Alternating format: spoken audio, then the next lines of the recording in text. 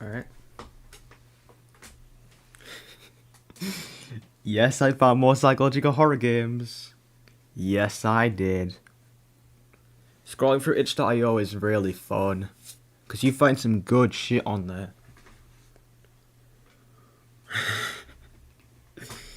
I found more psychological horror games. Lamau.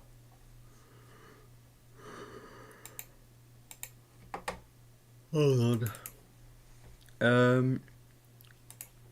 Yeah, so if we look on my files, we've got... This is the thumbnail of the stream. Just don't worry about these files, I guess. This is the thumbnail of my stream. I quite like it. It meshes all of them together perfectly. So yeah, it's pretty cool, I think. We got 6 games today, though. Yeah. So the games we've got today are Blooming Panic, Do Not Take This Cat Home, It's Not Me, It's My Basement, which I have actually played before, but I don't think I fully beat it. My Sister is Wanted. Wait, 1, 2, 3, 4. Alright, I know what the last ones are. And then 2 other games here. We've got a bingo card, by the way. Last Seen Online, which I can only play on the web because there's no physical download, it appears.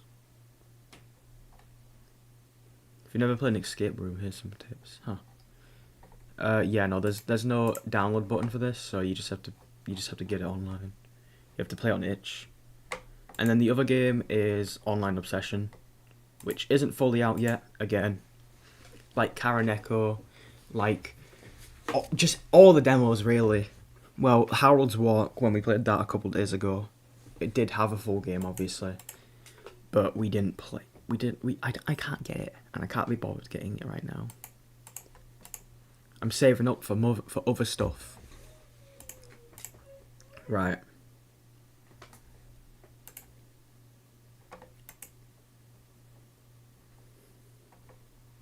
Hold on.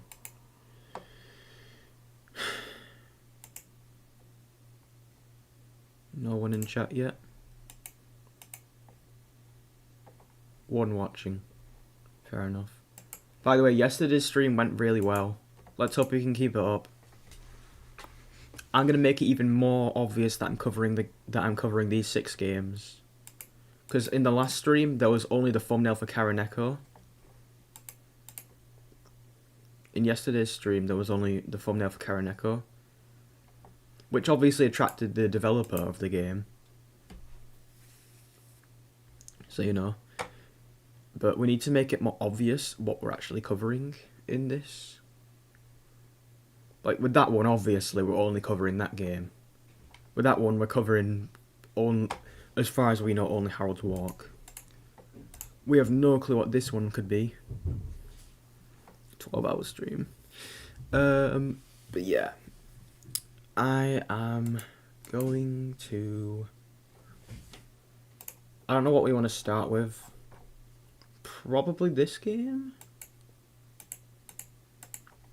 I mean, it's a short game. Apparently, it's about an hour. So let's just get started. Right, nice. Yeah, okay. Run this game. Oh. It's a psychological horror game that is not... and is not suitable for children or those who are easily disturbed. Yep, I'm aware. If you find an old computer at a garage sale and you decide to turn it on. Hold on, chat, I can't see you.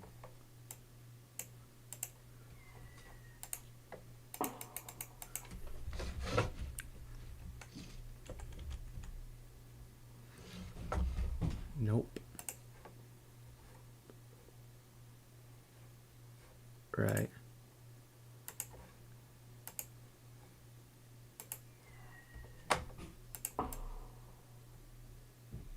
Hold on.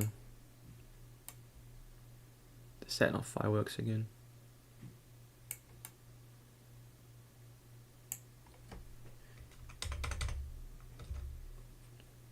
I have homework.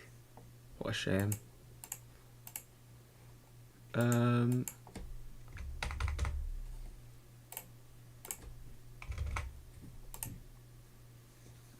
sure, we'll go with that.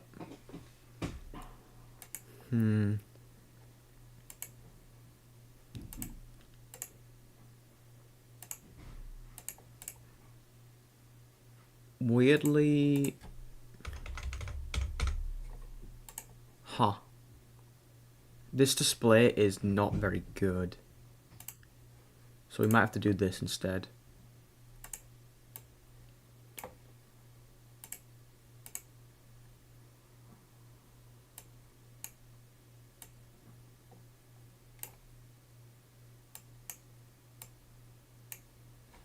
It's kind of annoying, web games. Alright. If you had an old computer or a garage sale, you decide to turn it on. Hold on. Last seen online. Alright, let's see what we got here. Mental illness. Let's see. It was all a dream, probably not. Nope. Get that off. Help.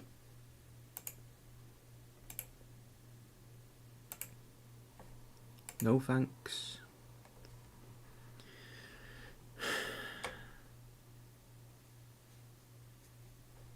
Alright.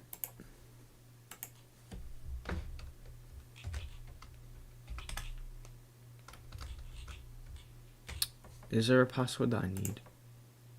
Hint, little furry boy's name and my birthday year.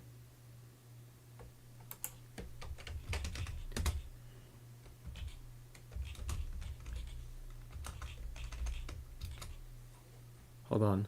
Liz and Scotty.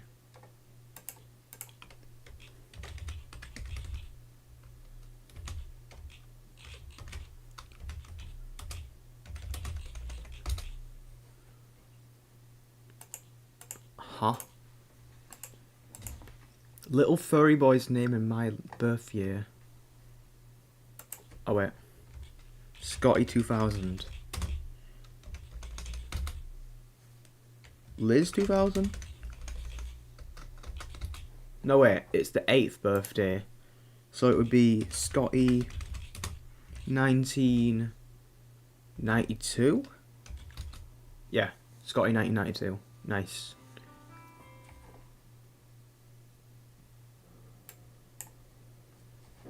Alright. Buddy list. Alone girl 15. Oh my. Hey, have you seen Jenny's new world? Yeah, it was so cool. She put a lot of time into it. One day I'll make a world just as cool. Ha, maybe. Oh yeah, look at this thing I found. Redherring.exe. Wow, is this for another world? No, it's just some art project. I don't think it has anything to do with the game. Hey, have you tried typing /info? What the fuck? Pray to anything but God.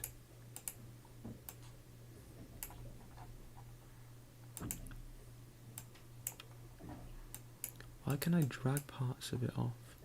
I am not doing well. Alright, lovely.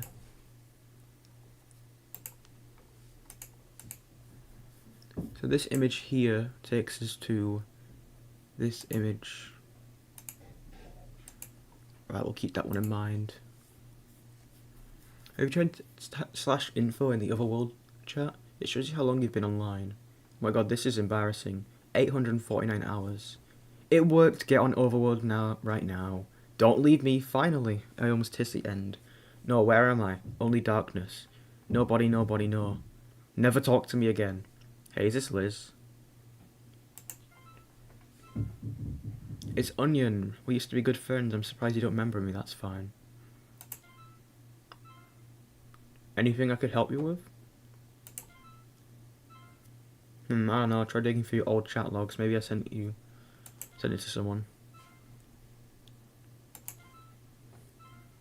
You gotta be joking. You don't remember? It's the game we played when we were kids. Are you sure this is Liz? Just make sure you are who you say you are. Can you tell me the order of the 4 events during our final ritual? So remind me what happened. Sure, take your time. You could probably find something on your computer to help refresh your memory. Alright.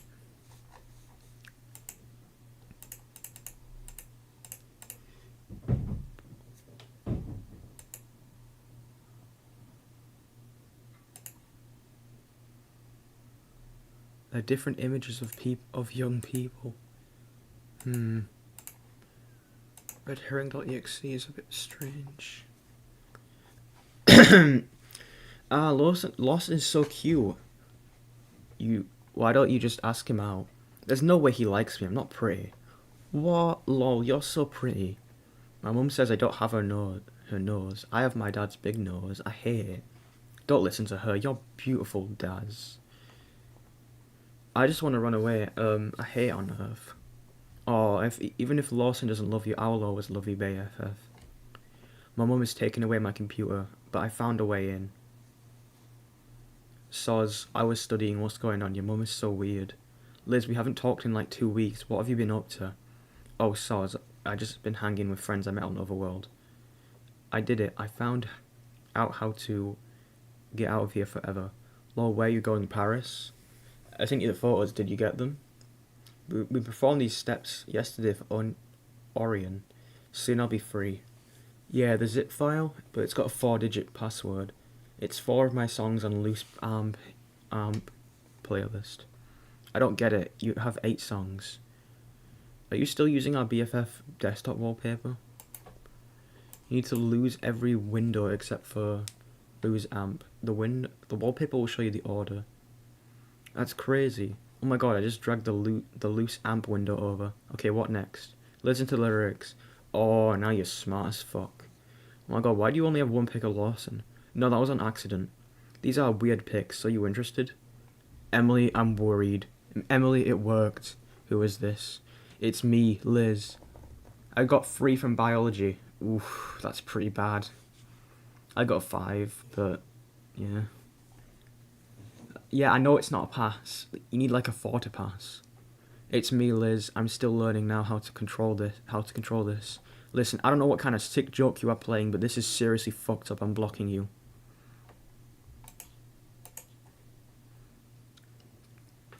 ASL. I'm just 14. Sweet nectar of your youth. I cannot wait for you to join us. What?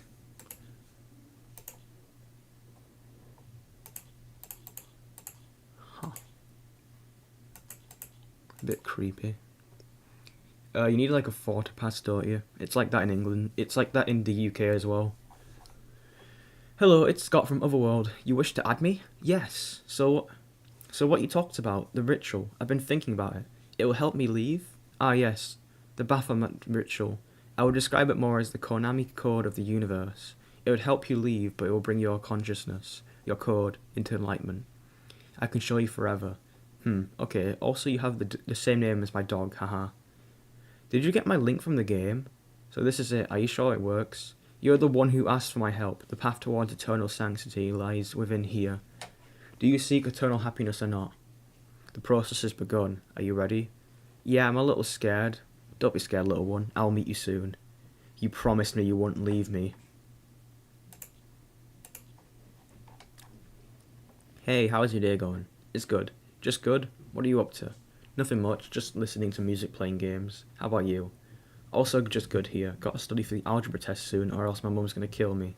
Oh my god, didn't your mum yell at you last time? Yeah, but I think I can do better this time. You are doing your best. Don't let her get you down. My mum's also been on a butt lately. You too? Tell me about it. Keeps telling me that I'm so much like my dad. It's not my fault he left her though. Every day it's just yelling and yelling. I'm not enough. Oh, that's rough. Yeah, it's been a while since I've seen my dad too. Wonder how he's doing. Gotta go, but I do really enjoy talking to you. Good night. Yo, did you finish the algebra homework yet? Hey, they're saying things at school. Are you okay? I know you don't want to talk about it, but I just want to make sure you're okay. Imi, I just got a C+ on my algebra test. Had a fight with my mum today. It's okay though. Hope you're doing well. Just got into our dream school. I saw a dog Yeah, today. Looks like Scotty. It's raining so unbelievably strong outside, like, what the actual fuck? It's quite the opposite for me. It's sunny. Pretty funny.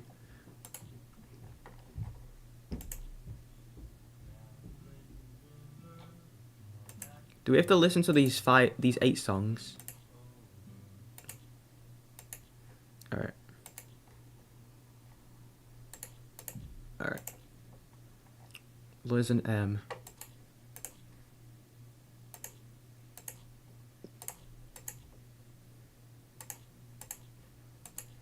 $19.94 over Corp.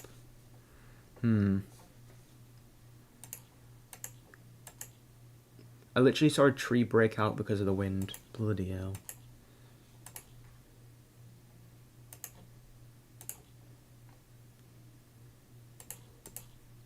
Hold on. I'm gonna want Orion's friend thing.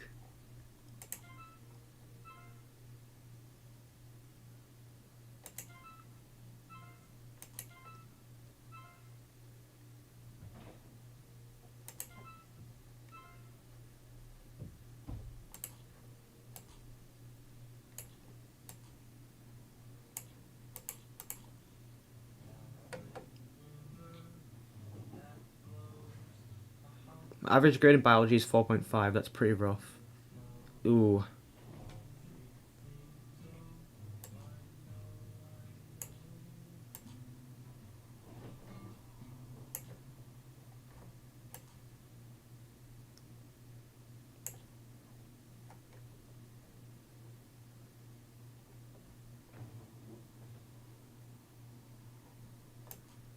Alright. So, my guess is that I have to figure out how to get onto Overworld. I'm guessing to progress this puzzle, I need to find the answer to this, the order of the 4 events of the final ritual, and it might be somewhere in the chat logs.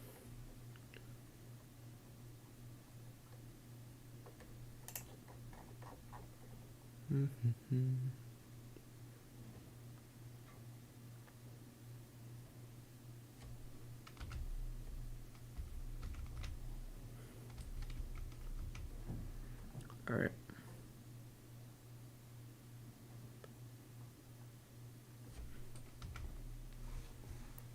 Um.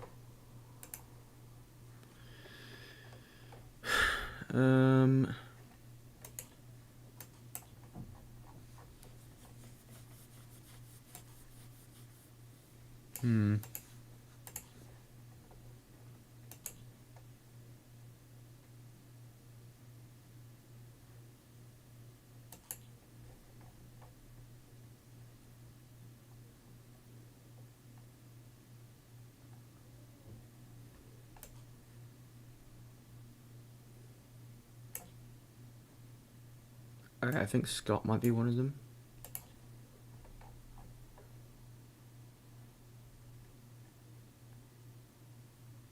Oh god, this is gonna be really hard, isn't it? I don't think I need to use it. I don't think this guy's got anything.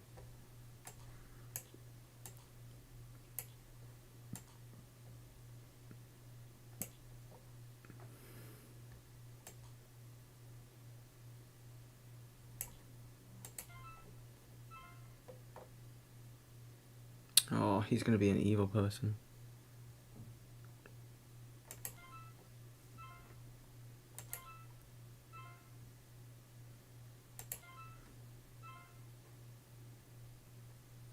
I just downloaded the Jenny mod on Minecraft. Alright, Guna. I don't remember. Try digging through your old chat logs. Maybe you sent it to someone. Hold on.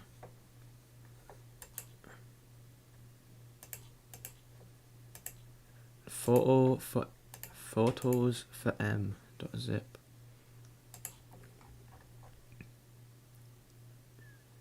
Alright, I think the first thing I want to do is unlock this folder.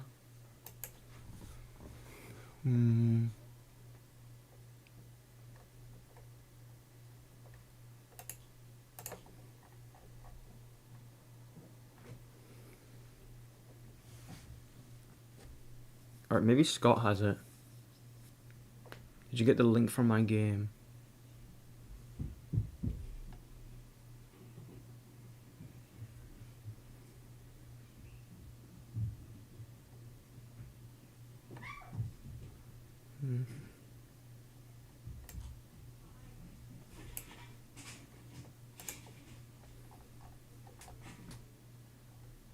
Hold on, what did Orion say? Try digging through your chat logs, maybe you sent it to someone. Maybe I sent it to someone. Well, I sent this. This got sent. I cannot delete it. Maybe you shouldn't install Guna mods. Is it mining your Krypton? Is it mining your Bitcoin?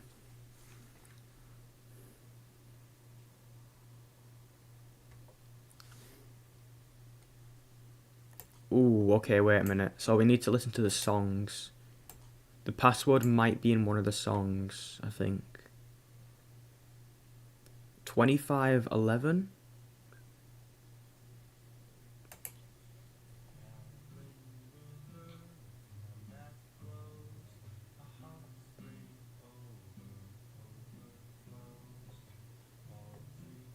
Free?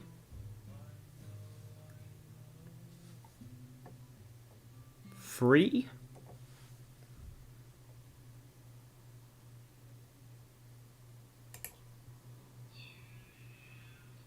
Two? Free two. Hold on.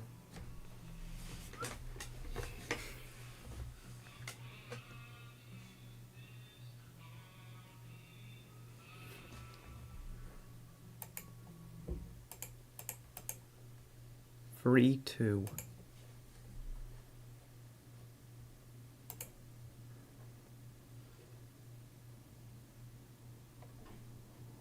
Okay, lovely.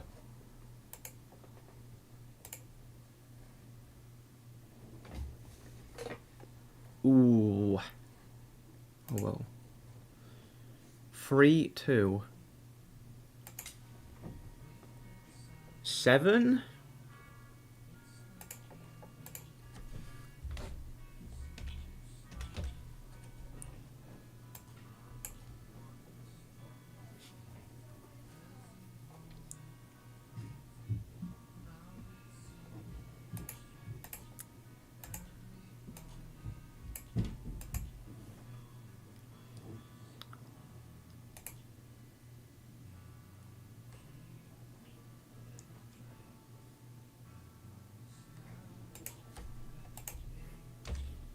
Three two seven.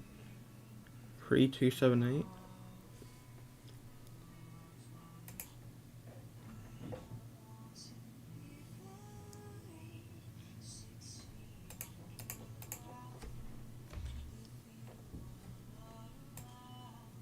Four-digit code.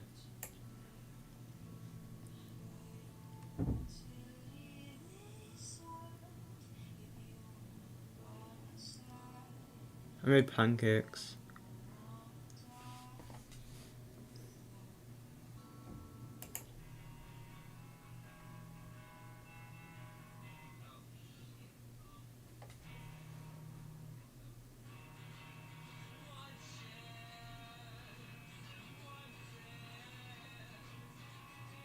This isn't gonna be it.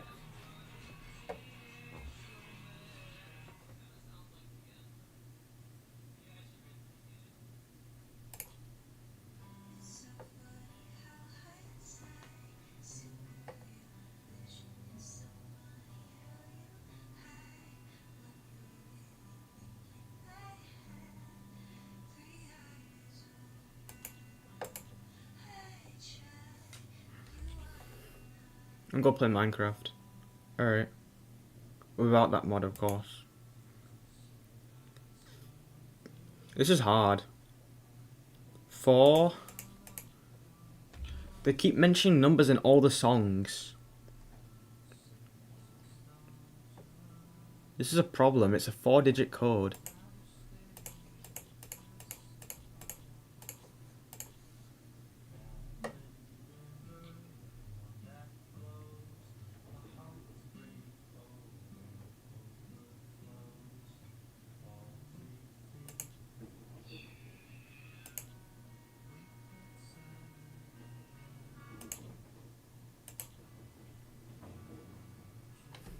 This is hard.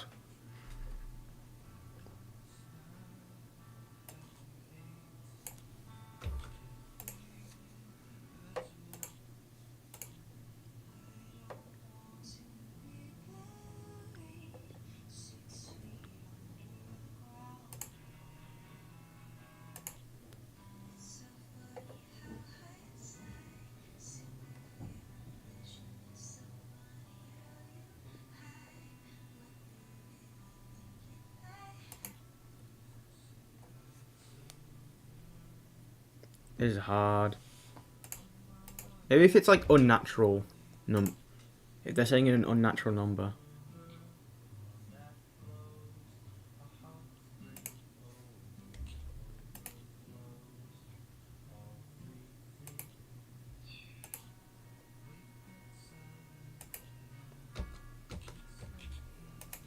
There's too many. They keep saying numbers in all the songs. Wait, maybe this song.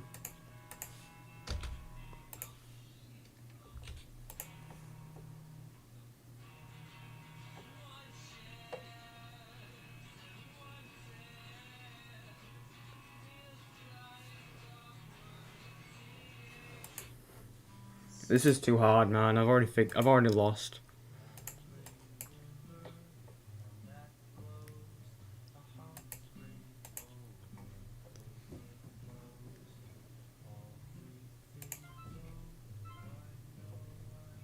Oh, I'm already struggling.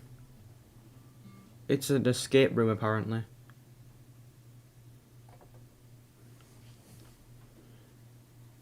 It's got a 4-digit passcode. It's 4 of my songs on my Lose Arm playlist.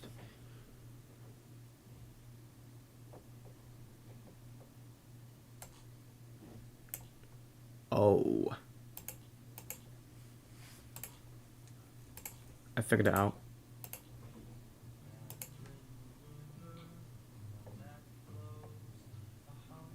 4,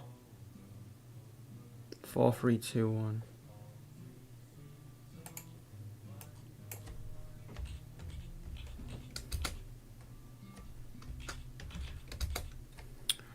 You're not taking the piss, are we?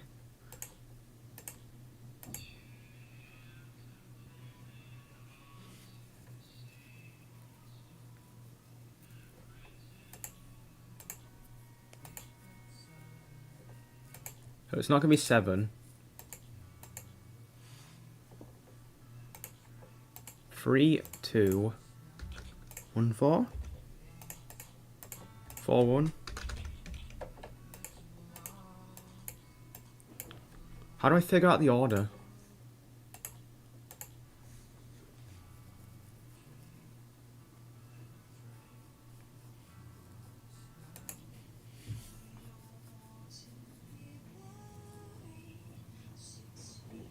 Six, 1.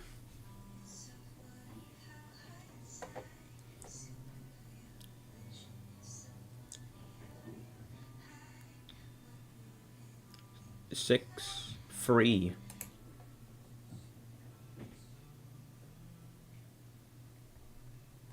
4.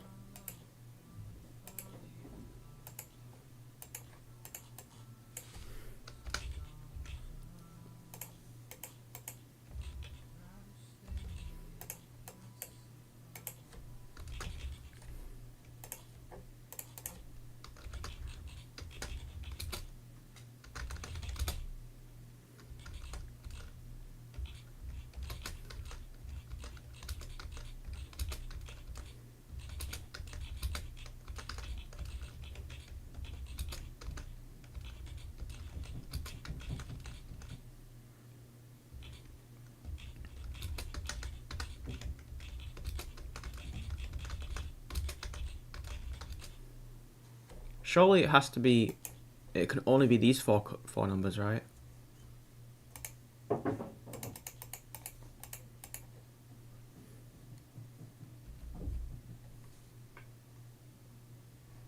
The fuck?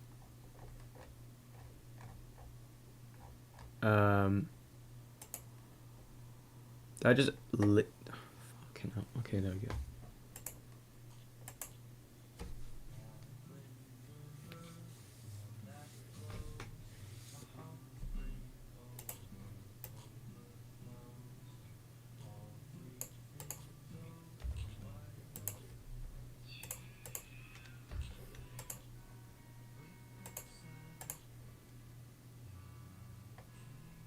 8? Is this one 8? Yeah.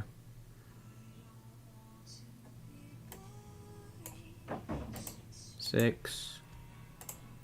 1.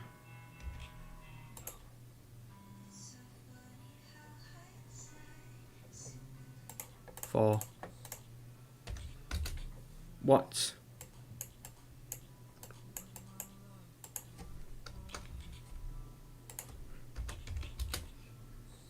God fucking damn it. This is hard.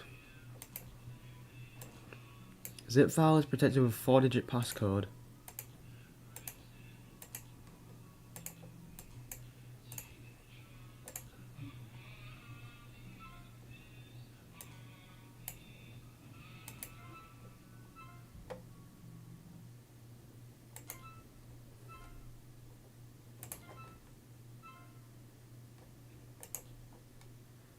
I swear I just got a random DM by the guy.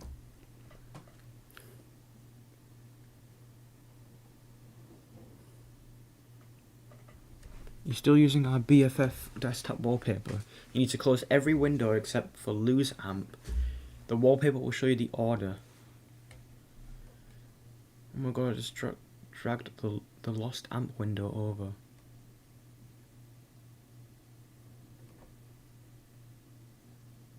Right. Close everything except for lost amp.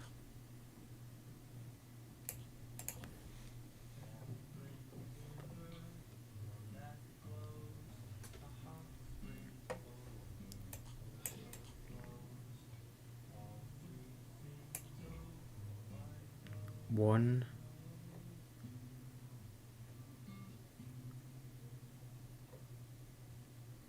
3.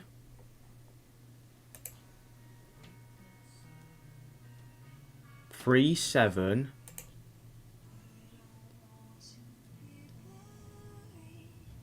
3 7 6 4.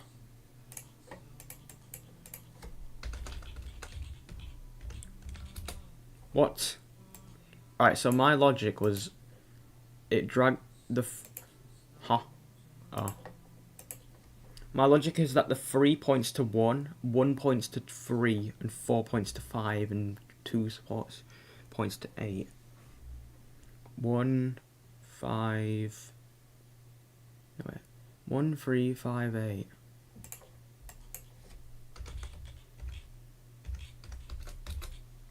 Nope.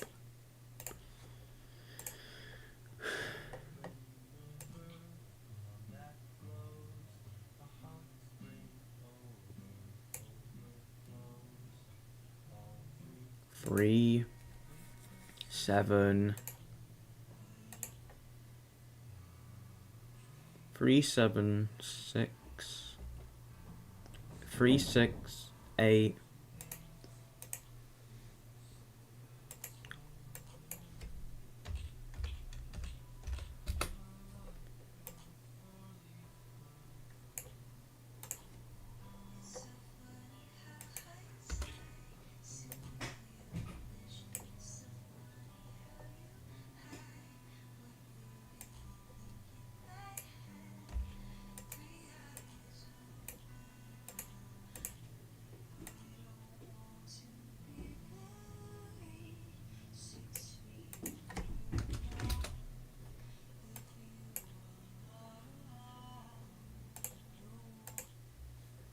I don't understand.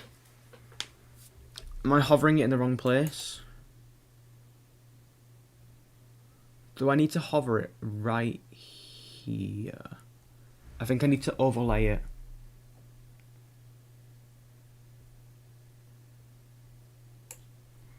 One, 3, 5, 8. I'm sorry?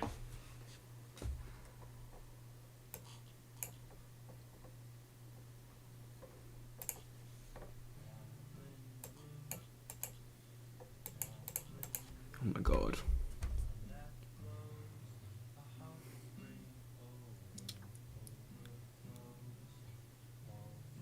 Three.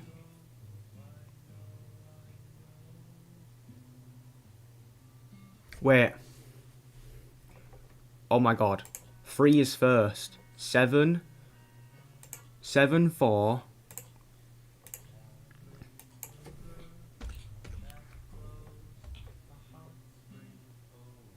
This is 3, right? 5. It was pointing to the order. This is the first one you play. Fucking hell. I'm so dumb. Look, 1 points to 3. 2 points to 8. 3 points to 1 and 4 points to 5. So that's the order you were supposed to play the songs in. Alright, whatever. 5H 8/24. I believe that's August 24th, right? Ew, Americans.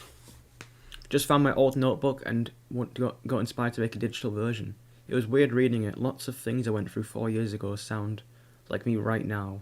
It's like I keep going through the same problems over and over again. 25th. Photos from my digicam just came in. So excited. 27. Whoops, had to study for a quiz. Didn't get to update as much as I wanted. 28. I've been spending a lot of time on the computer lately. I really should get out more. I met a new friend called Orion though. He showed me a new game today. 902. Just saw a post on Zanga that Kev, not gonna lie, just recently passed away. No wait. That Kevin? What? I don't understand internet speak. Kev NG recently passed away. It's weird seeing it. I felt kind of emotionless. It was just it just was. There was a lot of comments on the post saying "Rip Kev" and stuff like that. I didn't really know him, so I didn't know how to feel.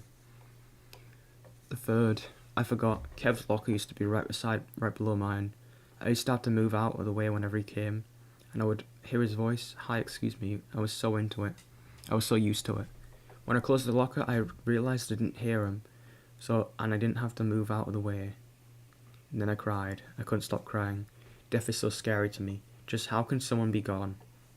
Every little thing about this person, everything they were going to do tomorrow, Kev going to class the next day, or Kev preparing for spirit training, or for spirit week next week, it all just stops. Lawson and Em and I visited the Landis exit today, off 680. Someone put a white cross where Kev and his dad died. I wrote Kev a letter and dropped it off.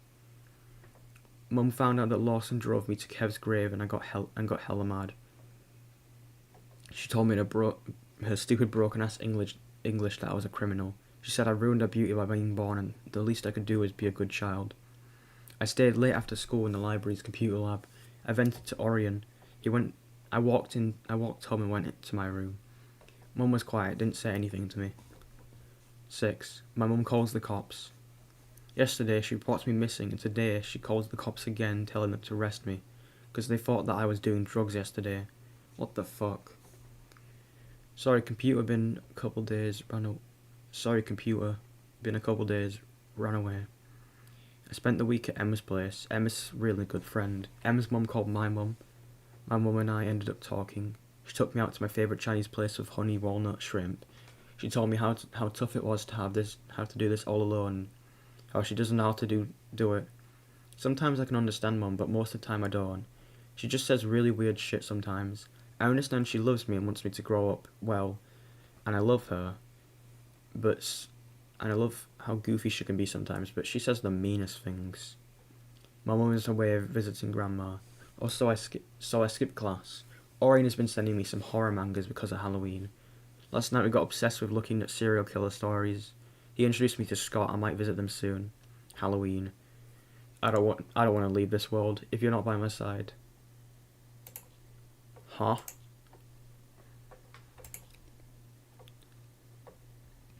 Okay. Oh, lovely.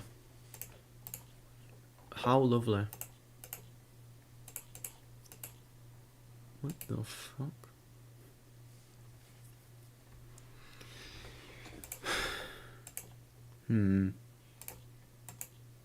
So what do I do with these images now? So this is called redherring.exe because it is just a red herring, isn't it?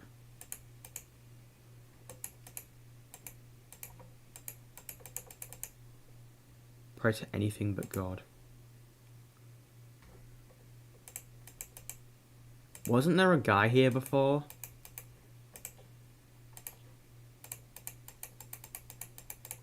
I think it is just a red herring. Share house. Shire house. Right. Lawson.jpg. Who's Lawson again? Alright. I think we don't really need the app. We don't need the lose amp player anymore.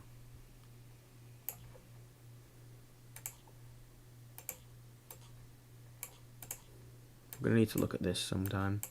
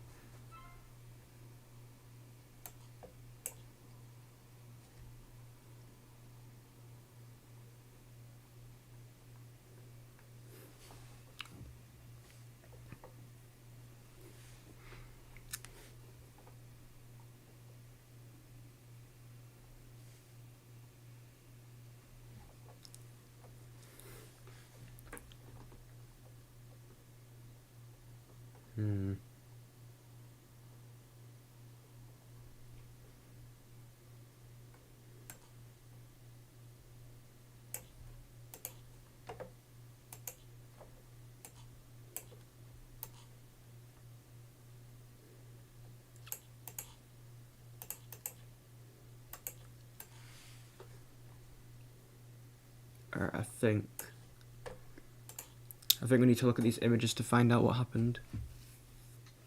We respected the fallen, the fallen.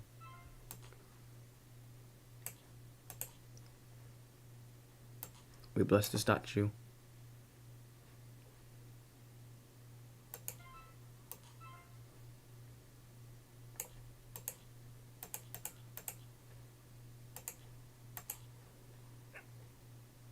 We gazed upon the fountain. And finally,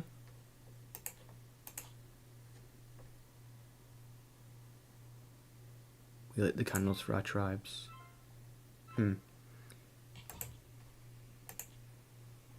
Okay, I believe you, for now. You need to register a new account. The invite code is Neverland445. Hey Liz, I'm gonna be back. See you. Neverland445.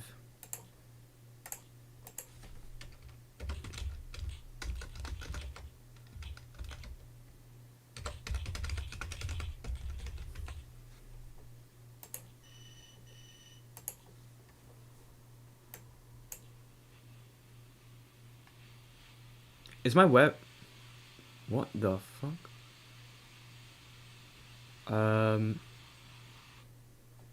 Was my webcam on or something? I don't have a webcam. I can't tell if that was actually, like, trying to pull my webcam out. Hold on, let me look at the stream. I don't think it tried that. I don't think it did. No. It was kind of... I think it was trying to, like, bait me into thinking that it has my webcam on. Which, I wouldn't mind having a webcam on. In fact, I'd like to keep that on, but okay. I think it was just trying to troll me there, maybe.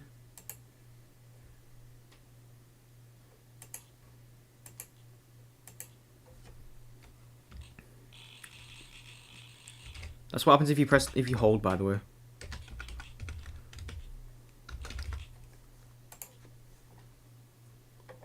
We welcome you, Clover. Welcome to the other world. Click on the arrows to navigate around our world. Some objects aren't special, so click around. Enjoy your time here. You aren't Liz.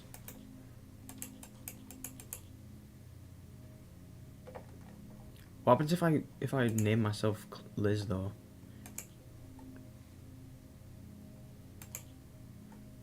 cube representing community is what connects us. The pyramid representing structure is what holds us together. The spear representing creativity is what keeps us alive. What do I do? All of your creation at your fingertips. What will you dream up?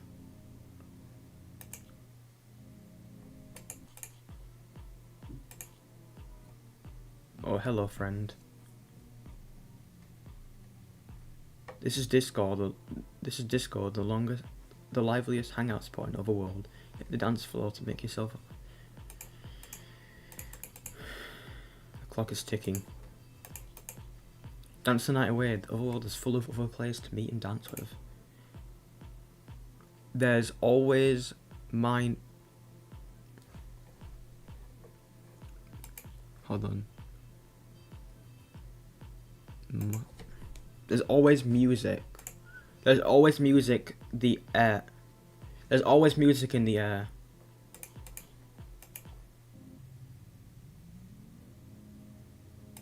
So she's possessed.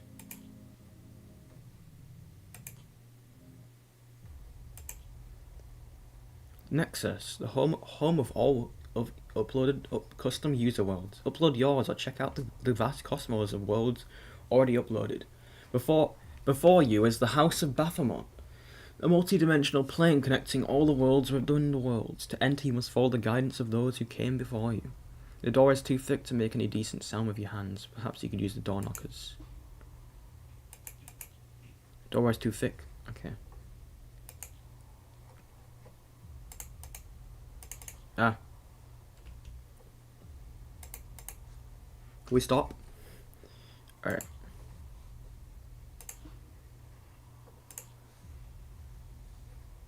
Although we lost our friends in the outer world, they'll never be forgotten in our virtual world. Pay respects by clicking their portraits. Rip Greg. September 11th, 2001. Did he die on 9/11? So does that mean that Greg was a victim of the World Trade Center attack? Bits and bytes are just ones and zeros. Two states of being, on and off. Soft and loud, short and long. But in those two states, they hold eternity. So he died on 9/11. And I'm guessing it might be because of the attack. The terrorist attack. Right? Lovely. Who's next? December 31st, 1999. Look how the stars shine. Look how they twinkle and blink. Rip Sarah. 2002, March 13th, 2002. Opportunity is a knock at the door. Sometimes it's several knocks. Hold on, let me translate that. I am not fluent in Russian, sadly. I wish I was. No, wait. I forgot you're here, so we need to pull out Google Translate. I'm sorry, it's gonna do a bad rough translation. Hello. Oh, it was just a hello. Privyet. Yeah, so this guy died on 9/11. Lovely. Where else have we got? How do I escape?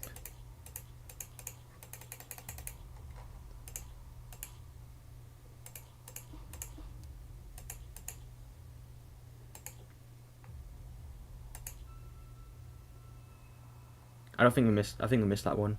Rip Jordan, September 11th, 2001. Also, both the males died on 9/11. We either tap out or we hold on. Sometimes by holding down will give you a different result than just tapping.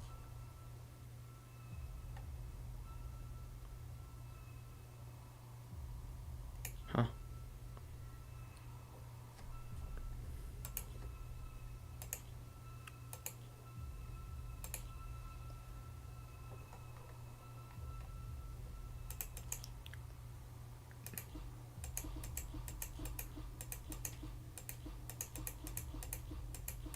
I don't really know what to do now.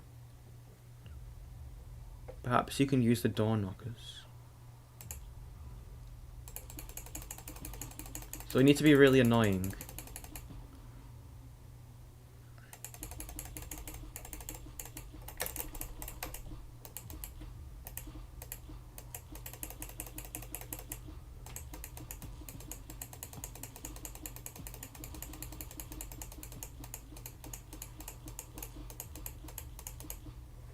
Okay, no, that didn't work at all.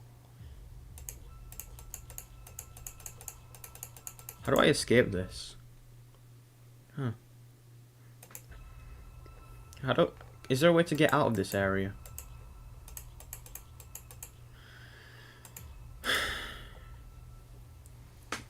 I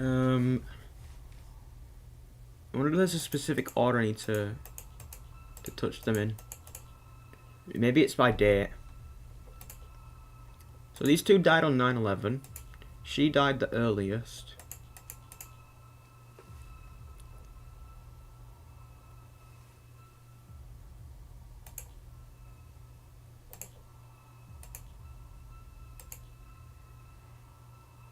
No.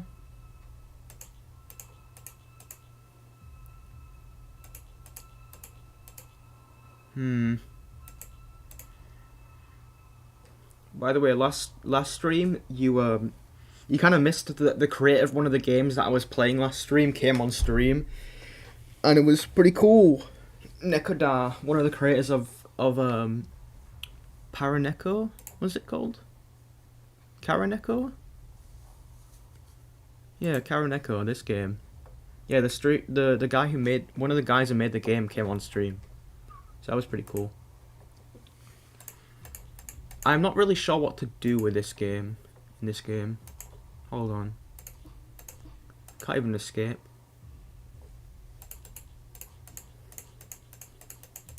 I can only go forward.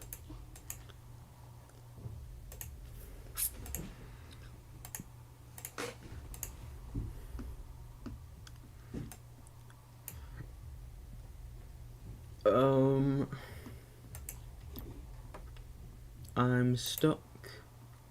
I can't go left. I can't go to the right anymore.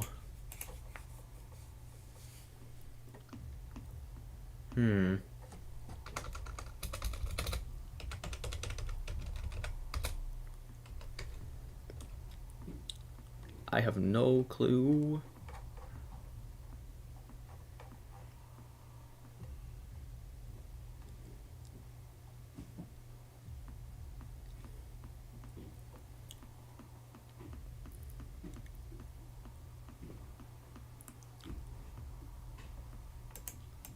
How do I get out?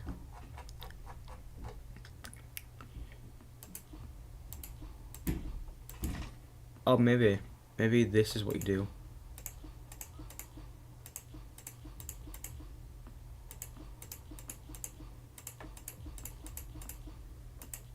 Maybe I need to bang the door on the who.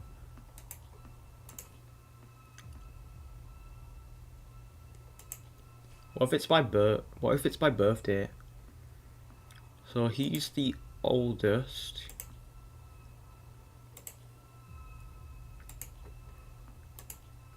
Alright.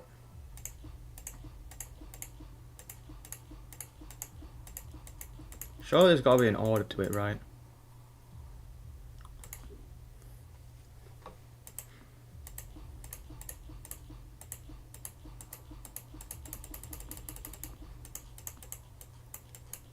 Invisible text maybe somewhere?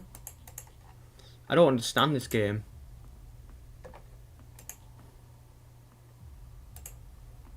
Have we managed to take anything off the psychological thing?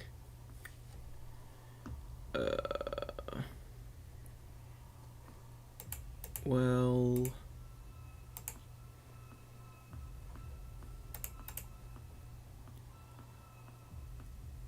What about the ghost? The ghost is haunting the game. Where's that? There's a ghost haunting the game. Protagonist to let go on the past? Nope. I don't know, man. How do I progress?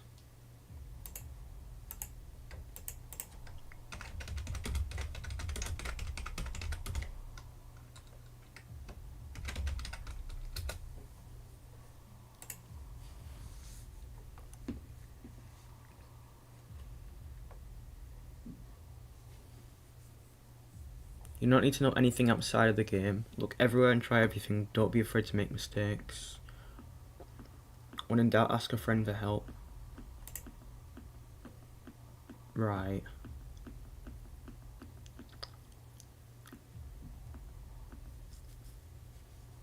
Okay. A personal computer is an extension of another person's soul. All their secrets, projects, and interactions.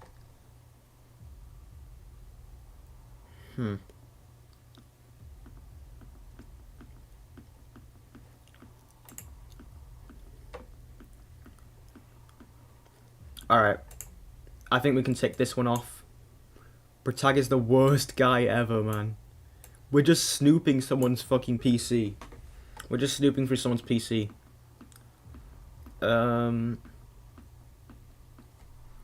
Dead family members? Yes. Protag ends up dying in the end? Probably. They were probably going to get that, let's be honest. We're not going to get monster represents trauma. It's the Protag's fault. Yeah, we'll probably go for that, because we are just snooping through someone's PC.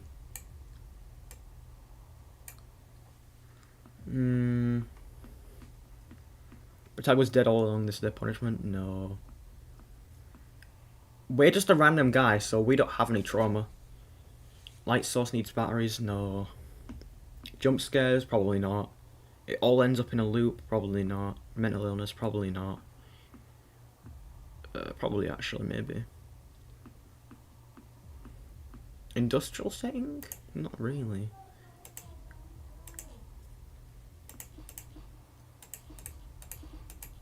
Why does it feel like there's less colour now? Because I'm going crazy, that's why. You know what? I have no fucking clue what to do, guys. I'm gonna fucking cheese it.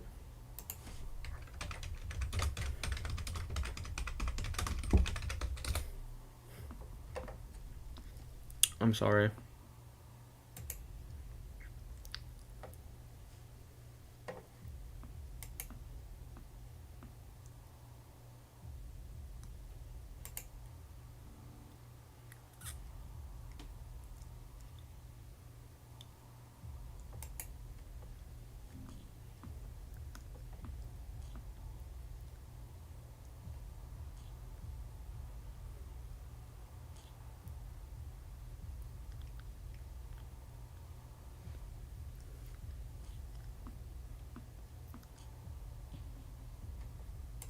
Oh.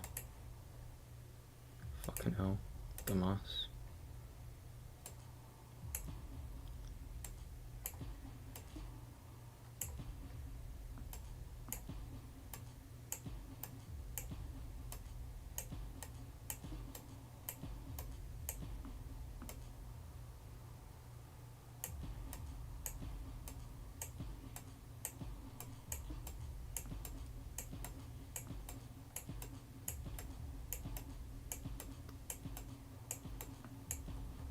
What the fuck?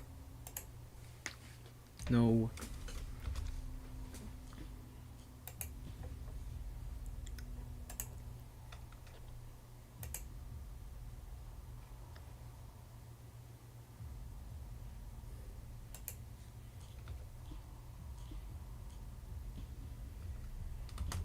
Huh?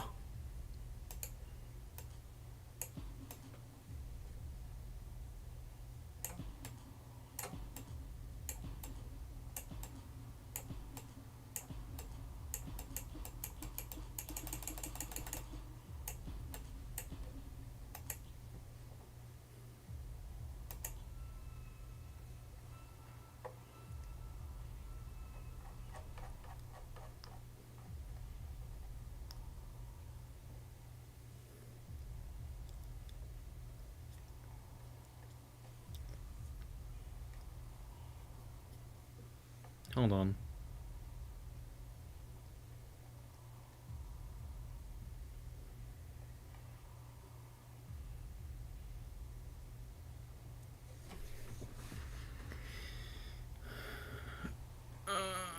Wait, is everything they're gonna say like a thing I need to do? Bits and bytes are just ones and zeros, two states of being, on and off. Soft and loud, short and long. but in those two states they hold eternity. Soft and loud.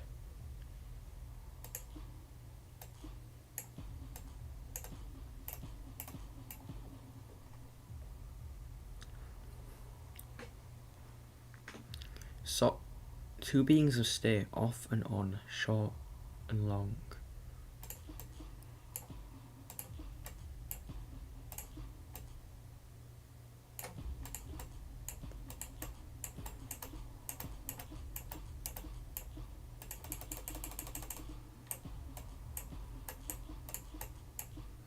I'm sorry?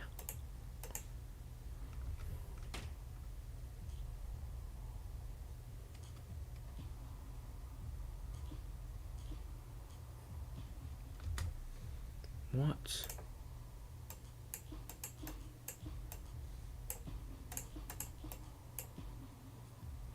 That doesn't make any fucking sense. Whatever. So I need to open all three of them. Okay, what's the next one got to say? Look at how the stars shine. See how they twinkle and blink? Right.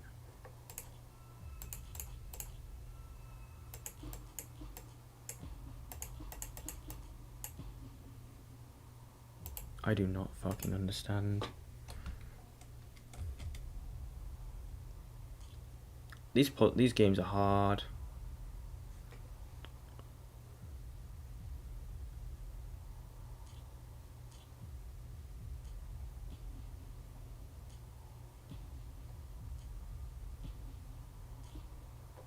What the fuck? That doesn't make any fucking sense.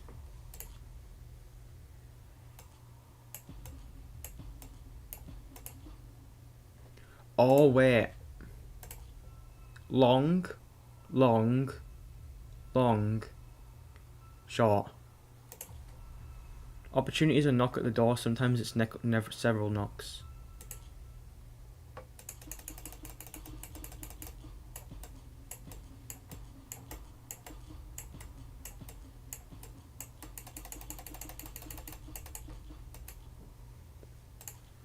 Opportunity is a knock at the door.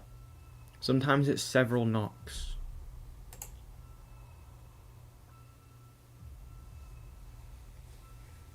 Hold on.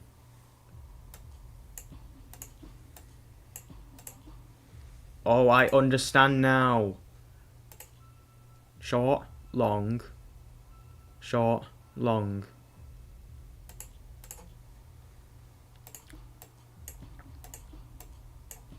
That's... I'm dumb, honestly.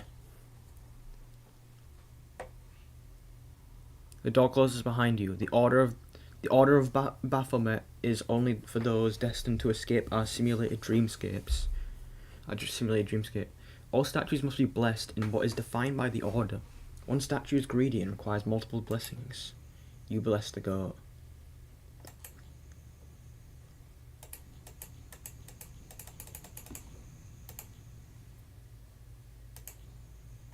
You bless the eagle.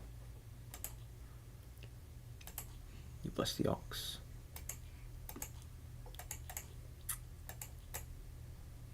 You bless the lion.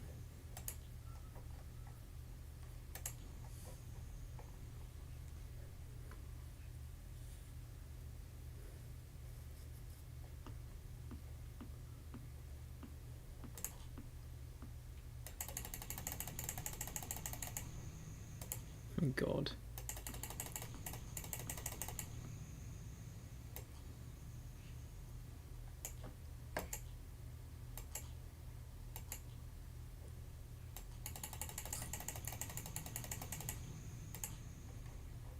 Oh.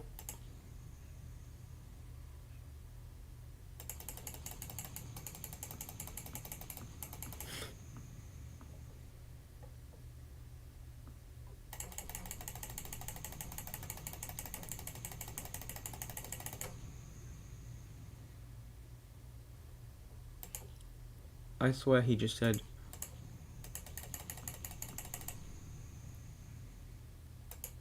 In green?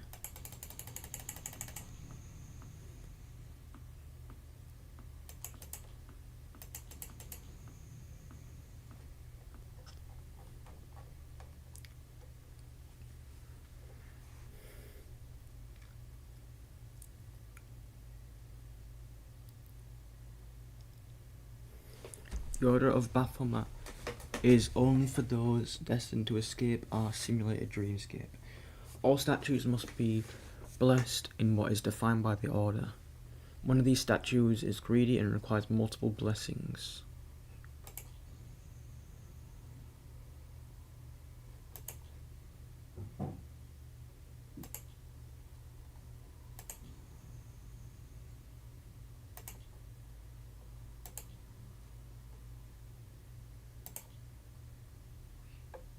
Tiger.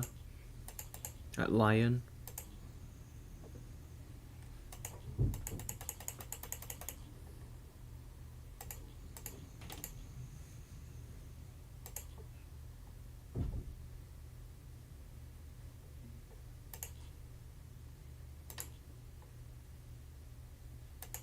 Huh.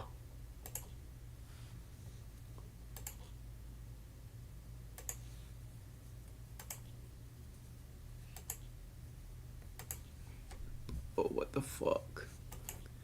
I'm not good at escape rooms. Red.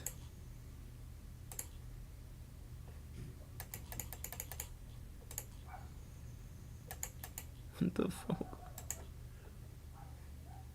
I need to get all this in an order. I think we end on 3 purples. Really, man? This has got to be so annoying. Alright.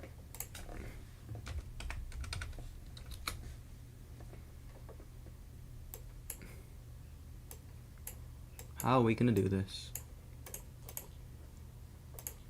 Goat and goat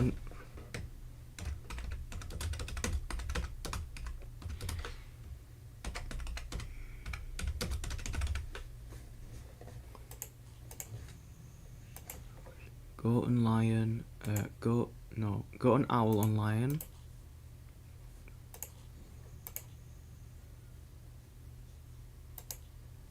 Goat in middle.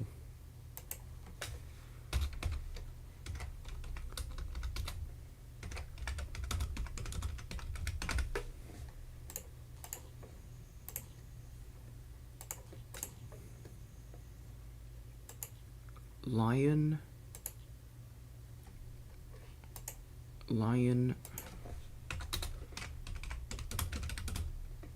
and 2.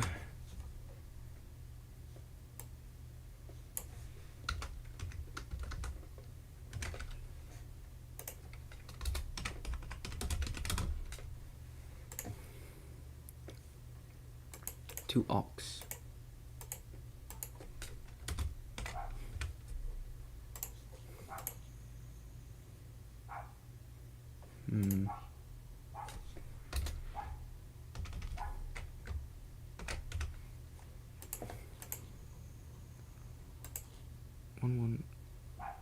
One, two, three, four. 1, 2, 3, 4, 5. 1, 2, 3, 4. 1, 2, 3, 4. 1, 2, 3, 4. 1, 2, 3, 4. I think that's 4.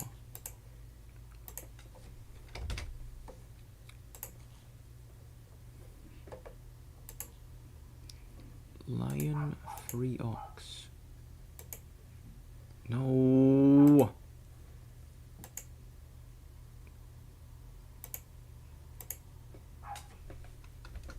Fuck's sake.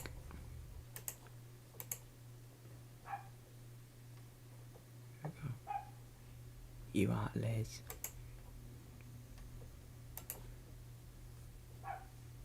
Oh my god, this is so hard.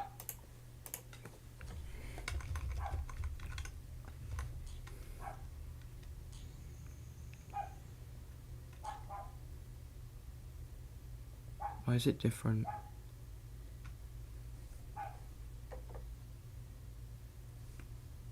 Ow.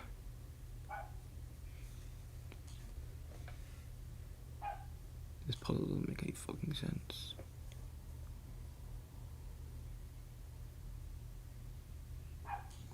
It's changed.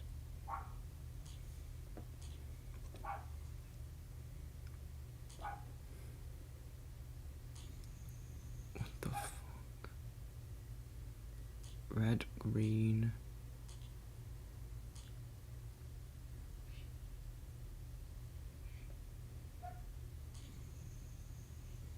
Yellow.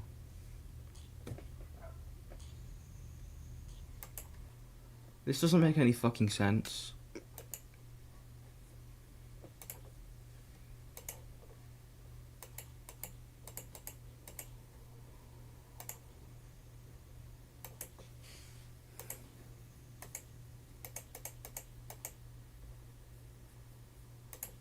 Oh my god. Red.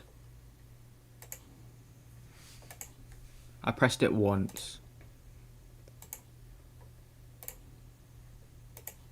Green. Yellow.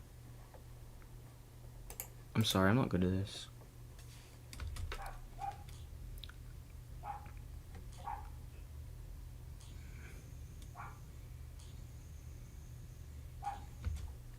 The fuck, bro? Just, I didn't. It doesn't make any fucking sense. Fuck, sure, whatever. A simulation, a fever dream, or both? I don't know. We etch on dreadfully indistinct against the dark. Calligraphy in blood. A foundation, it writes its mark. Letters for our loved ones. Letters formed by flow. Brick by brick, we press. Brick by brick, bro.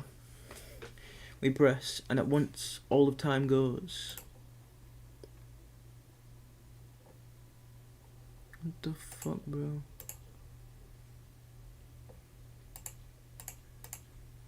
This game's too confusing.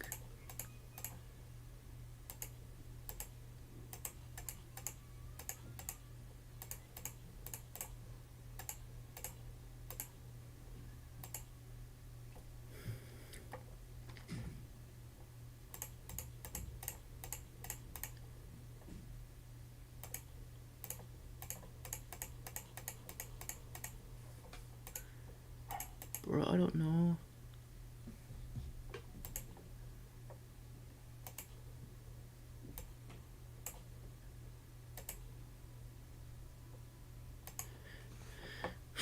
How am I supposed to figure this out?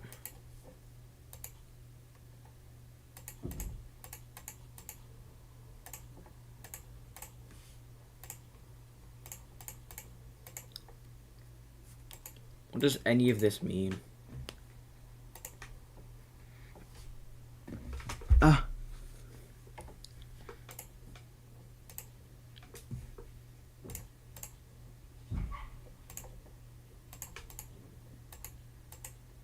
Oh wait.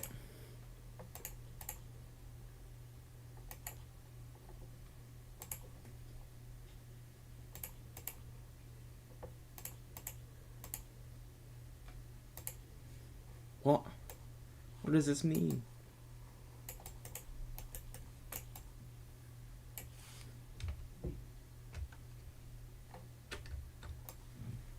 Huh. I'm not smart. Oh wait.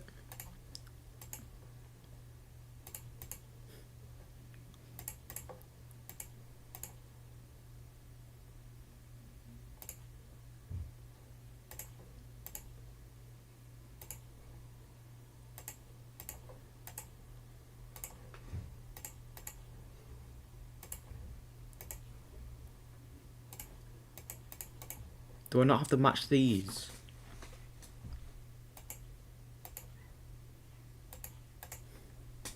Oh. Oh my god. F.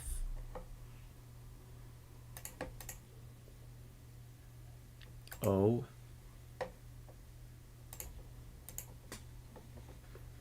F. O.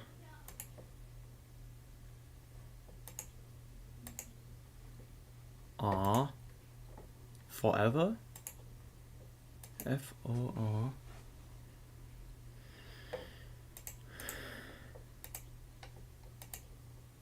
E. Did I guess it?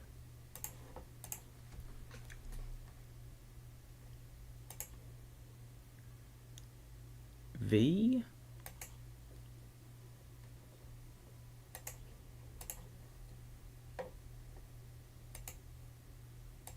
It is forever.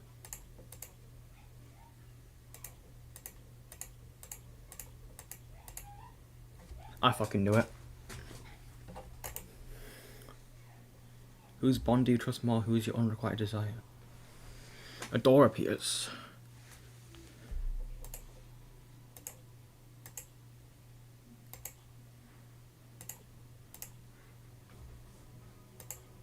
Is your unrequited desire? Who is the sole controller of your fate?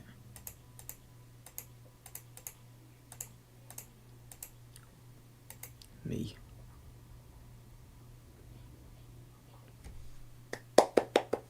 That was first try. SV cheats _1. Let's go! We got cheats! How long has it been? Thank you for uploading those pictures. I wonder if I'd ever see their faces again. I even forgot what I used to look like. I haven't seen another person on here in a long time. The action can't be done because you are logged in. You're offline. A long time ago I was approached by a man. He promised me forever. You're offline. I wonder if I'd ever see these faces again.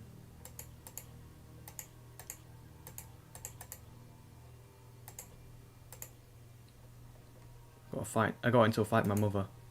Did she kill you? So I just had to upload myself onto the internet. Onto this game. At first it was great. The sphere representing creativity is what keeps us alive. The world used to be crowded with so many faces meeting every day, but now...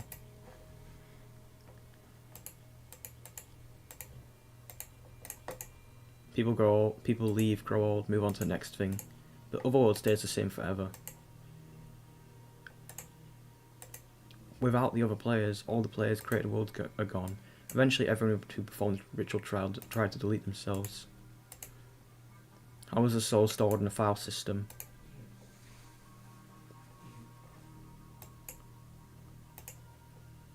I hear them sometimes, screaming in their consciousness. The place is all I have left. Could we ever known? I miss Emily.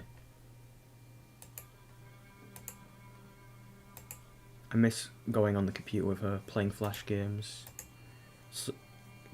sleeping over, watching TV shows together. I miss Lawson. I miss talking to him about my problems. I miss how comforting he was. I don't want him to see me like this. I miss my mum. Our fight seemed so far away now. It's all so meaningless. If I could have realised how temporary it all was. I used to be afraid of getting bad grades. I used to be afraid of not looking pretty enough. I used to be afraid of disappointing people. I used to be afraid of death. But now, I'm afraid of forever.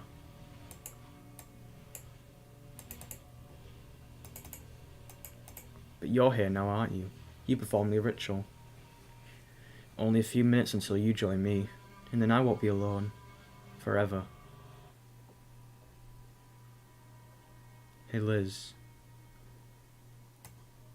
I kept seeing your account online and offline. I've been messaging you every day since you left. I was hoping maybe you'd reply. I visited you today. I left some flowers and some haichu. Decided it's time to move on. You're not coming back, are you, Liz? I've missed you so much. No. No, no, no, no. No, no, no, no, no, no, no, no, no, no. I don't want to be alone. Otherworlds has encountered a problem and needs to close. We are sorry for the inconvenience. If you're in the middle of something, the information you're working on might be lost. Please tell Otherworld about this. Go on. Thank you so much for playing. It's been a dream of mine to create a puzzle horror game, and I'm so thankful you decided to play through all of it. Scroll down to the end. Nice.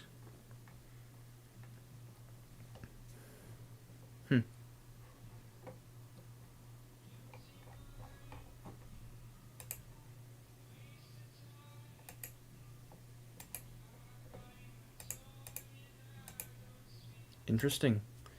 What do we get? What do we get down? Protag does the Protag really die? He gets uploaded to the system. So let's count that as a death. Protag was dead all along. This is the punishment. Nope. Self-aware AI, maybe? No, it's the soul of an angry person.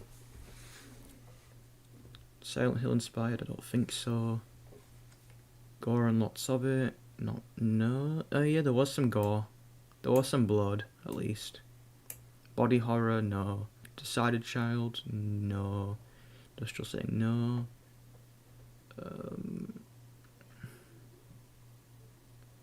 References to drugs? It was all a dream. Youngest to let go. Past childhood trauma. I mean, she got abused, so let's go with that one.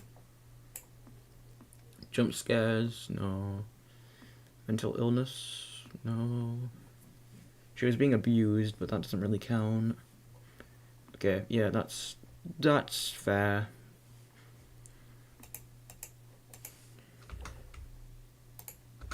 Alright, next game.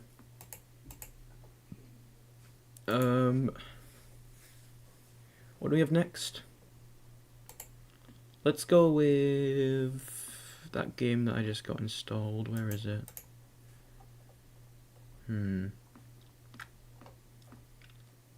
What was it called? Where art thou?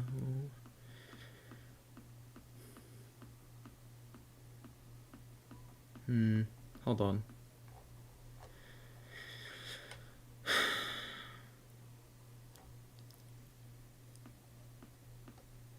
It's a demo. Oh my god, why can't I find it?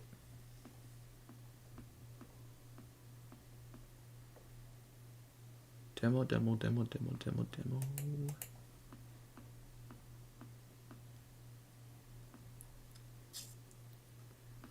Alright, lovely. I don't know why I can't find it. I did install a game on Steam. Hold on. I need to look really closely now.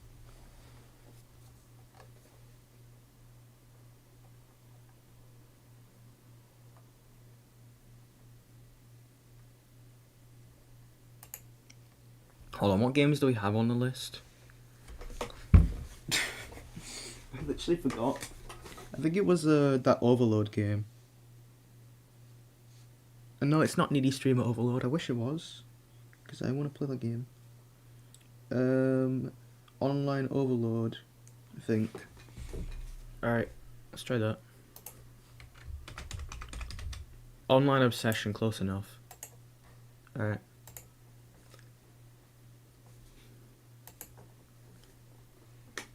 Oh, it was right under Not for Broadcast prologue.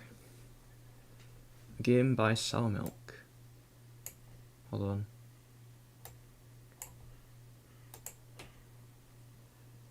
They say headphones would be nice. Alright.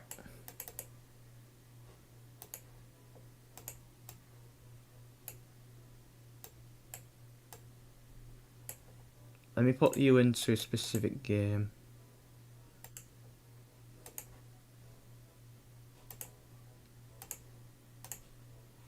Let's try that. Nice.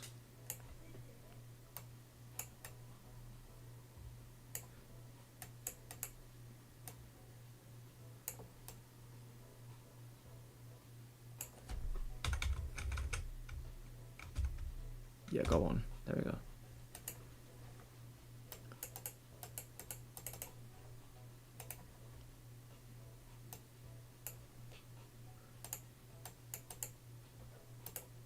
Yeah. You know what, let's make it a bit bigger.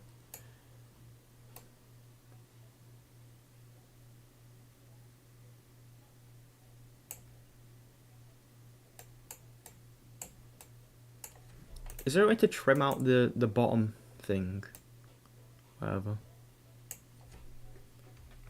Mini games. Hello, Minos.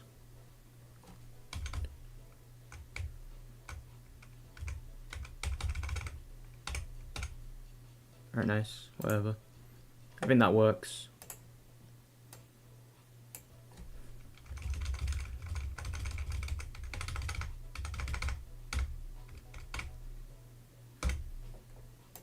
We'll go with that. Right, nice. This is another demo, by the way. And it's a visual novel. Oh well.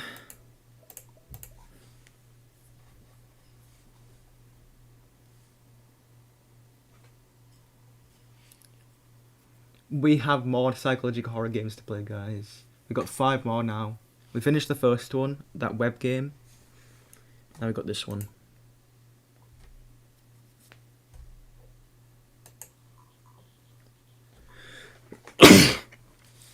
The painfully... Oh god. The painfully familiar buzz of phone notifications firmly pulls you out of the sweet limbo of sleep. The buzzing sounds slash at your mind like blades, tearing the foggy remnants of your dreams apart. Struggling to open your eyes, you automatically roll over, feeling for the culprit of your unwilling awakening. Hold on.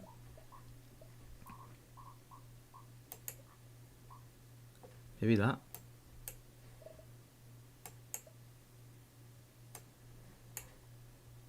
Oh. Okay, never mind then. Shit.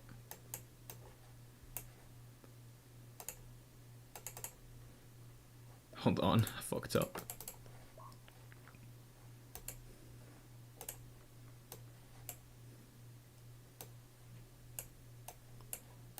Oh my god, get off.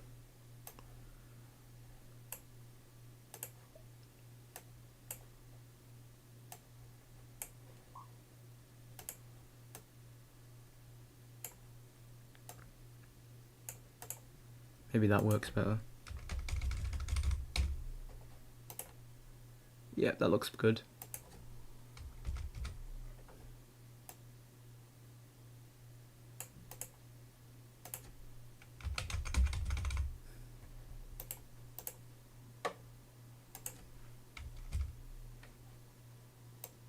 Hold on.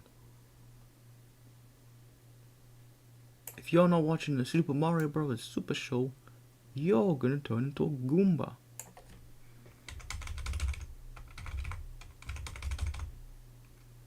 I think that's good. We don't need the whole screen.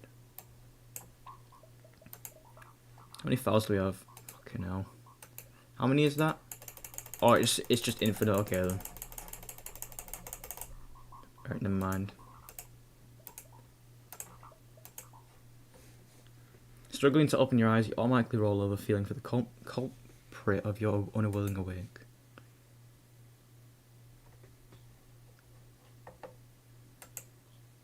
Addy. Realizing your hand suddenly loses all will to comply and you drift to sleep once again. Addy the baddie. Addy the catfish. Quickly opening your eyes, you simultaneously grab your phone, now completely awakened by the little piece of shit. Oh, Addy sent you something. Can I not just like check mom? Good winter morning to you, Snowflake. I just released an official Starblaze quiz. And of course I got strawberry paws. Alright. Nice. Heya, name is Kaboom. Let's see what Starblaze character you like most in this quiz. Who knows, maybe you'll get even me. Tee. You'll get a couch. Welcome to the official Starblaze quiz. See which character you're like. Answer these simple questions and claim in-game rewards. There's a gun on there. There'll be a few questions about your appearance and personality. Just answer honestly. Don't worry. No data's been stored online. No.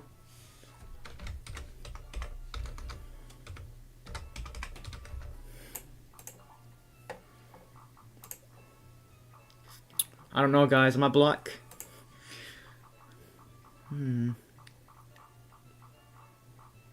Just go default.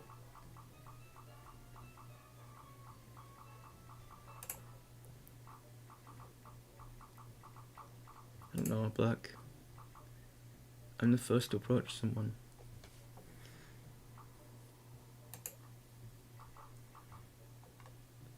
What would you do if the crush confessed to you?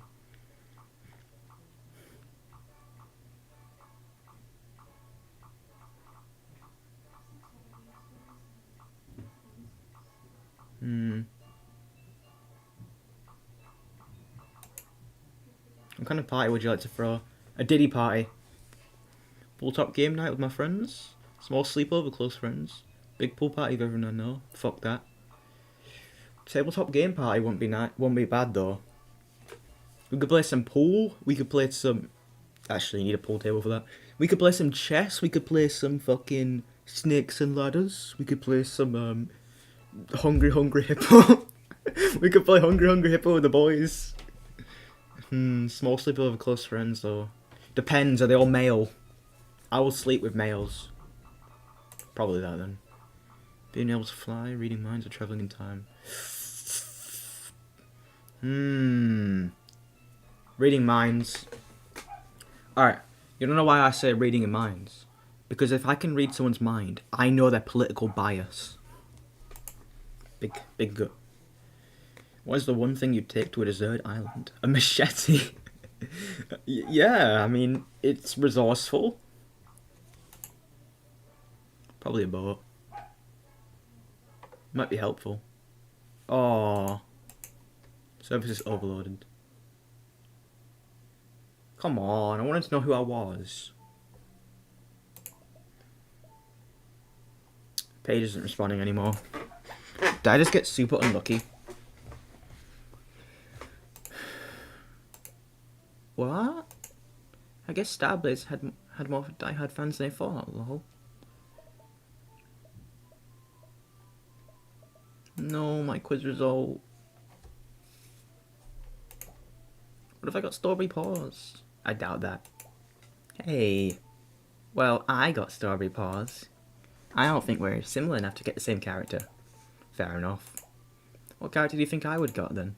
I don't know, maybe Zenfo. Or that frog girl. It's already been a month since she's been released, and you still can't remember her name.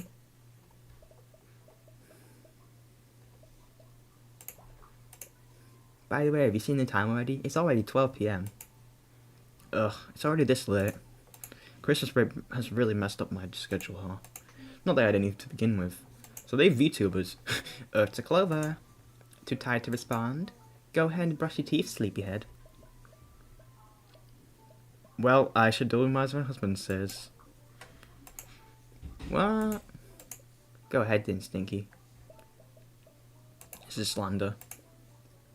Whoops, made a typo. It's supposed to be husband instead of Stinky. Oh. Go ahead before I change it. Back to Stinky. I'm going. This fucking dickhead. I'm gonna fucking kill this guy. Struggling to lift yourself up, you slowly get on your feet and swaying from side to side, make a beeline to the bathroom. Finally done with your morning routine, you come back to the bathroom. Huh? A large metallic sound catches you off guard, making you spin on your heels to look for a source. The culprit is the letterbox on your door, a couple of envelopes unceremoniously shoved into it. At the same time, your phone buzzes in the pocket of your shorts, and you, almost dropping it on the way, take it out. This fucking image.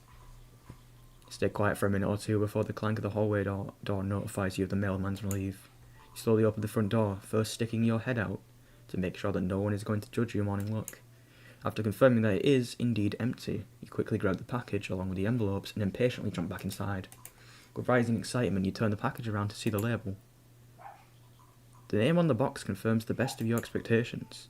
Addison Moore. You glance at the phone in your pocket and smile. Paul Berry 608, his actual name is Addison, or as you like to call him, Addy, has been your online friend for the past 8 months. Oh, the twist is going to be that he's actually he's a really toxic friend or he's like really evil and stuff, and he's a stalker and he's weird. Never trust people online, guys. I'm not your friend. Always there to listen, goof off, or even chill and play video games. He quickly has become your best friend, though you have never actually seen each other. Met him on Starbuzz, a new online shooter game, and I've quickly grown admiration for him because, well, he mains Strawberry Paws and he's quite good at playing her. You scratch your cheek and glance at the merchandise scattered around the room, trying your hardest not to cringe at your overbearing obsession like an anime girl. But at this moment, you're nothing but infinitely grateful for it. You've met such a good guy only thanks to it, after all.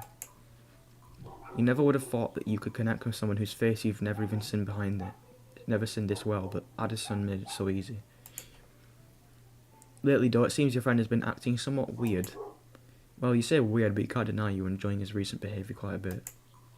Feels like Addison has been hitting it more than the friendship, and though hesitant, because it's just an online relationship, you couldn't help but somewhat reciprocate his feelings.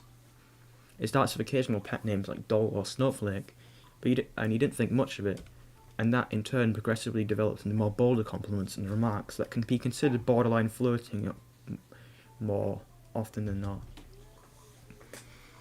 So how old is our character? Because this character might be a 30-year-old paedophile. The other guy, obviously, Addison.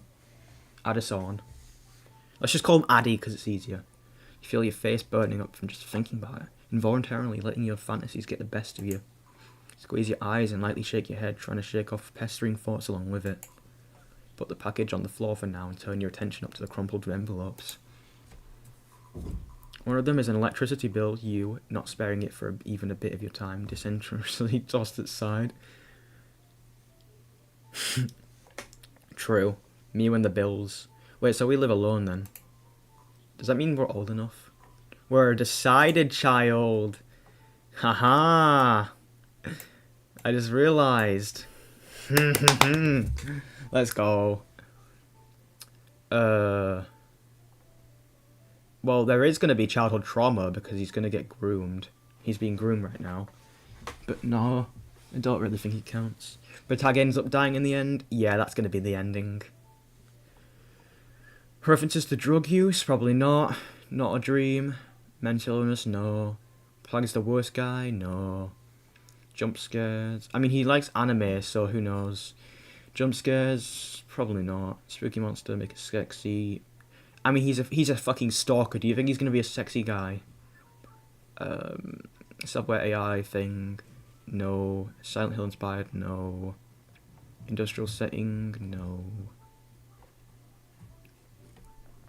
Hold on. Body horror? Probably not. Alcoholic? Probably maybe the guy's an alcoholic. Chains? Probably not. Fuses? No.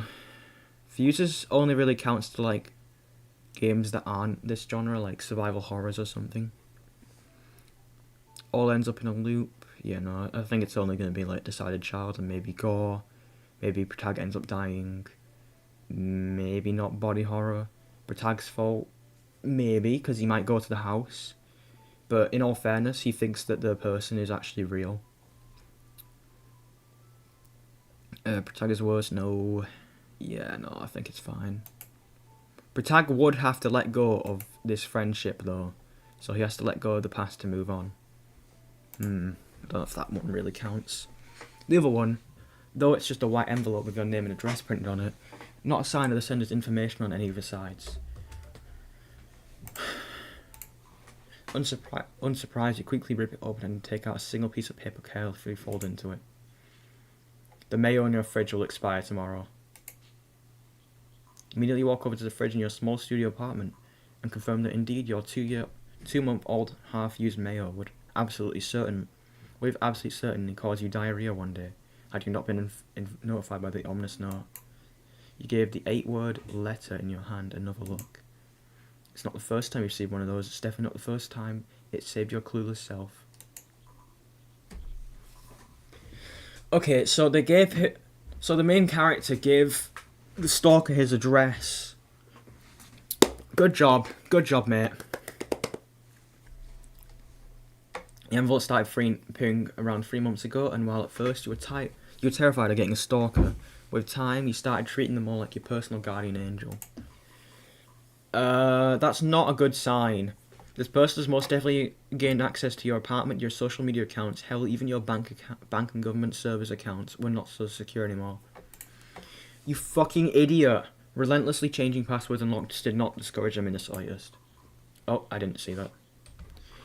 I wonder who's stalking you. You even went to the police with the first couple of letters. They just brushed you off since the said stalker didn't really do anything besides sending you a couple of harmless notes. Really? I feel like that should be a crime, like, just sending a random it's harassment. Would it not be harassment? It's like, I don't know. I feel like it should be some kind of crime. However, as the time went on, you realised there was nothing ever stolen, broken, or missing.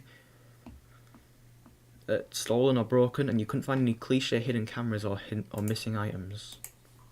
All you ever got was these neat envelopes usually containing a paper with 1 or 2 sentences printing on it. The anti-malware you're using is just another malware. That tech company is scamming you. You forgot to pay the water bill. You left your notebook at the university. And these are just a few of the notes that help you more than you'd like to admit. Was it someone at your university? A noisy neighbour? A white knight? Honestly, you stopped questioning it months ago. They never did anything to cause you harm. Maybe the world has just some kind of strangers who enjoy playing guy on the angel. Carefully put the note in the box near your desk, stacking it on top of countless other notes you've been collecting since the first time you received one. Sighing, you turn your attention back to the package, patiently waiting for you on the floor. Almost with a skip in your step, you return to pick it up, and as if you were a child on Christmas morning, immediately start trying to rip it apart with your bare hands. Naturally, with no luck. After hastily fetching a pair of scissors from the kitchen, you finally get the contents of the package. Hope you enjoy it, Snowflake.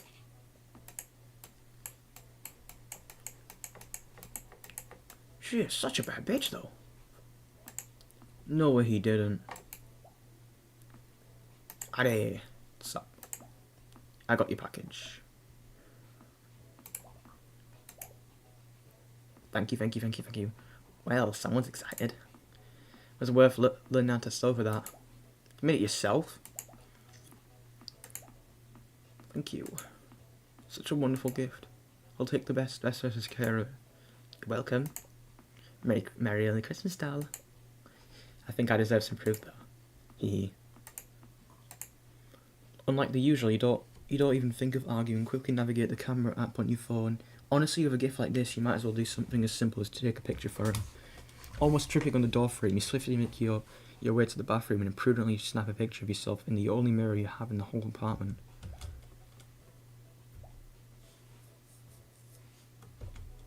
Heh. Cute. Why not the full face, though? Well, you've never shown me your face, and I already have, so I think it's only fair. Fine, I'll take it. Is that the length you're willing to go on to not show me your face? Take that as a yeah. Hope the package for you comes soon. I sent it to your new address, but last time I checked, it was still stuck at a post office. How very typical of them. I'm very excited to see it, though. Prepare to witness the horrors of Clover's mind and its atrocious creations. Wow. Can't wait. Anyway, I'm gonna hop on Starbucks, waiting for you. Putting your phone back into your pocket, you walk out the bathroom, admiring the plush in your hands. Now that you look closely, it does seem a bit rough around the edges. There are a few details missing, and it definitely looks handmade. Without thinking, you squeeze it in a gentle hug and smile to yourself. The fact that he made it himself just makes it 10 times better. He's lying to you! Still, with a smile on your face, you walk over to your desk and carefully put the plush next to your computer screen. A perfect place for a perfect gift. Uh-oh. Oh. The only proper shelf you have is the only proper shelf you have in your apartment. Okay, wait, hold on, let me read. The top shelf is occupied by your prized possession, a limited edition Strawberry Paws figurine. It was released when Star Blazz just came out. Unfortunately, you weren't even aware of the game's existence at the time, so naturally you had to hunt for it on second-hand websites. It cost quite a fortune, but you have no regrets. Oh god. What happens if I press that?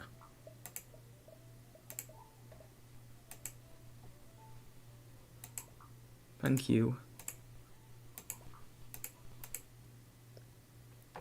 Uh-oh. Oh, I'm back, don't worry. I'm coming back for you, Daddy. So that's what happens when you try to leave. Hold on. Yeah, there we go. Better with headphones.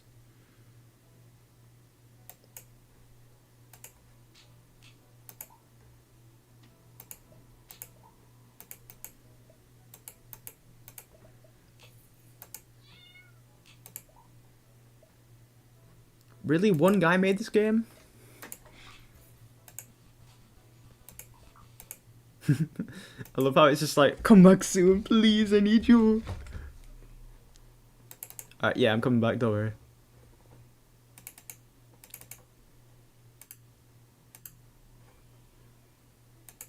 Hold on.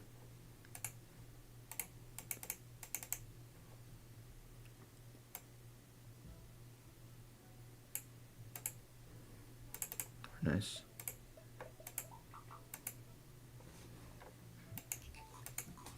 Your bed. It used to be just an old, white, boring bed when you first moved in.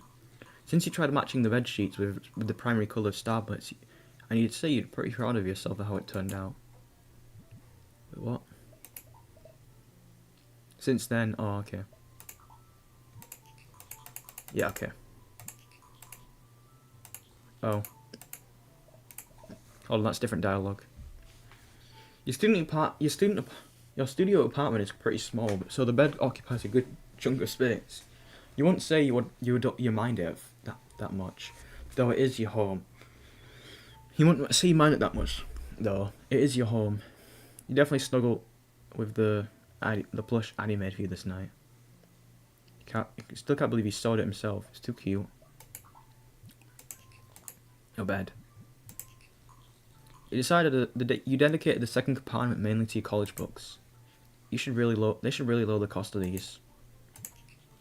You glance over the books again. There are a few crumpled comics sandwiched in between. You're not sure whether you're going to read them, or if you're going to read them. Your shelf. Starbucks posters you put on the walls in your apartment. Of course, most of them are Strawberry Paws, your favourite character. You haven't noticed just how quickly your apartment has turned from an empty grey studio into a pink playground. But honestly, you prefer it this way. Though Starblitz is a relatively new game, it already has an abundance of merch, which honestly isn't surprising. When the game first came out, it rapidly rose in popularity, and even now, your own college is not safe from people sporting Starblitz keychains and using the establishment's computers to play the game in between lectures.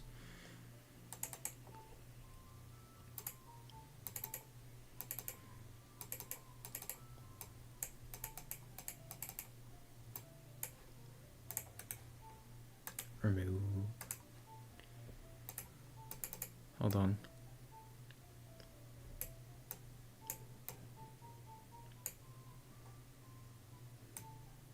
I'm just sorting something out real quick. There you go. That should be fine. Now that you think about it, one of these posters was actually sent to you by none other than Addy. You and him started engaging packages and letters since practically the beginning of your friendship. Before you knew, your apartment got filled by things he gave to you. You happily hum as you think about it. Starbucks posters. I think we're ready to play. Pop into the chair and move the mouse around to try and wake your PC up. Poor thing has not been shut down a single time since during the past 4 days of your Christmas break. And well, you won't grace it such luxury for the next few days either. At least, not before you go to your family's place to celebrate the holiday together. The screen lazily flashes up, lights up. Nenemto.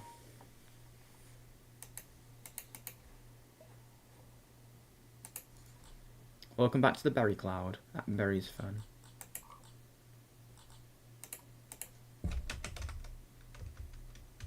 Oh, okay then.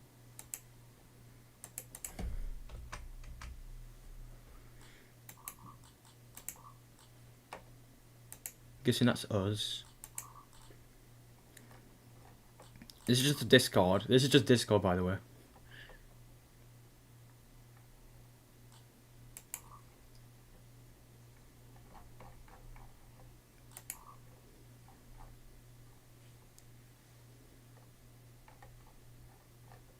Alright, lovely. Did you know that some snails consume meat? They can eat everything from skin to bone. Stop sending me snail facts, Jeremy. I'm not joining your gastropod club. You will change your mind once you see these little guys in real life. We're about to bring some giant African land snails from Portugal. Wait until you see those. Maybe you can even join us. I'm not about to go to jail for smuggling mosquitoes from Europe, Jeremy. No one is going to jail, law. They can't stop us. Snail bottom text. Nemo, are you going to submit it today or not? You promised to submit it today. I'm waiting. Nemo, I can see it online, you know. Everyone has done their part. Are you playing that game again? I can see your status. I like how their name is just Nemo, do your work. I don't know why they call it as Nemo, though. Jeremy told me that if I don't join his club, that snails will eat my insides. Do you think I could report Mr. Berry Cloud as death threats? Oh god, you too. LFMAO. Don't tell me I'm not the only one. I think he's just been annoying everyone in our class. Oh lord, just wait until he gets his slimy hand on other classes. Ha, get it, slimy.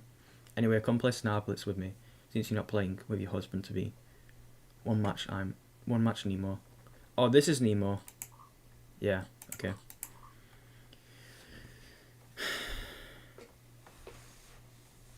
Hey, hi, hey.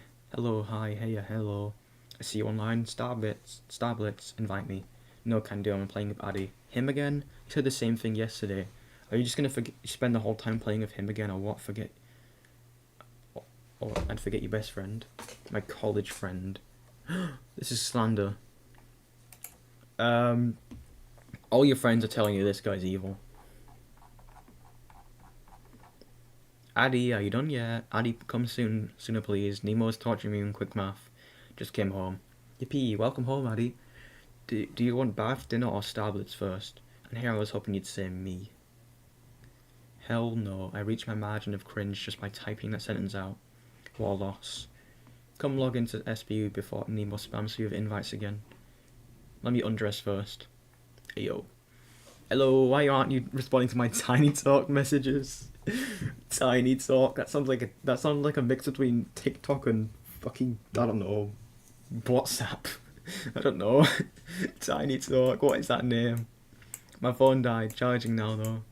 Why do you always forget to charge? Sorry Clover, I get so absorbed in talking to you that I completely forget. Smooth. Just stating facts. Sure, Mr. Rizzler.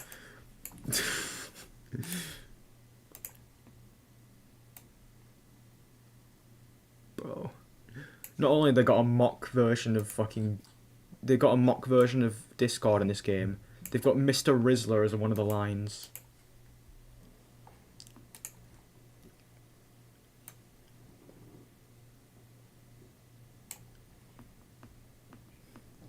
Oh my god. There we go.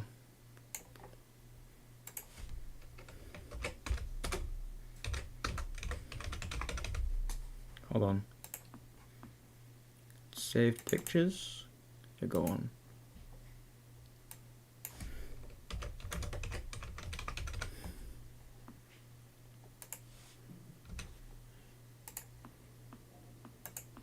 Alright. Anyways, I'm still so upset about them announcing Zayaf's nerf. It's literally the only character I can play properly. Literally. Really shows they're in favour of Cinderella mains. For real. Wish I could play with Strawberry Paws. Wait, I'll text you on Tiny Talk if your phone's charged. TYT doll. By the way, what do you want, Minos?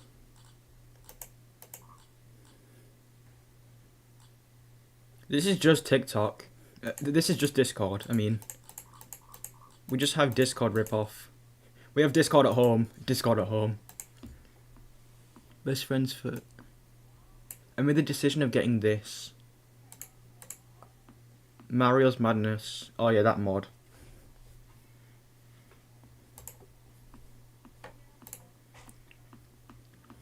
Alright.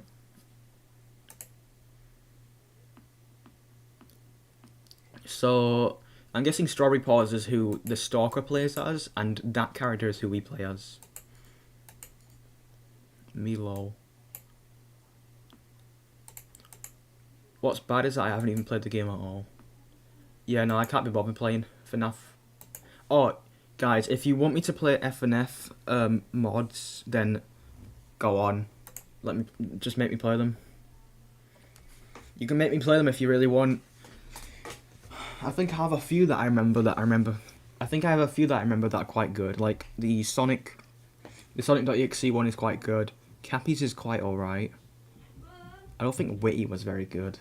Witty was kind of meh. It was like the first big mod, so it was like, oh my god, Witty's so cool. It was kind of meh. Trying to think, what are some good mods? Because I used to play FNF all the time. I used to play it so many times in like 2020. So we got Kid. We have a Kid. This is us. This is us at one point, I guess. I guess we were born in the 2000s. Report. Blah blah macaroni and cheese. I don't want to do this. Alright. Wait a second.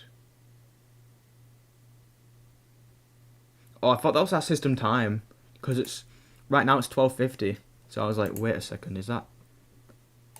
No, it isn't. It's just that permanently. It's even funnier when you consider there's a 12 in... We're on the 12th of October today. So I got scared for a second. I was like, what the fuck? So this is... So... Hold on. Oh my god, wait, that's the English time, isn't it? Like, European... That's like the normal one. 20th of December. Someday. Star Blitz now? Yeah, go on. Do we get to play the game? I think we get to play the game. Is it like Fortnite? Come on, I'm good at Fortnite, guys. I'm good at Fortnite, trust. I've played Fortnite before, so I know what I'm doing, guys. Do we get to play the game, please?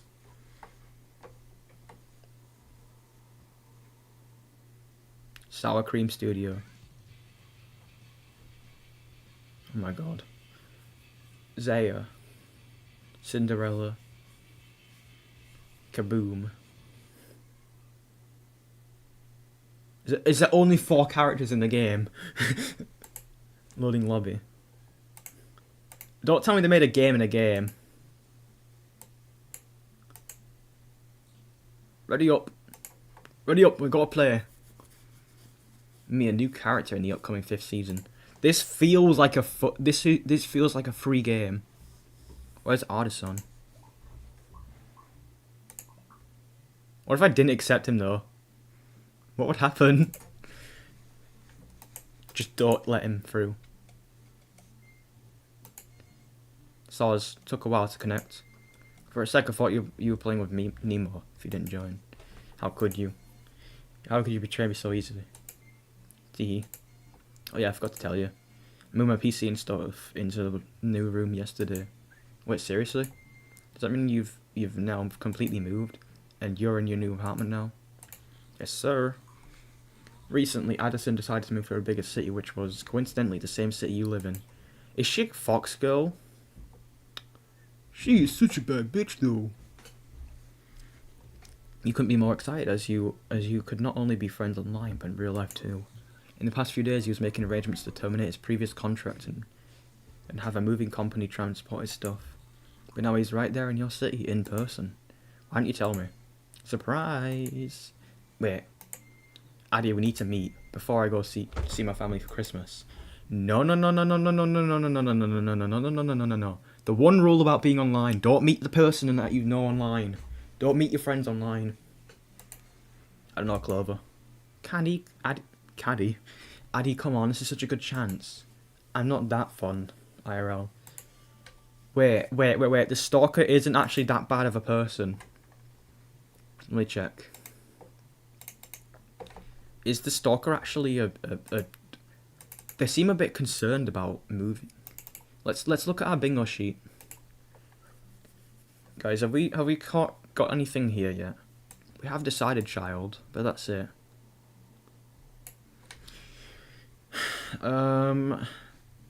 Yeah, no, I don't think so. Not yet.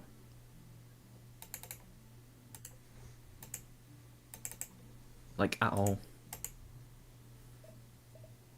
Prove it to me. Do I take it as flirting? Mayhaps. Fine.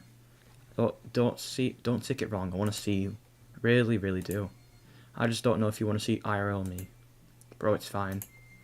I really do, and you know it better than anyone else. So, are we gay? Are we gay in this game? Can't argue that. Guess drilling your brain with my constant rambling worked, so... Did. That's what I thought. I'm gonna go to my family's place in 2 days. Showing me tomorrow. Damn. So soon. Better now than never. And I don't know if I don't convince you now, it will be possible later. I have nothing to say in my defense. You want to discuss details after we finish playing then? Because if we keep talking, the rank is going to be over. I really want to make it to top 100, top 900 before the break is over.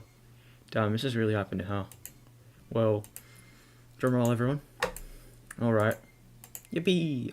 It's taking no backsies. No ticky backsies. You know, my man of my word. Yeah, sure. I'll start matching Mr. Man of his word. Okay, boss, I'm ready. Oh, we're gonna get smoked, aren't we? Alright, do I have to play? December 20th. Do I have to play an FPS game? Whoa. December 21st. Did I not get to play the game? Fuck off. But I wanted to fucking game. Something, the biting chill of the air forces you to zip up your jacket as you step out the bus. It only takes a few stops to get to the centre of the studio. The centre, as the studio you live in, is not that far. You're lucky enough to snatch an apartment that was in close proximity of your university. You look up at the all-consuming darkness in the sky, gentle snow nonchalantly falling from above. You and Addy agreed to meet at a local dinner, and since he's had time to finish some business early in the day, he chose evening as the time. Thanks to the approaching middle of winter, it's not even that late, but the sky is already pitch black, making the falling snow resemble falling stars. You look around the street trying to plan your route to the dinner, while simultaneously avoiding the reckless traffic and huge snowdrifts piled up on the sidewalks. What gender is our character? If only they took better of plowing snow in Minnesota. You sigh and shake your head. American. Wait, but why was the date not American? The date was it was 2012, not 12/20. Maybe the developer's pretending to be an American. Sigh and shake your head in defeat before turning your attention to the people. Okay, fuck you. The centre is always lively, but it feels busier today. Hold on.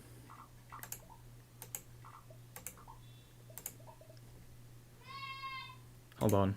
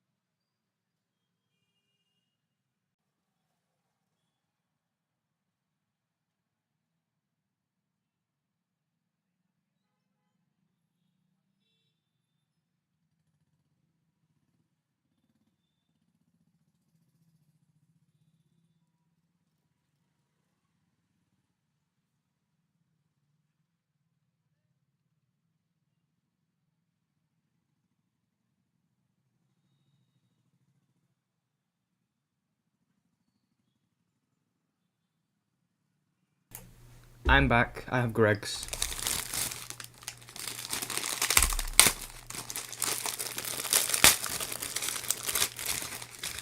I don't know if I should eat this.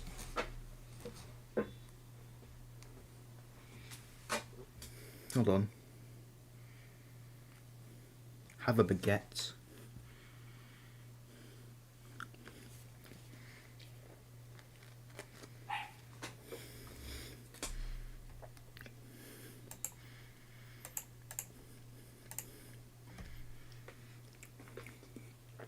Alright, I'm gonna put us on a break because I gotta eat.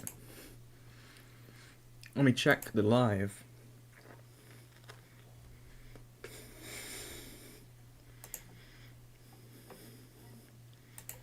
You know what, we can wait. Alright.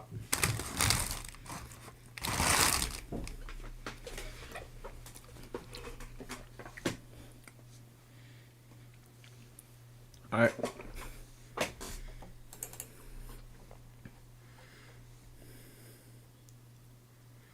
You sigh and shake your head in defeat before turning your attention to the people filling the streets. The centre is always lively, but it feels busy, even busier today, as people flood the store in search of socks, gift cards, and useless trinkets in preparation for Christmas. All the things that will inevitably end up forgotten somewhere in a dark closet. You finally manage to outline the way in your mind, and without standing around in the cold any longer, hastily walk over to the diner, radiating warm, yellow light into the distance.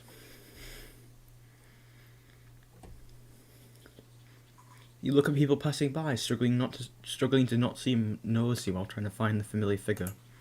You've never seen Addy's face, but he has shown you a picture of himself with the head blurred out before. Though he has tried to hide most of his features, the one thing you could tell for sure is that your friend possessed short hair, dyed red, which alone should make him stand out from the crowd. That fact is proving to be somewhat useless now, as your surroundings are practically drowned in quickly passing red colours.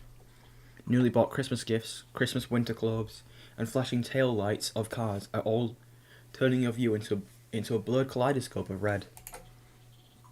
Sorry. You rapidly blink to steady your focus before a smudge of something dark catches your attention. Like a drop of fresh blood, the darker colours stand out from the mix of vivid red shapes. You step closer to look at it before your breath hitches.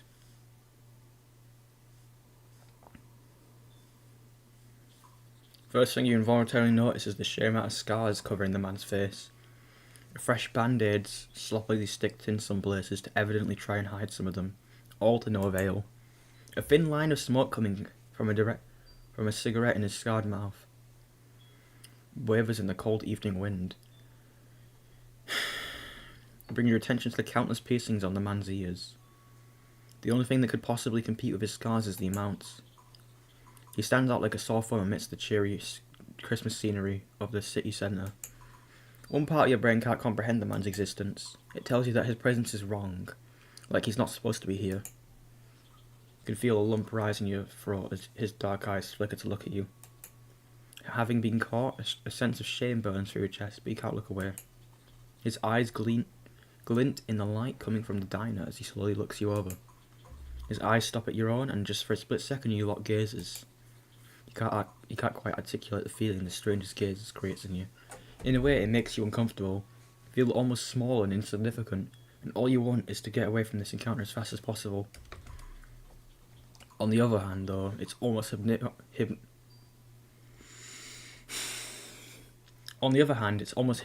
and somewhat makes you want to stand here and consume each other purely with eyes and nothing else. You slightly squeeze your hands trying to get back to reality. Wait, red hair. Addison?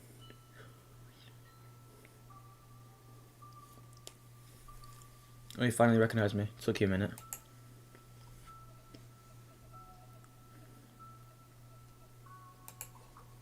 I was getting worried I was staring at a stranger 2 minutes straight. Suddenly, Addison's scars will wrinkle as he lets out a distinct chuckle. And what would you do if you're staring at a stranger?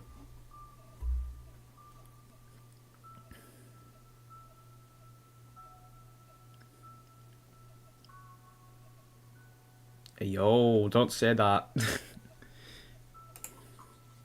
Put your hands on your hips and pretentiously pout as best as your limited acting skills allow you to.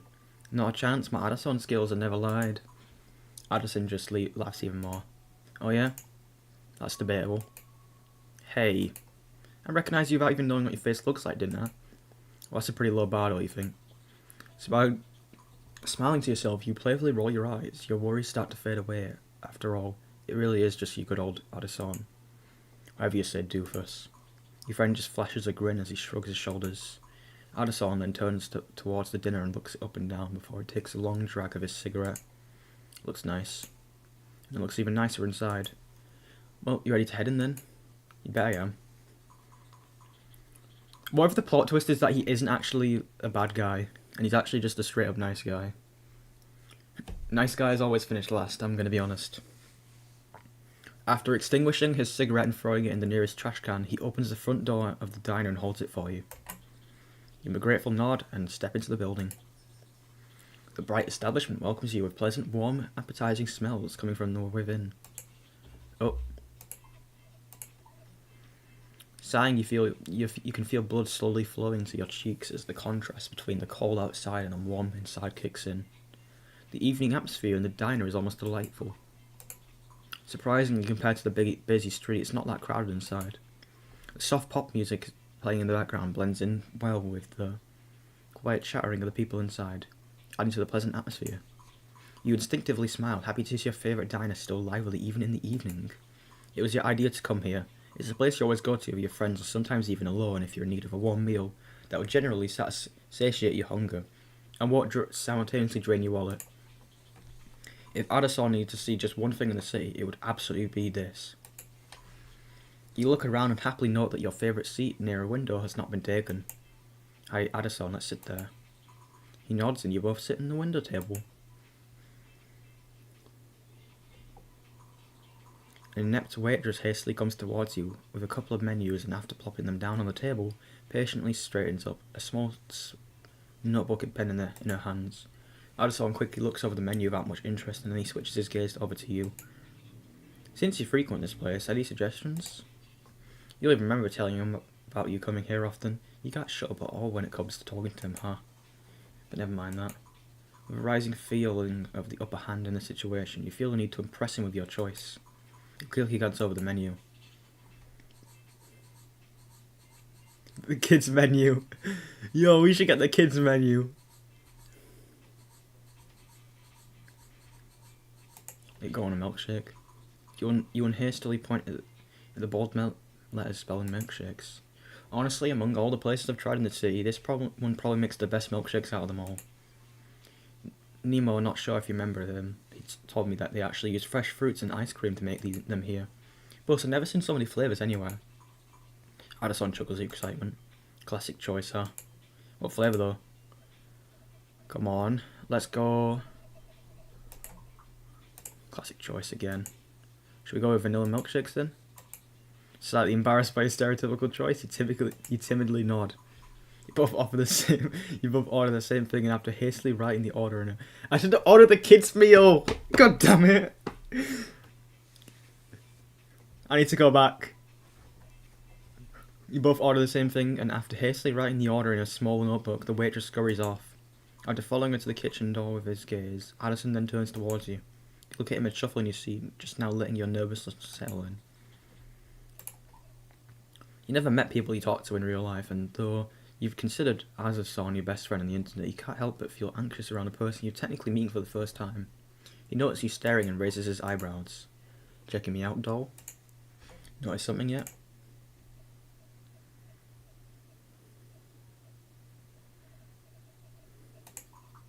You fold your arms in front of you and thoughtfully look at his face. I mean, his scars fit you well. My what? Addison's smile disappears as he furrows his eyebrows. You can't be serious. No, really. Despite what everyone might think, I think they're really pretty, I'm serious. Addison leans back in his seat as if trying to distance himself from the words directed at him. They're not pretty. I've had them for so long. They're painful reminders I'd give a lot not to have had them. Saying they fit me well is like saying I deserve to get them. That's not what I meant. You. Addison rubs his eyes, as if trying to straighten his eyebrows. I know you didn't, Clover. But you still gotta pay me for the emotional damage. Hey, how is that fair? Addison just shrugs with a grifter with a grin you can only describe as mischievous. You get interrupted by the waitress who, you have to admit, a little clumsily sets the milkshake in front of you. Hey, that was fast. They probably have some of this stuff prepared beforehand. The convenient part of having a small menu. Well, let's see how that small menu handles up. You both simultaneously dig into the food, and just as you expect from your favourite place, it tastes nothing short of delightful. But now, you worry as this chat adorn. Addison shares your opinion, and try not to look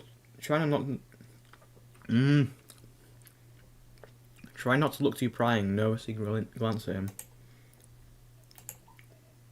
After taking a sip, he briefly closes his eyes before the corner of his mouth spread into a smile, and he reassuringly nods at you. It's actually really good. I know, right? And it's cheap too. I see why you came here so often then. It would be criminal of me not to. Couldn't agree more. Thinking it's a good opportunity, you feel prompted to keep the conversation going. You...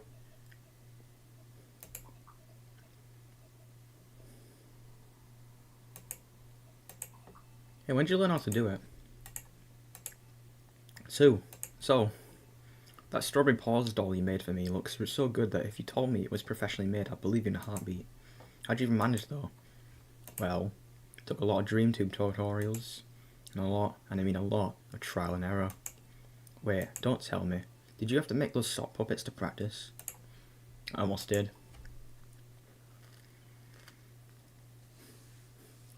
That doesn't sound too convincing. I'll let your imagination do the work.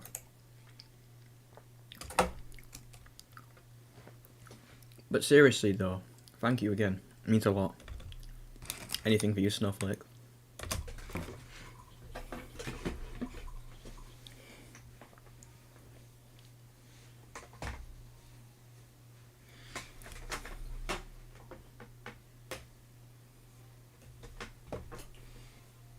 It's to me.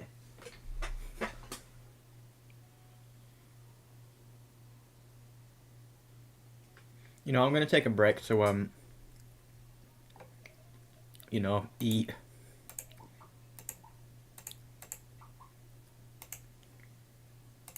Sorry to the 3 people watching. Oh my god, wait, never mind. Me when I see that the chat is filled. Alright, never mind, there's 3 people watching. That's more than 2. To a great relief, Addison seems to open up, and you, finally reassured that this meeting wasn't a mistake, are finally able to get chatty with your online, or well, not so online anymore, friend. You get so deep into the conversation you lose track of time. It does really feel like talking to your best friend that you've known for many years. Someone who understands you just from half words. Addison glances at the time of his phone. Oh, it's already past 7:30. Wait, really? I didn't even notice how time went by. God. Am I that entertainable? Don't get too full of yourself, dope. Who even says dope anymore? Not the point. Shall we go soon then? Yep. So let me take a good photo of the food real quick before I finish. You only had a milkshake, mate. God, I have a picture for its grave, you know, before it dies on my belly. Friend's eyes melt into half moons as he chuckles out. How so very considerate of you. I know, I'm so benevolent. And don't get scared, I've got my flash on. Pointing your phone camera at the milkshakes and... you die. You ask for a check and Addison, without even asking you, promptly pays himself. Baffled, you start scolding him, but his stubbornness doesn't let any of it reach his ears. Finally, you step outside. The contrasting cool air envelops your body, reminding you it's the middle of winter. In fact, you almost managed to forget after being in the warmth of the diner for so long. You watch as your breath forms little clouds of steam that dissolve into the air a few seconds later. Behind you, Addison lights up a cigarette and firmly leans against the diner wall, glancing in a direction. Suddenly, colourful flickering lights coming from across the street catch your attention. You turn around and give Addison a plotting smile. Say, Addie, you didn't really have time to explore all the city that much, did you? Not really. What are you getting at? A small smile starts still curling your lips. You timidly nod toward the crosswalk. Follow me. Addison's bride eyebrows raise in confusion before he hastily throws his cigarette away and starts following you. As you make it across the street, the lights become brighter and you start hearing muffled music mixed with loud chatter of dozens of people. When you finally make it around the buildings standing in the way, you end up in the edge of a small square. However, by the surrounding apartment buildings, there lies a small festive market, brightly illuminated by numerous Christmas lights. Small crowds of warmly dressed people unhurriedly stroll around, their happy laughter filling the square. As you look around, your eyes unwillingly wander from corner to corner. A myriad of goods to sell up at the stalls catching your attention one by one.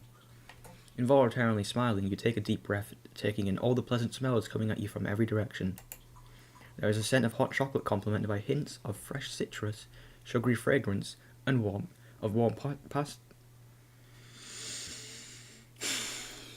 pastry and subtle smell of pine residing in the air. The combination makes you feel warm. With the smile still playing on your lips, you steal a glance at Addison standing beneath you.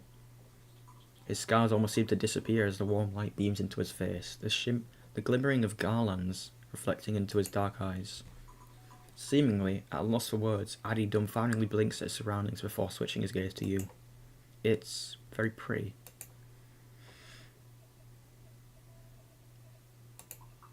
It's as pretty as you. After a split second, he lets out an unfeigned chuckle, covering his face up with one of his hands. Don't lie, Clover. You're the pretty one here. Get out with a smile, seeing his reaction. They set up this small Christmas market every year. Some stuff might be super overpriced, but there are some free things too. Let's check it out then. Not hesitating, you turn around and nod in the direction of the nearest line of stalls, wordlessly inviting Addison to join you. Before you could even properly make it to the first one, though, a middle-aged lady with a striped apron suddenly pops out, seemingly nowhere, her wrinkled smile beaming. Welcome to the fair, she cheerily exclaims, and quickly shoves something into both you and Addison's hands, before hastily scurrying off to meet the newcomers behind you. You look down at your hands only to see a warm, steaming paper cup full of cocoa. Puzzled, you exchange glances with Addie before both of you burst into laughter, taken up guard by the sudden encounter. Still giggling to yourself, you start walking along the stalls, slowly drinking cocoa. That's maybe a bit too sweet for your taste, from the paper cup at the same time. As you do, you can't help but point at different items showcased on the tables, excitedly tugging Addie's sleeve to get his attention to show them to him as well. He somehow always finds something witty to say about every one of them, making you laugh each time. Suddenly, Addison stops in his tracks. Oh hey, am I blind, or is that game Starblitz themed? Huh? Where? He juggles at your excitement as he points to the stall behind you. Almost tripping, you quickly turn around, rapidly scanning the stall with your eyes. Instead, you see a pile of pink cards scattered around the table, the famous Starblitz logo printed on the back of each one of them. Oh my god, Addie, we have to play this one. The person in charge of the stall notices you and Addison come over, nodding in the direction of the table. They explain that it's a promotional stall for Starblitz and you get a free keychain if you win. As you look over the prices humbly placed at the edge of the table, a thought occurs to you. Addie's already paid for you at the diner, and his gift for you came in first too. So why not win something for him?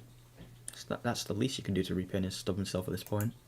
Eagerly nod at the offer, and the person in charge immediately starts assembling the cards. Oh, you're gonna play, Clover? Not just play, I'm gonna win. Addison's lips curl into a grin. Show them what you got, Snowflake. Do we get to play? That sound effect sounded familiar. I feel like I've heard that sound effect in SMG4.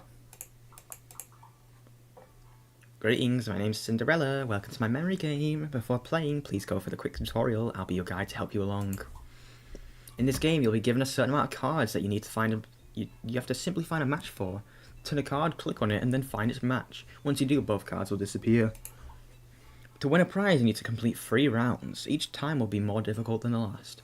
Make sure you don't run out of time, and good luck.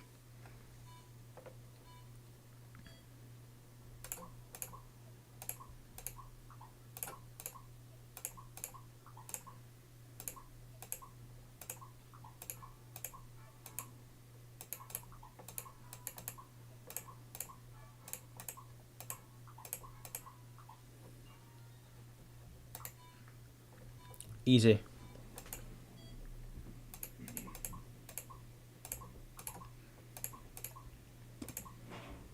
Did you ever see the new SMG? Did you see the new SMG4 video? Yeah, I did.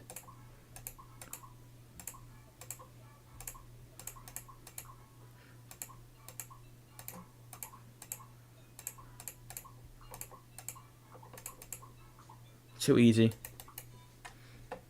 I don't know why, but they have like Mr. Puzzles in like 3 arcs.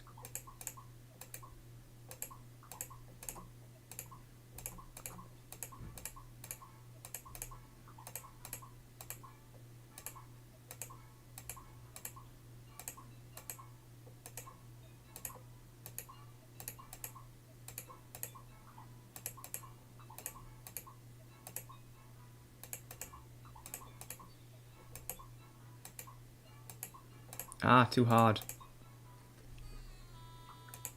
No. No, don't tell me I got the bad ending. Ah, oh, damn it, I lost. Addison puts his hand on your shoulder and softly rubs it in a comforting manner. Well, next time then. Squeeze your lips in rising disappointment, but nod at him in gratitude. Next time for sure. Continue walking. Damn it, bro, I didn't get the fucking... Oh, fuck off, I'm so bad at this game. You know what? I'm not taking that. I don't take no for an answer.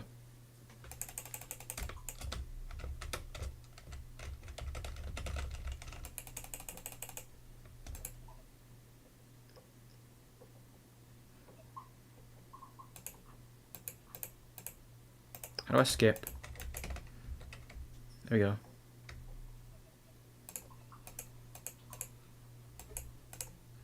You show me it then? Of course, no questions asked.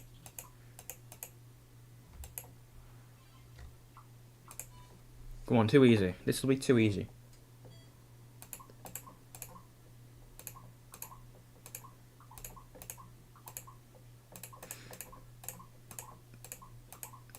Oh, too easy. Come on.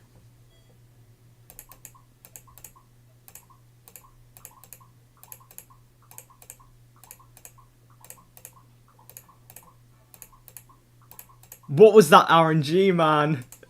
Lamau. They were like all next to each other.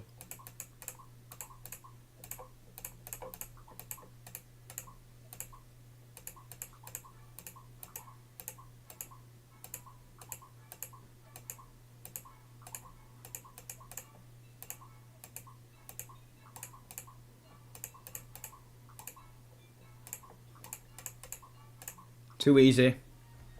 Didn't even take me 2 attempts.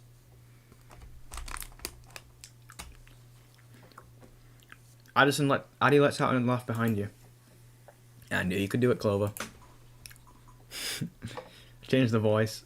The vendor points the keychains you can choose from.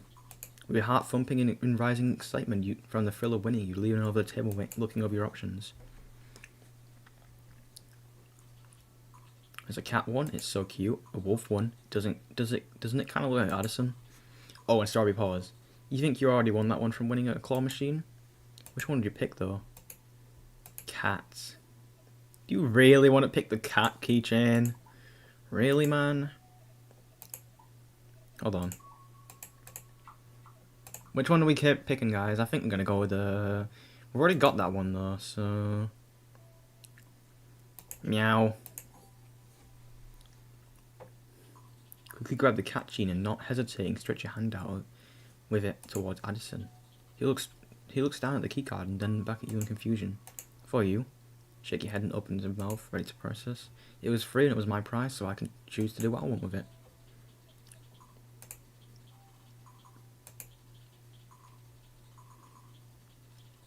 I don't think he liked that. I still have homework.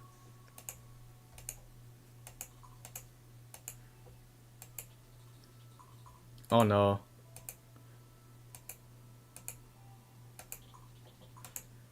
I don't think he liked that. Hold on, let's go back. Let's see what happens if we pick this one.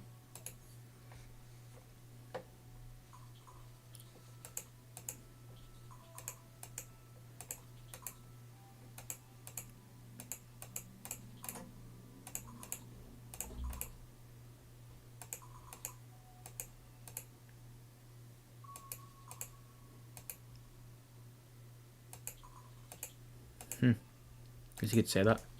Smiles in satisfaction at your response. Addison carefully puts the keychain into his pocket before giving you another smile, this time full of warmth. Thank you, Clover. I'll treasure it. To return his smile. Of course, Eddie. You continue walking around the market, each stall you pass leaving you with an overwhelming sense amount of free cookies and candy that, at some point, you have to shove your pockets from being unable to eat all of it. Not to mention that Addison casually gives you all of his sweets too. Suddenly, Addie's attention is caught by something behind you. His smile transforms into a playful grin. Guess it's my time to get stuff for you now, huh? What do you mean? He doesn't answer. Instead, it's slowly making his way towards whatever is behind you. Finally, you turn around. Turns out there's a small stall selling all kinds of merchandise, ranging from cheap Christmas ornaments to badly printed anime bags. It's mostly surrounded by kids looking through the boxes with pins, stickers, and other trinkets. For a second, you feel an urge to join them, desperately wanting to multiply your Star Blizz Pinkernet collection. But then quickly remember that now is not the time or place. Addison stops right next to you right next to the rear of different hairbands, and turns towards you with the same playful glint in his eyes, something you're happily getting used to. Let me guess, you want me to wear one? Bingo! Then I'll also get one for you. Because almost astonished. All fair and square, am I right? But you already got a keychain for me. Yeah, and you paid for dinner. Okay, I have an idea. RPS. Reactor Protective System? Rock, paper, scissors, silly. I win, I pick a hairband for you. You win, you pick one for me. Alright, bring it on, doll.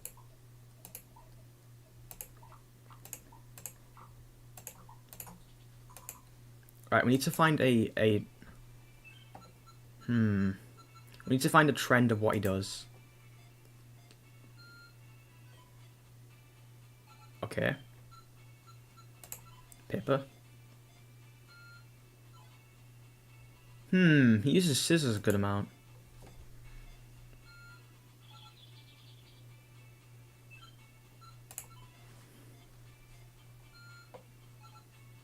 He likes scissors a lot. He never uses paper.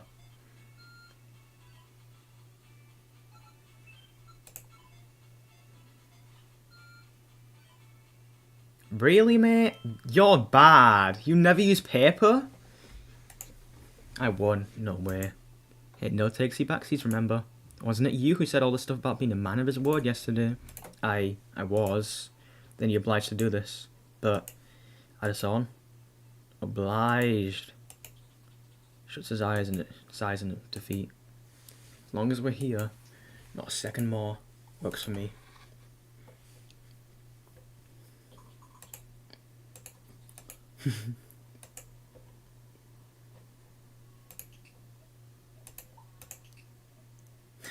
Go on, give him the wolf ears. You quickly pay for the hairband, trying your absolute best to hide your pick from Addison. When you come back, Addison has already managed to stuff himself in a corner while seemingly trying to avoid waves of people strolling around the market. He used the opportunity to quickly whip out the hairband and put it on Addison's head. Here we go. Addison raised his head to carefully feel the hairband above before his eyes widen. A wolf? Ding ding, 10 points to Addison. Wait, why do you look like one of those alpha wolf wannabes on DreamTube? I do not.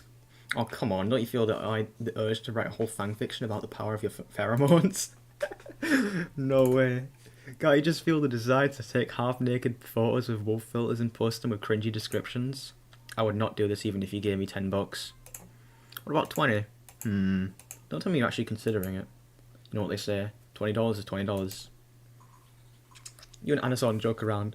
I got £20. You and Addison joke around for a bit more before continuing your stroll through the market. You can't help but admit he's much better at teasing you than you are at teasing him. You lose track of time enjoying Addie's company. A bit too much before you know it.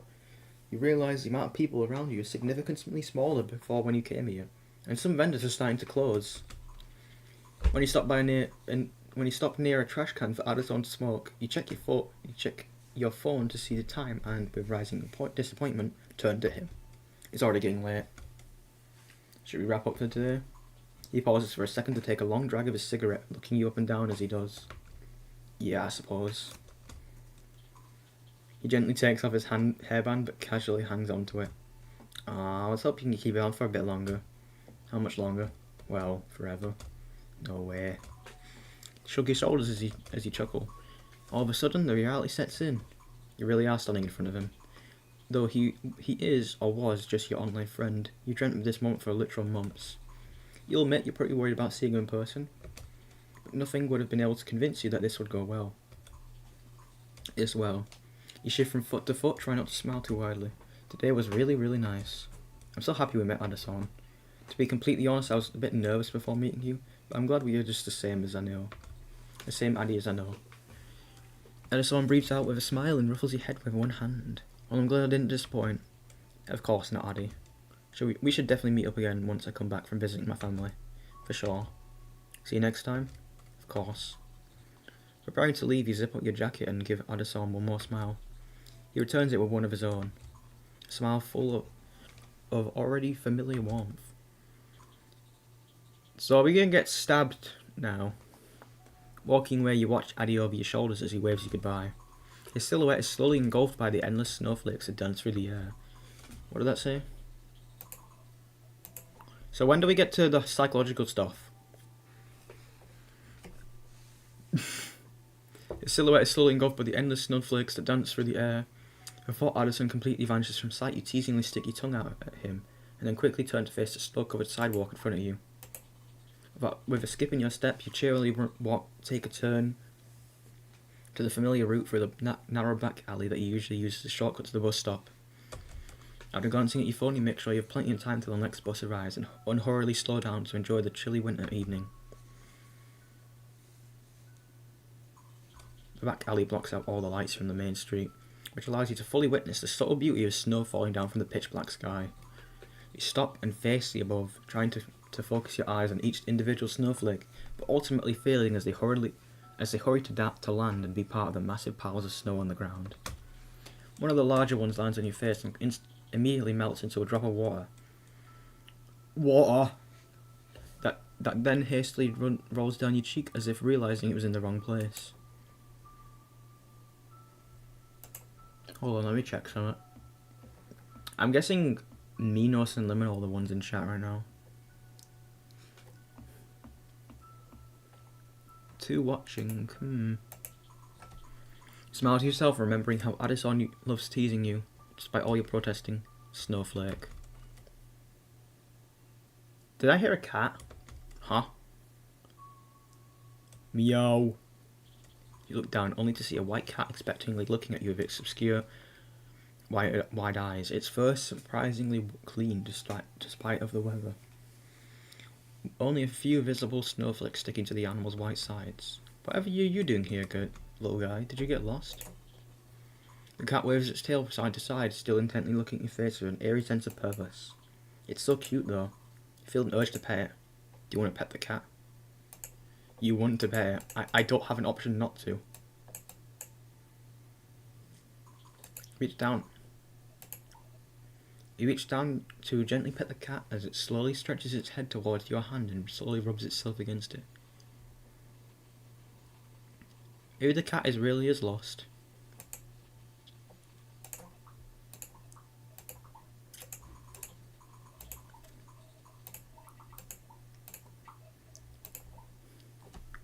Its fur is in a fairly good state, not to mention that it doesn't look undefurred either.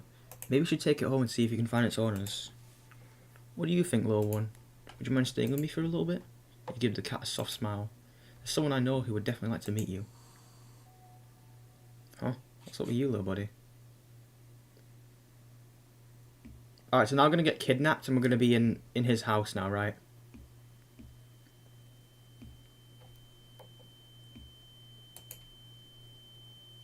Can we not with the fucking annoying thing? I cherish tenderly the promise of my love, deep down inside my tangling rotting vines. My bones start breathing every time you laugh. Those eyes of yours wake up my tired remains, that densely cover my pulsating bruised skin, and ache each time I hear your fragile voice. My head gets full of things that I don't mean. I really wish I had one last choice. At least one choice.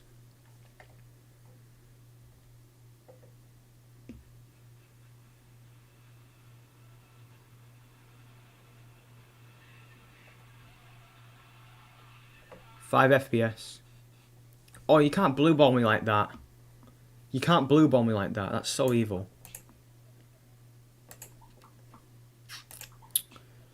Well, we'll never know.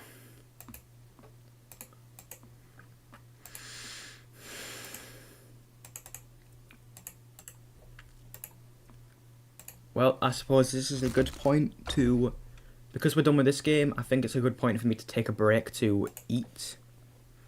But we can't just keep blue balling me like this. That's just downright evil, that.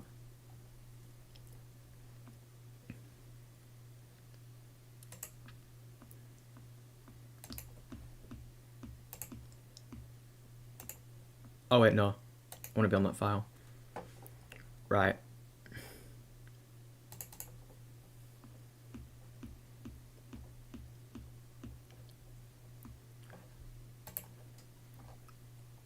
Well, I guess we'll play the full game when it comes out. I don't know.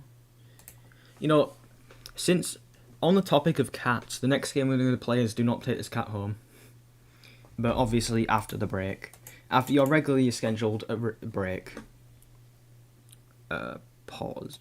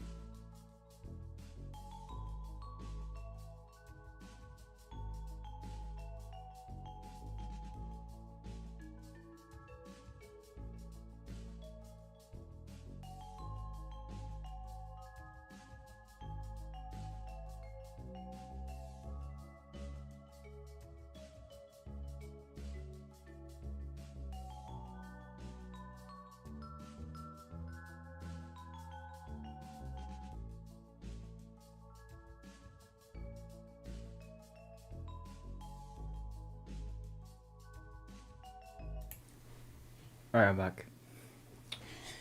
One sec.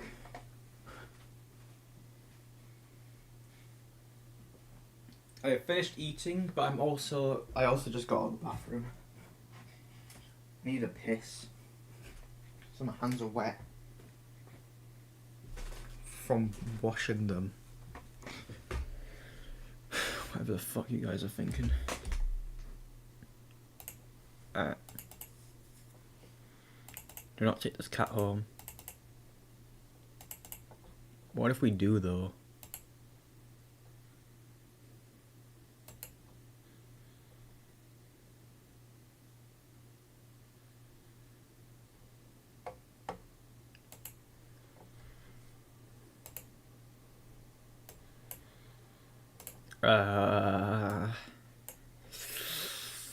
Seems like a lot there. Please take care of yourself. Thank you. We've got a lot to deal with, guys. This might be the most intense game of the stream. Like, unironically. You know, the game with the cat. The fucking game with the cute-ass cat.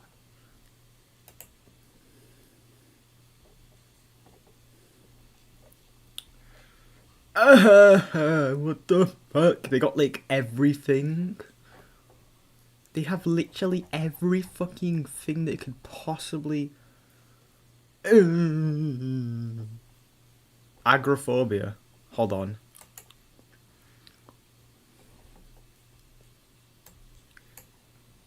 Hold on, I just realised.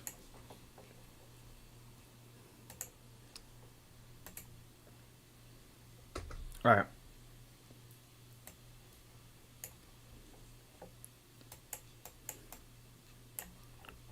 Agoraphobia, what's that?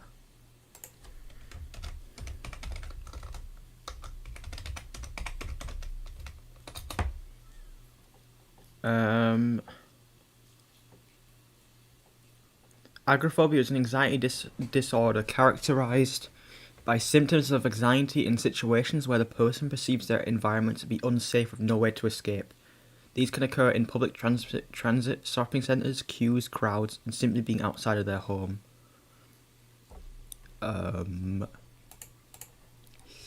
We've got a lot. We've got a lot here. Ooh. This one might get a bingo. We might get a bingo on this one.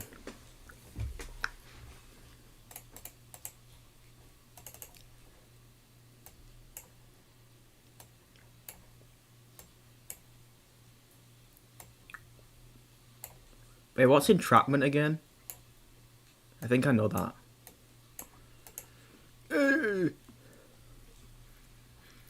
Why is there so many? Guys, are we in for a big spooky game?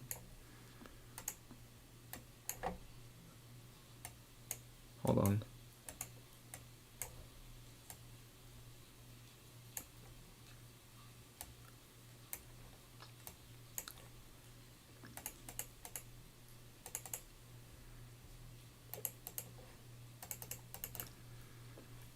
Alright. The cat game might be the one that gets a bingo.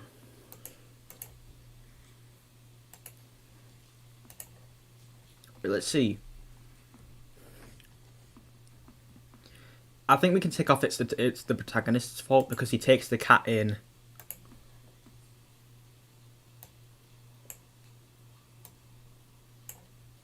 Monster represents trauma. There's all dream, body horror, probably gonna have that. Mental illness, yep, we're gonna have that. Yeah, okay, let's just fucking figure it out, guys. Let's just figure it out.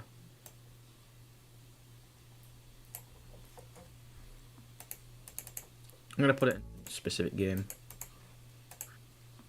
Don't take the cat home.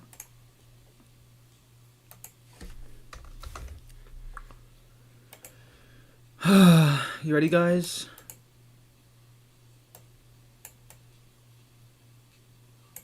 No, my kitty cat game is not. It's gonna be scary. All right.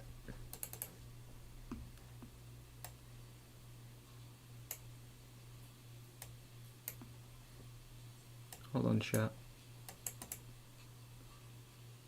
This game is too big.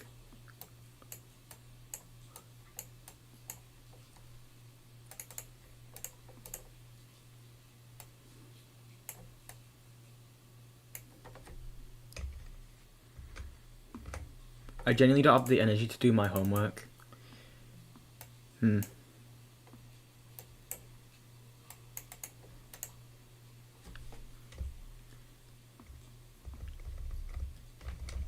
Alright, so this game might have some, like, really bad things.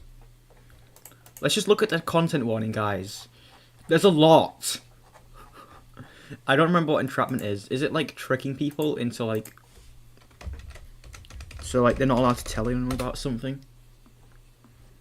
The act of government agencies inducing a person to commit a crime they would have not actually committed. They would have not otherwise committed. Ha. Lovely. Alright. I need help. Help. Alright. We got a few people on the team. Let's just start. You're not having a great day as usual. What are the things? What are the things? Show them slowly. Hold on. Let me alt F. Yeah, I want to quit. Come on. Let me show you them real quick. Not take this cat home. There's a lot. We're gonna get a bingo in this game. This game's gonna give us a bingo. I know it.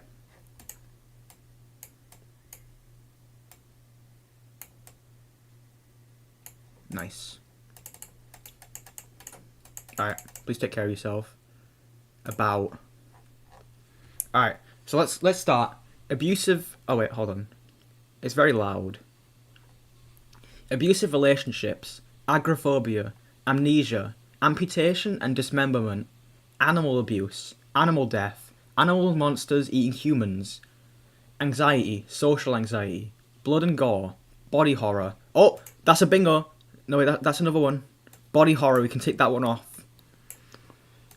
Body horror, body injury, cannibalism, child abuse, minor mention or hint of.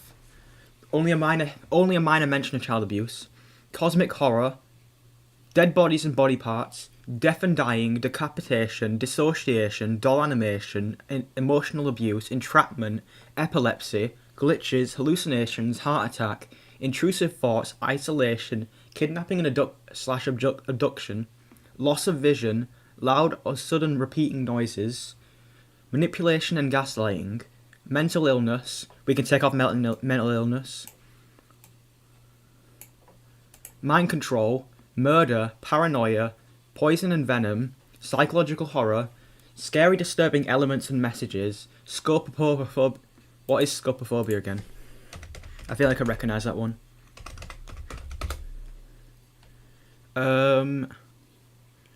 Excessive or rational fear of being watched or stared at. Seizures, self-harm, stalking, suicide and suicide ideation, tense scenes and gameplay, thalassophobia, timed gameplay, violence and vomiting. Oh my fucking god. Hold on, let me show you it all slowly. What are we getting into?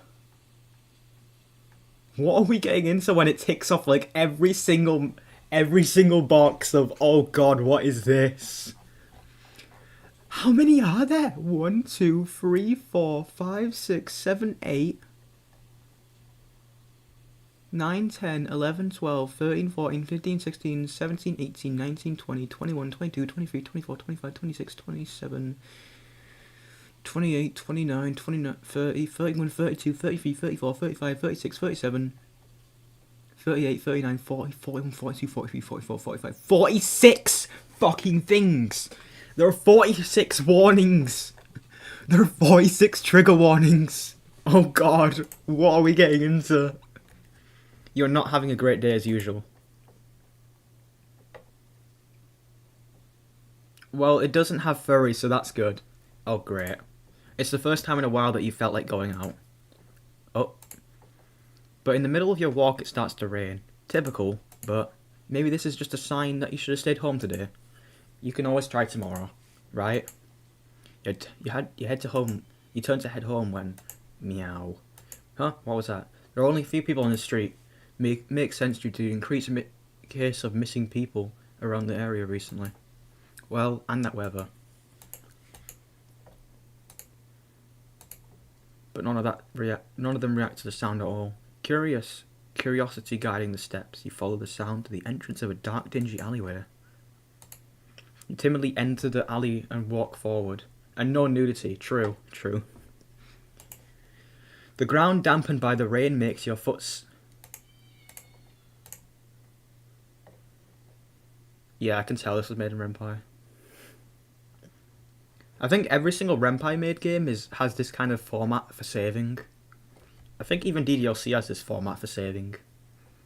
Maybe it's just a really common thing with these kind of games. History. The ground dampened by the rain makes your steps sound louder and more confident than you actually feel.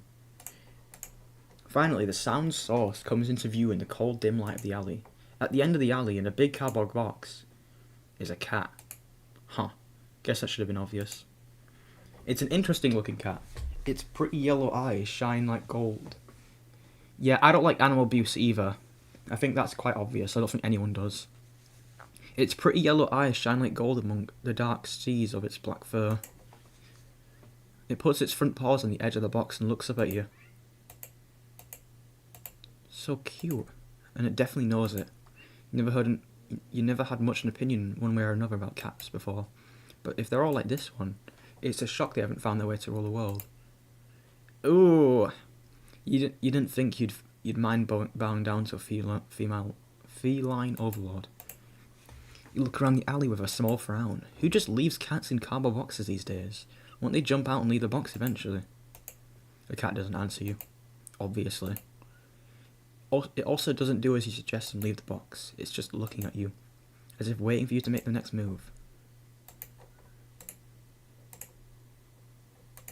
Alright. Let's not take it home this time.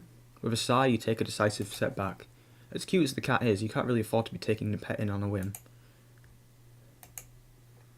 Rent is coming up soon, and your job doesn't exactly leave you rolling in dough. You give the cat a sad nod. Sorry, good luck out there, okay? You turn around and leave the cat in the alley behind. Rain's picking up. Time to head home.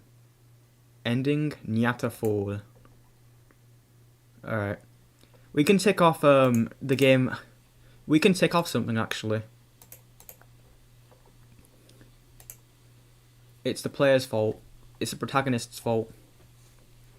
Right, okay. Protagonist the worst, why do I have to play as this guy? No. Protagonist to let go, to move on. Protagonist dead all along? No. Dead family members? Probably not. Alcoholic? Probably. I mean, he is poor. Who knows? It ends in a loop. Can't escape your sins. No. Wife dead or divorced? Probably. Past childhood trauma? Probably not. Protagonist ends up dying in the end. I wonder. Wow, that pun was horrible. Yeah, it was. Alright. How do I load my file? Oh my god, Ren'Py, can you help me figure out how to load my files? How do I load the file?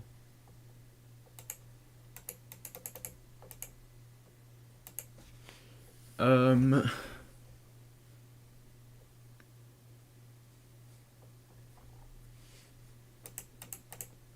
do I leave? How do I load my save?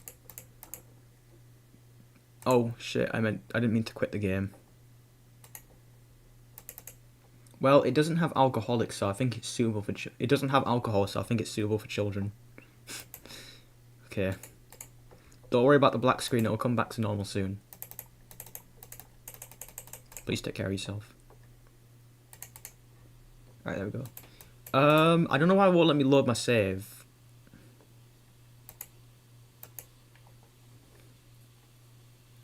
I don't know why it's not letting me load my save. It's really annoying.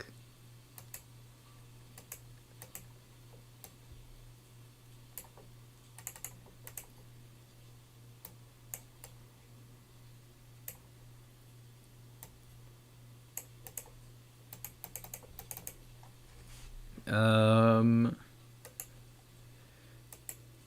oh my god, I pressed the exit button again. Hold on, 1 sec. Does it really not let you load saves? What if I'm like far into the game?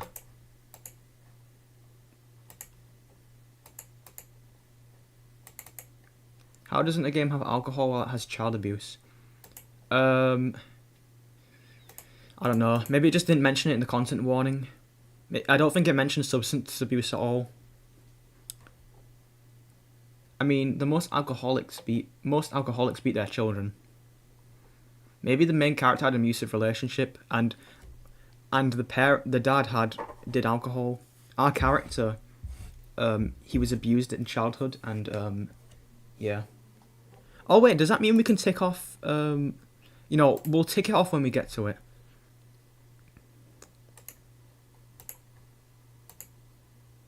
Can I not just like load my game?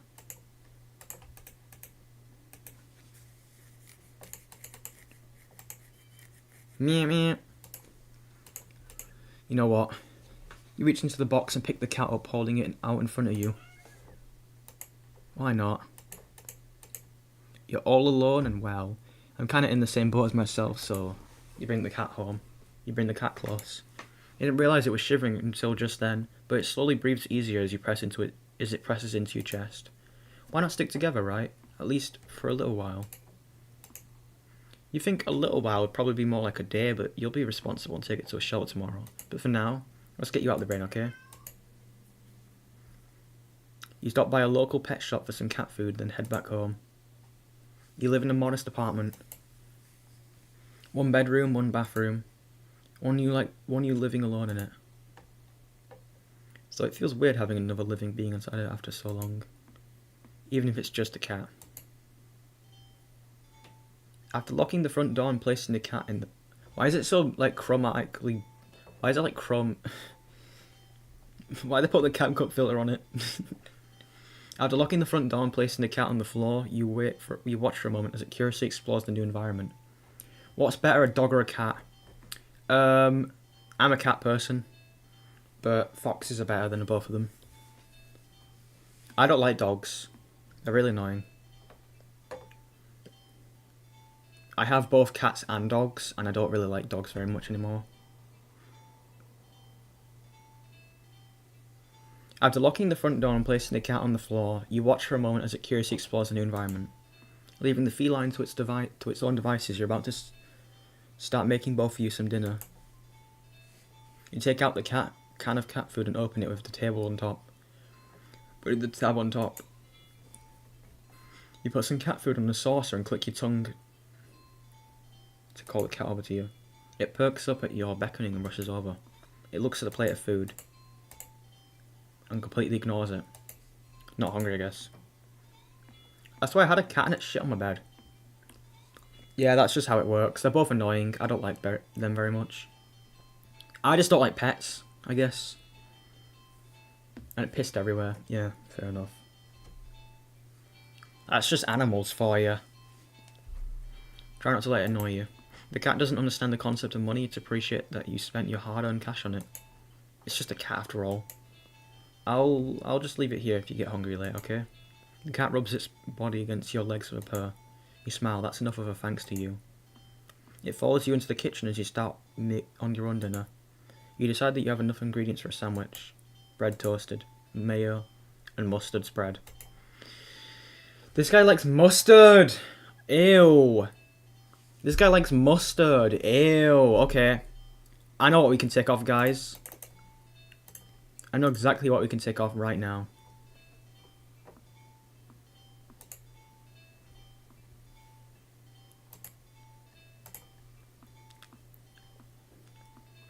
What was it again? Oh yeah, protagonist is the most annoying guy ever. He's the worst guy ever. Alright, he likes mustard? That's terrible. Did you know that foxes both feature... Bro, mustard is so good. What are you on about, mate?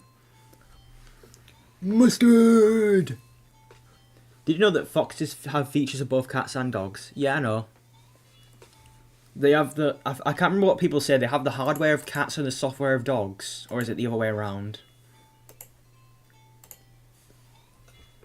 Turkey and cheese and lettuce perfectly placed. What? Tomato sliced. Ow. You winced as you cut your finger on the knife. Oh.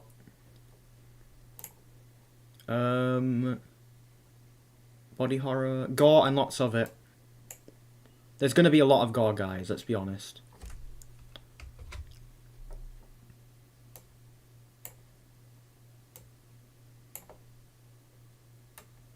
Gore and lots of it. We might actually get a bingo for this game. Stupid. You feel a little embarrassed at having such a blunder and sigh, tossing the knife on the cutting board. I freeze mustard, cut it into cubes, and use it like ice cubes instead of a normal person. And use it instead of ice cubes like a normal person. What the fuck? I feel embarrassed for such a blunder and sigh, tossing the knife into the cutting board. You're about to head to the bathroom for a bandage when the cat hops on this counter. It sniffs at the knife and meows almost pointedly at you. Don't worry, I'm alright. It was just a... You watch as the cat starts to lick lightly but infusingly the blood and the knife at your blood.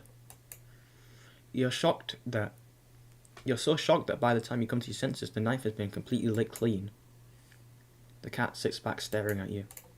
You feel a little uneasy. Cats are meat-eating predators, but that was a little weird, right? Sure, you're not cat expert, but that's definitely not something an ordinary cat would do. Right? Meow. Well, regardless, you're not about to abandon a cat in need. It's still raining outside, not after all your efforts. I eat cats. I thought you were against animal abuse. Oh, I guess if you like kill the cat in an ethical way, then it might not be considered animal abuse. Like, I think no, I'm not even gonna bother. I think I heard something along the lines of like Muslims try to like kill their animals in the most like ethical ways possible, something like that. I don't know if it was Muslims or someone else or like a different religious group, but it's something like that. You're gonna take it out to its shelter tomorrow anyway. What's one night of awkwardness? Weird or not, it's just a cat. The rest of the evening unfortunately goes downhill from there. Even after looking. No, I meant from the market. Wait, are we being serious? Do we actually eat cats? This isn't one of those jokes. This isn't that one joke that Trump made, right? They're eating the cats and the dogs. This isn't like when Trump was spreading rumors that Haitians were eating cats and dogs, right? They're eating the cats and the dogs. Right, no, you actually genuinely eat cats and dogs. Okay. No, you don't. Okay, good. Look, I don't know. I don't know what you take. I don't know what your culture's like, mate. It's just a bit like, okay. Even after covering up your fingers' cuts with a bandage, the cat keeps trying to lick at the wound. Also, you need to remember that I'm autistic, so I literally can't even tell sarcasm half the time. I don't know, some people might actually eat cats and dogs.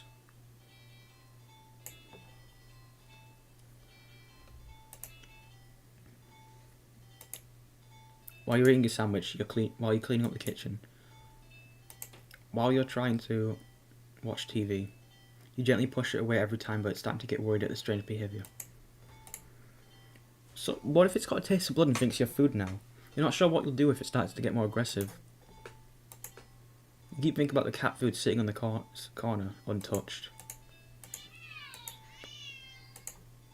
Come on, enough already. Shove it away with a bit more force, this time out of annoyance. You feel bad immediately, but before you can do anything, the cat meows sharply at you and dashes off around the corner into the hole.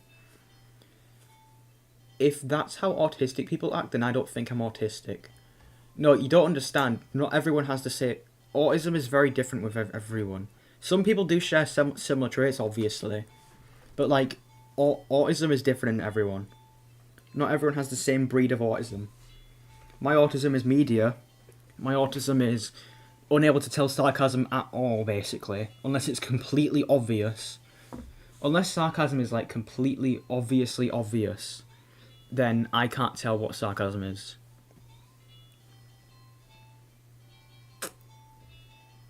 That's why I need That's why I need the phrase /J. /J is a thing that people use as a joke to help communicate that something's a joke. Because unless you make your language very obvious that you're joking, no one's gonna. Autistic people can't tell. Some autistic people can't tell. Just some people in general can't tell, really. I'm really bad at telling sarcasm. I mean, I can do sarcasm myself, but I can't reciprocate. I can't understand sarcasm. You meow.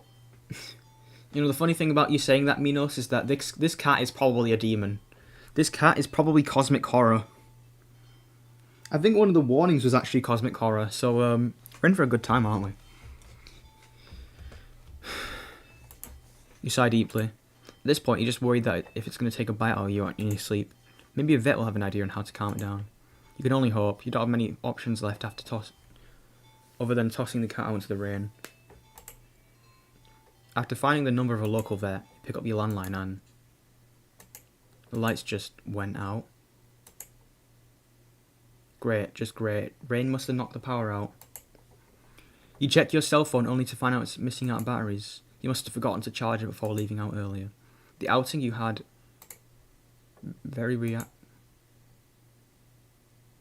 that is actually really redacted information because I ain't spoiling. Wait, does that mean you've played the game? The outing has been so spur of the moment that it had no doubt messing with your usual routine. You grab a flashlight to turn it on. It's quiet. It's too quiet. Did the rain stop? But then why did all the power go out? You look outside. Sky is pitch black. What time is it? Turn the clock to check. The cat sits on top of your digital clock staring at you. You watched it. Thinking now, you realise the clock shouldn't be working at all with the power outage, but the numbers are lit up. Help. Many endings. Very many. It says help on one of them. I'm going completely haywire. The cat stares at you. It's completely still. You'd think it'd be a statue if it didn't know better. It's not giving off any indication that it's alive. Read my latest message if it's there. If that's how autistic people act, then I don't think I'm autistic. That's the latest message you sent. Allegedly.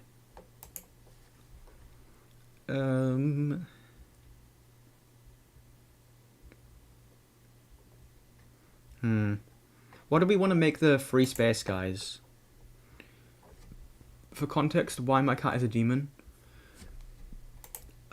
What do I want to make the space? Cat is the reason he can almost open doors. Yeah, I think my cats can do that. I think my cats and dogs can do that. I'm trying to see if there's any, like, ones I can tick off. I don't think we can count decided child because my character, I think, is an adult. I think my character's somewhere in middle age. He also scratches at doors in the night. Yeah, fair.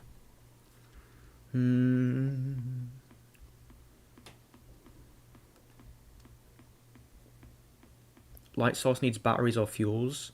Didn't the torch need a battery? Alright, we can take that one off. Light source needs batteries or fuels. Fuses, always goes down fuses in these games. Not yet. Alright, we need dead family members and it was all a dream. That's all we need to pay to get a bingo. If we get a bingo, you gotta like and subscribe, guys.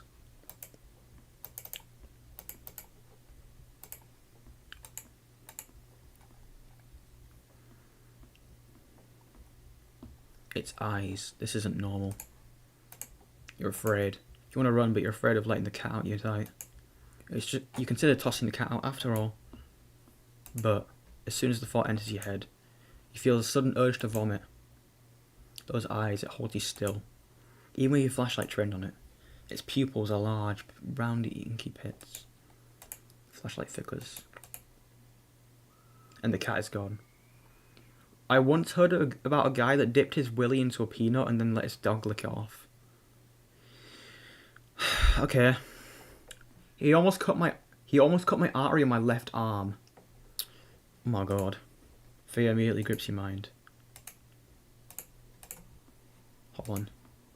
The silence punctuated with the rapid pumping of blood in your heart is written as your ears slowly start to pick up the sound of static all around you. How is the clock working with no power? You don't know why such a question matters at this moment. I think our character's stupid, by the way. But you feel as if something as having the answer will make sense out of everything that's happening. The order will be restored, but no answer comes to mind. But you back away from the clock. You feel as if the air itself coils tightly and abruptly in response, like a predator prepared to pounce, but waiting for your next move. But you're afraid to move, even to take a breath. But you can't stay still forever, right?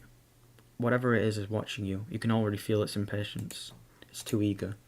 You don't know how you can do this, but you can sense it actually. You can sense it as if it whispered, "Let's play." Bro, the cat just spoke. Right into your ear, right into your soul. It won't let you wait it out. Not that you could even do it if it did. You can't stay here, you have to run. With this thought, a sudden primal urge awakens within you. I think Minecraft might be my favourite game. Maybe not favourite, but it's definitely up there as a good game.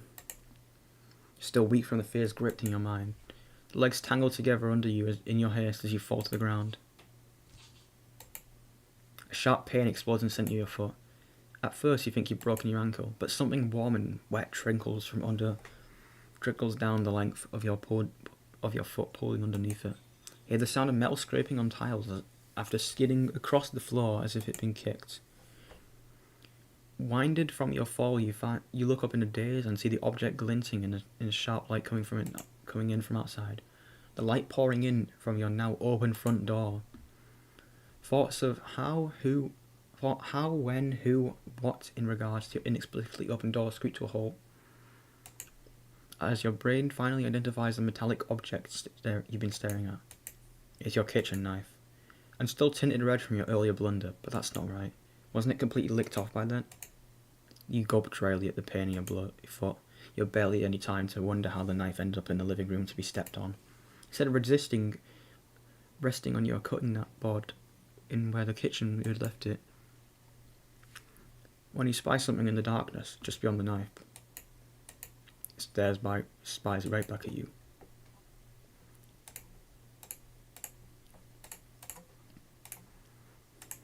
A pair of glowing golden eyes come forward as the cat emerges from the shadows into the light from your doorway. It pads lightly over to the knife as if skipping in delight, and bends down to lap at the blood dripping from the blade. You feel your senses slowly start to overwhelm you. Can we kill the cat? Can we kill the cat? Just grab the knife, stab the cat. Who cares? This cat's fucking evil. I don't have empathy. Is that a made-up New Age term? No. Empathy. I think it's a. Hold on. You know, I'm too lazy to get the full quote. Chill the air as it starts to suffocate you under its weight. Sound of your shaky breaths discordant against the static now piercing your skull. The dryness on your tongue spreading to your throat. Incomprehensible sight of the stray you've taken in, licking away at your kitchen knife. Once again completely clean. The scent of blood from the fresh wound on your foot. Blood? I think the cat is actually a god, I don't know. Oh, lovely. Golden eyes slide up to you as if in response to your sudden realisation. You're hurt. Blood. Your foot is bleeding. You're bleeding. You're bleeding. The cat barely moves forward, shoulders twitching as if considering the act of pouncing forward. But you're already on your feet and out the door. You run or rather limp down the empty street. The sky is black and bleeding red. But there's some strange light emitting from nowhere that casts everything in white. The houses, the trees, the road, even you. Everything except your blood. You can just barely glimpse it, the bloody imprints your injured foot leaves in your wake with every impact that it makes in the ground. I asked ChatGPT to make shock humour. Go on. What did it do? What did it generate? 9/11? Did it generate something on 9/11? Barely glimpse. Yeah, okay. It hurts. It hurts. But you can't stop. You don't stop. Not when the shadows grow around you. Not when you feel the gaze of eyes all over you. Scopophobia. Not when the road ahead of you is darkened by a long shadow of something behind you. I told my therapist about the crippling fear of a commitment. She said that'll be $200. She said that'll be $200. I said, see, there it is again. What? That's fucking awful. Yeah, I know Americans, they don't have free healthcare. I know it sucks, but that's not even a joke. That's not even a joke. It don't even make sense. That doesn't make any sense. Not when not when the road ahead of you is darkened by a long shadow of something behind you. But even when you don't stop running because it's that cat right there ahead of you. Then, what in the world is behind you? Huh. Interesting. How very, very interesting. My friend said he wanted to go out with a bang. I didn't realise he meant fireworks and a police escort. What the fuck? Ending 0, it begins. Oh, now I can load. Something happened, you think. Anyway, you can't really remember what. Didn't Annie get another ending as well?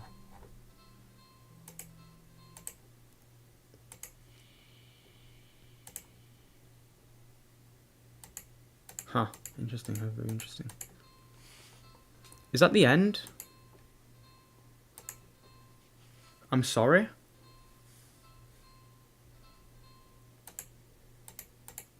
You're walking. Oh, I get it. Right, of course. It's the first time in a while that you felt like going out. And you're actually glad you did. It's funny how terrible they are. The weather is absolutely perfect today. That's a good sign, right? Your luck is finally turning around. This is a dream sequence. Tentatively allow yourself to feel excited for the possibilities of where you could go or what you could do. Or maybe even who you could meet. You're so deep in thought that you almost miss it. Huh? What was that? Wait, are we a different character? Did our other character die then? Follow the steps, the sound to the entrance of a lonely alleyway. The sunlight only just manages to reach down and in between the... How many fucking endings was that anyway? Only just manages to reach down in between the tall buildings. No. Here we go.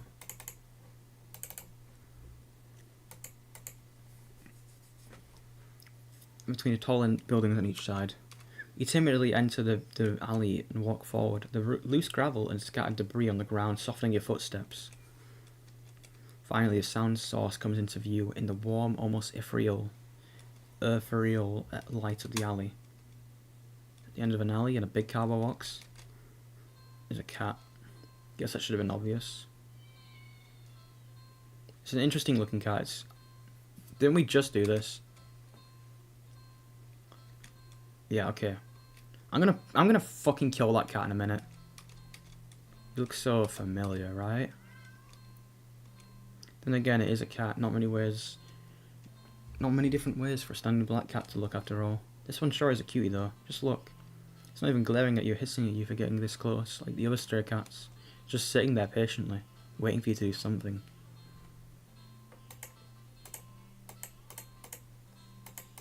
I'm not taking the cat. Sadly as cute the cat is, you'd never take this thing home with you. Responsible adult. Okay, so we're an adult. Hold on.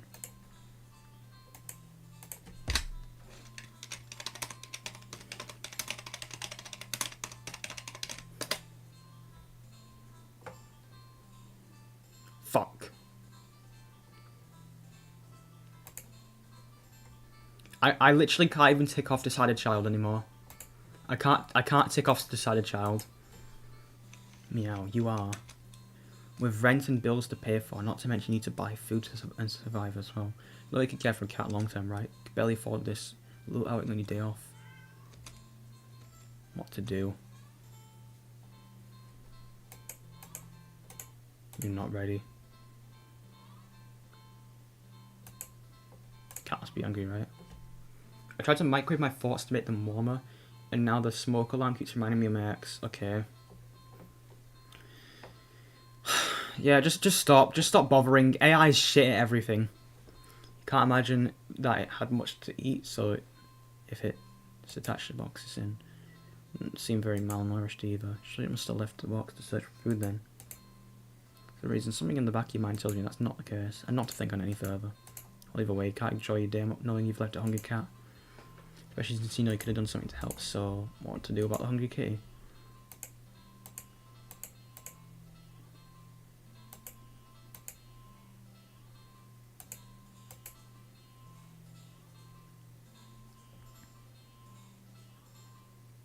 An eager and happy cat leaping for it could easily lead to getting bitten and scratched.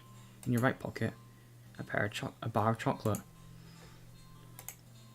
A chocolate bar, is it? Nope, it's not even inspired. It's quite the find indeed. About to offer it to the cat, when suddenly you hit with guilt as you remember something gut-gurgling. Cat is chocolate. Resist the urge to vomit, you made a mistake. You're so guilty you throw the chocolate bar away into a near trash can. Oh, come on, I should have killed the cat! An almost cat killer doesn't deserve chocolate. You go back to the cat, barely able to stand its innocently oblivious expression. I bought a coffee on my calendar so I could have a latte date. Just stop with AI. Just leave AI alone. Leave that to the tech bros who are slowly killing themselves by letting AI replace them. I'm so sorry, I don't even know what to say. You're a horrible person. You know what, just stay here, I'll be right back. Did you leave the alley? Return with a whole fish you found. It's a bit pricey, but it was the least you could do. Eagerly accepts your offering, munching happily at the fish after you placed it in the box. You want to smile at the sight, but you feel so awful. Sorry again. The cat seemingly pays you no mind as you slip back out of the alley. Not feeling like you deserve a peaceful day, you decide to just head back home. On the way home, you notice more cats than usual watching you from their hiding spots. Be trying to think about it. You can't help but wonder if they'd know what you'd nearly done. But it's not like you meant to hurt someone. Right? Finally reach your apartment building, you're about to unlock the door when behind me you see a dozen cats standing there, looking at you. Did I see you feeding the cat in the alleyway and thought you had more food for all of them? Sorry, I don't have any more food for you. I'm gonna move an inch. Starting to feel a little unnerved when finally a single cat pushes its way through and... Oh, it's held carefully between its teeth is the chocolate bar I'd thrown away earlier. Places the chocolate bar down in front of it before looking back at you. All the cats look up at you. Feel the judgment. Feel your sins weighing down heavily on your back. But without the money to pay to buy enough food for all of them, you don't know what to do. Beg for forgiveness. You collapse to your knees and bow down low as you start earnestly begging for forgiveness. Out of options suddenly. You feel something stir in your stomach and swim its way up your throat, closing off your airway as it tries to force its way out of your esophagus. It finally succeeds with aid from your helpless gagging.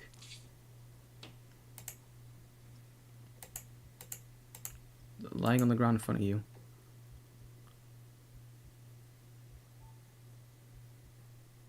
is a flopping fish. You just threw up a living fish. What the hell? Cats come rushing forward, all tearing hungry at the fish. You're happy to finally be of help, truly, but how? You threw up another fish. What the fuck? And another. And another. And another. What's your knees? Tears and snot are streaming down from your face, and by the time you cough up a final tiny bloody fish and collapse forward, your throat and stomach both burn in a way that feels dangerous. You start to fade out. Despite the pain, strangely feel a more overwhelming sense of hopeless joy. You made up for your disgusting actions, that you'll be forgiven.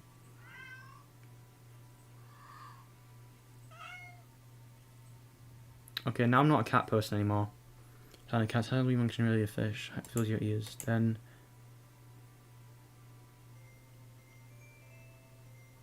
feels something being nudged up into your hand. Feels like it's the bar of chocolate you found in your pocket. For weekly. Successfully atoned, but you don't really have the strength to eat your reward. Sadly, the last... Yeah, fuck that cat. Sadly, the last taste in your mouth as you leave the mortal coil doesn't get to be that chocolate, but raw fish. Fishing for pardon. How many fucking endings are there? 24 at least? Silly you, chocolate is bad for cats, but you knew that, didn't you? Oh, I would have done it again. I would have killed that fucking cat. I would have killed that fucking cat if I had the choice. I'm not taking that shit ass boy over. I'm not taking this fucking thing. Play the cat. You want a little attention, don't you? Poor thing must be bored sitting in that box all day. You're not sure you're able to do as much of an you're much of an interesting companion, but you're willing to do your best. Gotta be something you can entertain a little critter with. But what? Yo, we checked the pockets again. I'm sorry. Yeah. To help believer. The only thing you got on you is your phone. It's not much of anything the cat can play with, but there is something you could do. Photo montage! That was fun, right? I once knew a guy that gooned and sprayed the goon juice on the floor till there was a pool of it on the okay. It's probably best decide to leave. You don't like to get the cat to get too attached after all. At least you have some memories to take with you. See you around, I guess. Good luck. Okay. If I got a message, you open it and... Aren't I cute? It's a picture of a familiar looking cat. Huh. The cat does look cute. And happier in the picture. But it's not a picture you recognise. Did I? You didn't take this picture. Peer over your shoulder at the cat and... Cat is simply looking at you. It mews sadly, as if pleading for you to come back. You ignore the cat and briskly walk out the alley without another look. That was weird. Yeah, a good distance away when, not again, you look at the new message and don't ignore me. Creeped out, you died to just go home. I know you're seeing this. Come back. Come back. Come back. Come back. Once there was a guy who literally ate shit live on TikTok. Okay. But that's TikTok. Come back.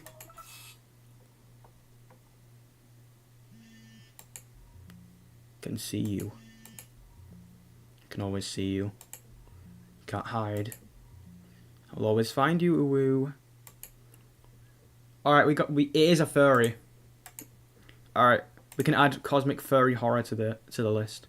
I think we'll fill the space in with furry. Because we got a couple of furries in this. Alright, we can tick off the middle spot now.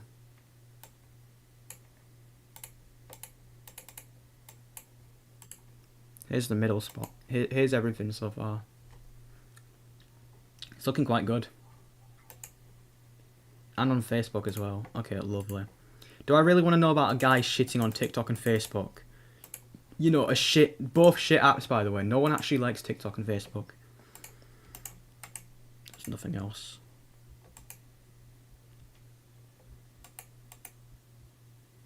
You're finally home, but you feel so shaken by it for any relief to calm down. You rush to the bathroom and slam the door behind you. Everything's okay. This isn't real. This is just like a bad dream. Everything's okay.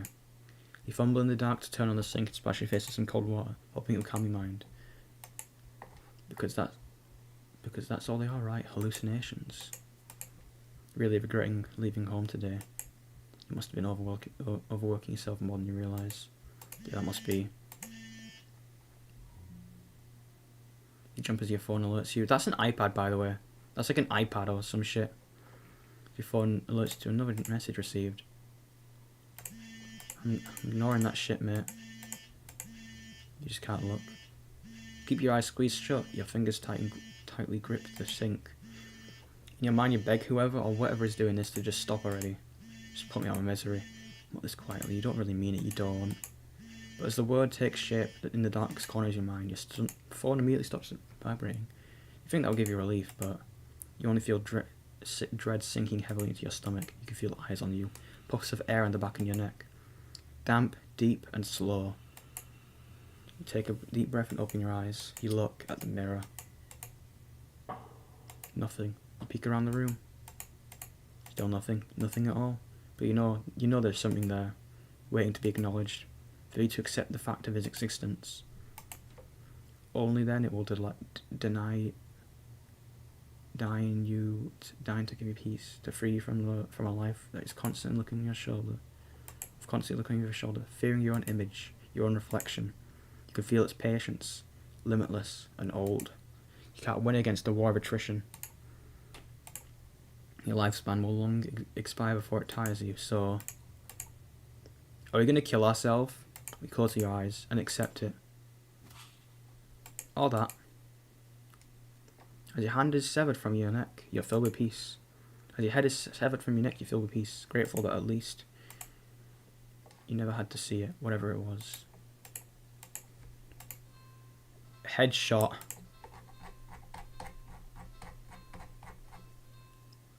Well, I get a little camera shy sometimes. I'm gonna fucking kill this cat in a minute.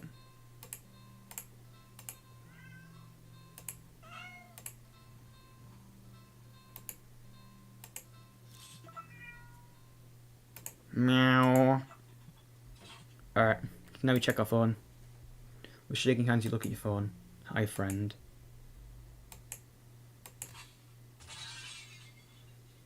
What? Startled, you whirl around and instantly jump back. You slip, smashing the back of your head into a bathroom mirror. You don't register the pain just yet, your eyes shifting wildly around the room. There's nothing there, nothing at all. You feel dizzy. You dazedly feel the back of your head and examine your head. Can't really see anything, but it feels warm and wet. The smell of copper fills the air. The dizziness overwhelms you when you collapse on the bathroom tiles. Help. There was this guy that was 4 and stuck his finger up his Stop! I'm gonna fucking time you out if you don't shut up. I'm playing a horror game, not listening to TikTok bollocks. Listening to some shit-ass story on TikTok or bloody Facebook. You reach for your phone to call an ambulance. Batteries are dead. Oh, that's definitely a tick then. Yeah, light source needs batteries. Or help needs batteries or whatever. Photobomber.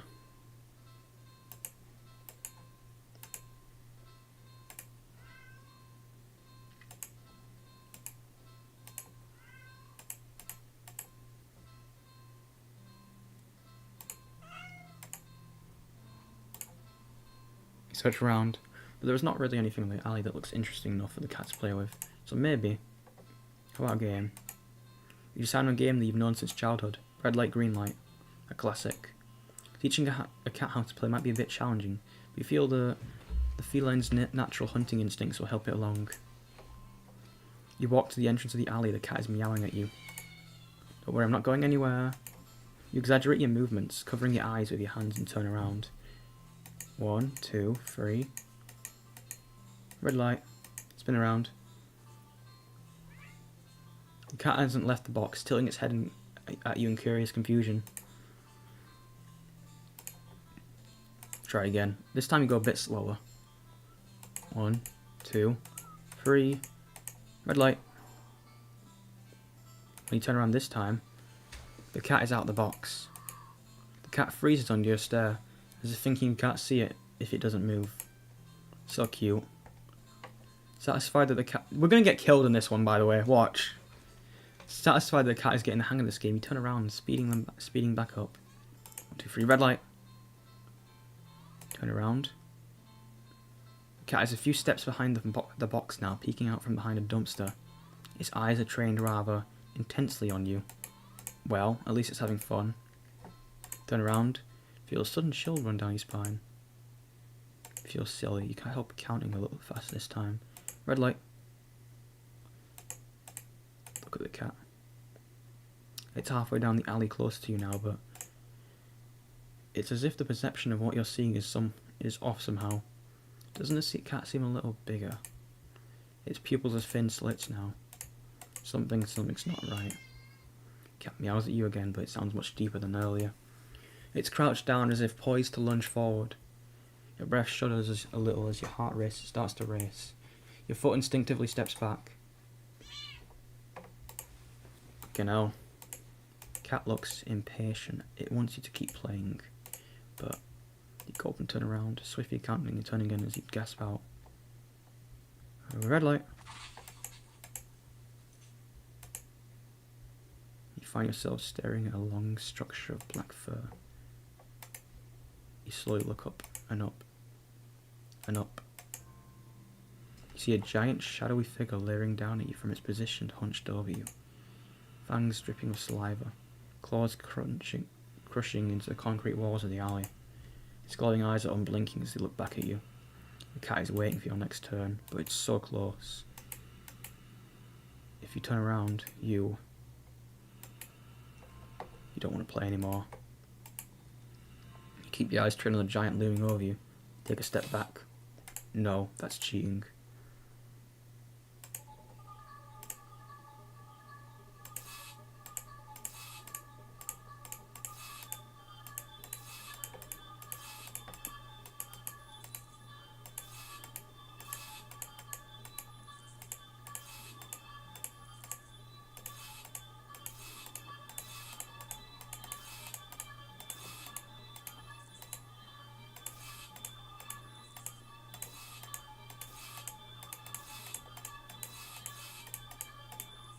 Back up. It'll break everything. The cat stares at you as you keep eye contact and back up. You step back and back. As you take one more step back out the alley, go home. Error. Error. Error. Error. It's all fucked. Well, outside the alley seems to be. What exactly did you do? Error found.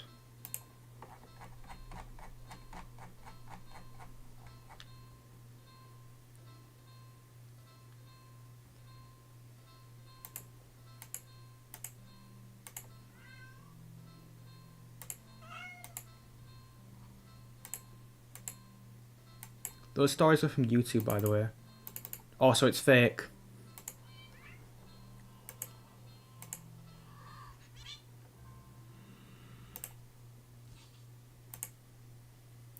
You even finish turning around before claws grip your torso, digging in and piercing the soft flesh of your stomach with ease.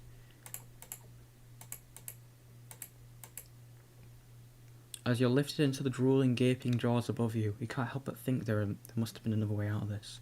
But pointless regrets are pretty typical for you, aren't they? Fear quitter.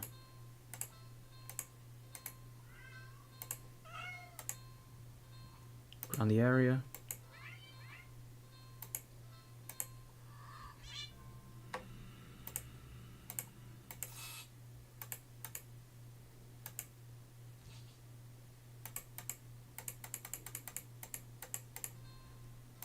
Nope.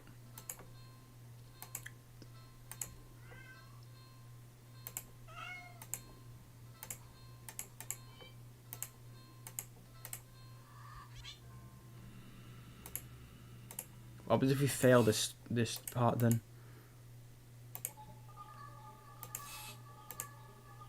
There's a timer. Well, we already did this one.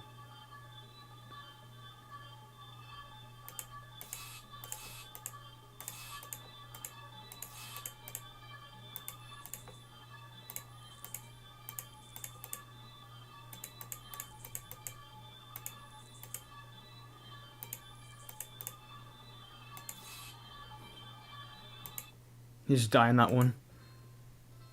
Yeah, fear quit is a common one. Play with cat.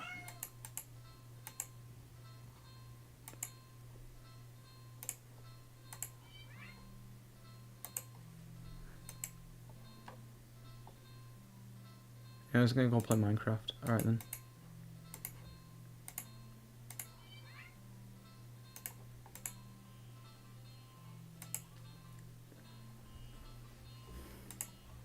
Personally think your furry friend deserves something special.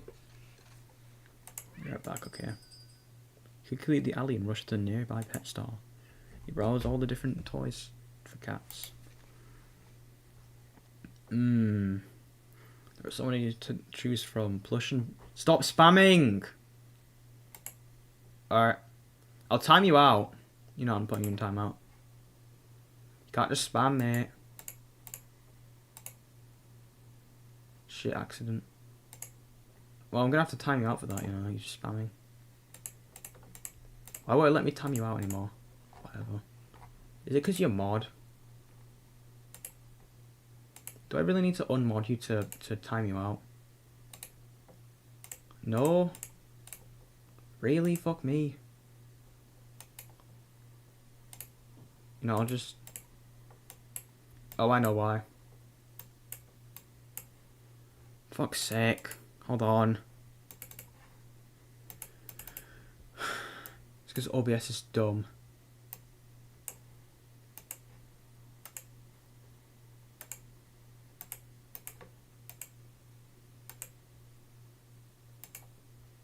There we go. Just 5 minutes. But I forgot it keeps deleting messages. Whatever. Stop spamming. Fuck you.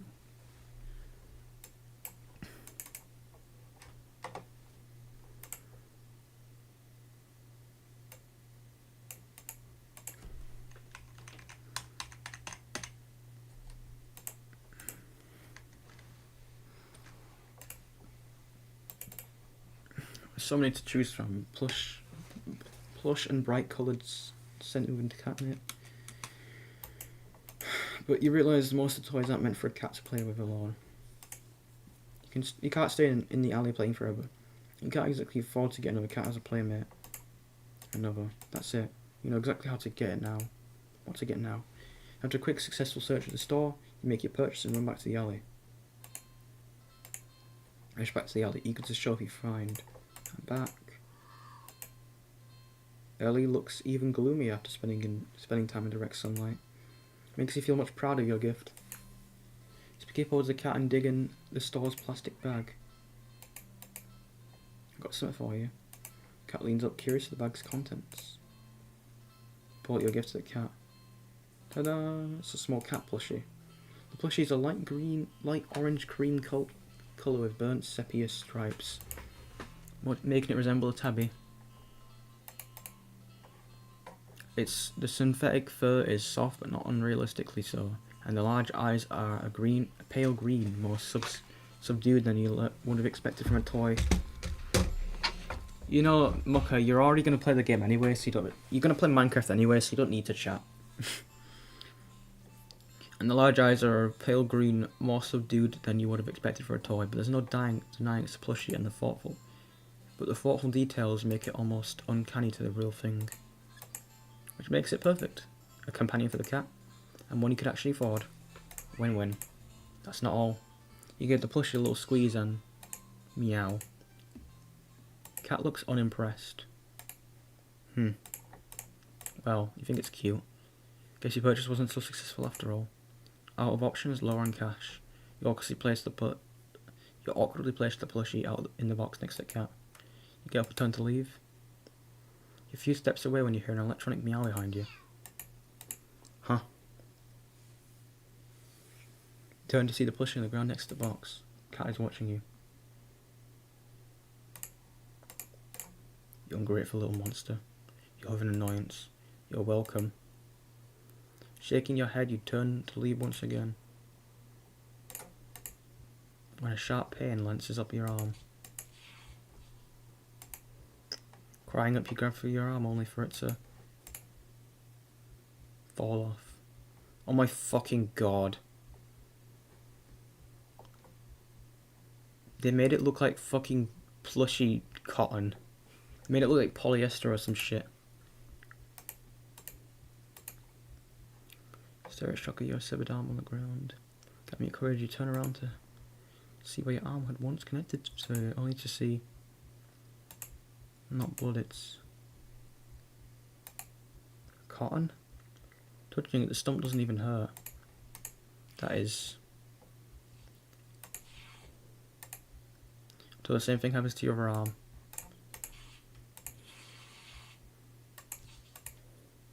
You fall when both your legs succumb to the same nonsensical fate, crying out the agony that comes out like it never happened. As if you're not currently laying on the dirty ground of an alley, limpless. What in the world is going on? Can't make sense of it. Can't think straight. The pain has resided, leaving you with a strangely empty pit in your stomach. Considering you have a stomach, it wasn't replaced with. As you lay back, helpless and still in shock, staring at the sky, the cat's face appears in your line of vision. I'm gonna fucking kill this cat in a minute. It lunges at your torso and starts biting and clawing into your chest like your chew toy. Doesn't hurt anymore. Feels like it should. You're not sure if you're glad that it doesn't. Eventually you feel a cat pull something out of you.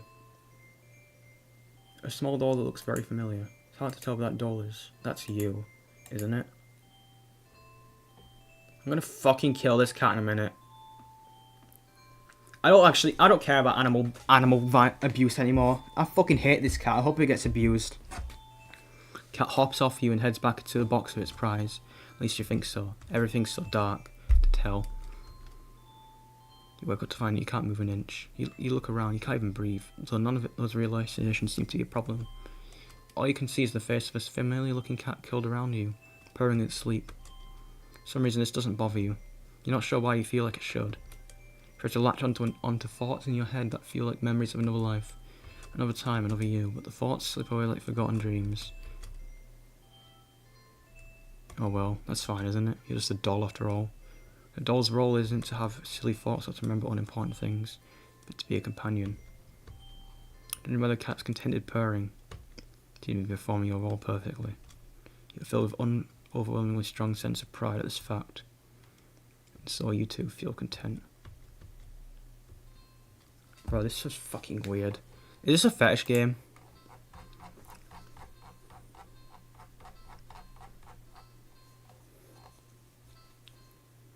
Uh, 38 endings. 39 actually. Are we sure this isn't a fetish game? Because I want to fucking kill this cat.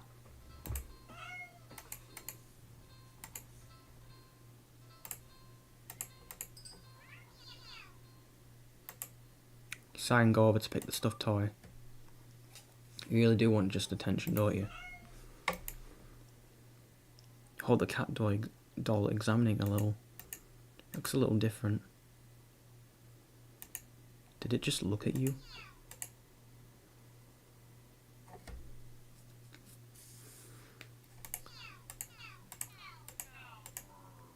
Ow.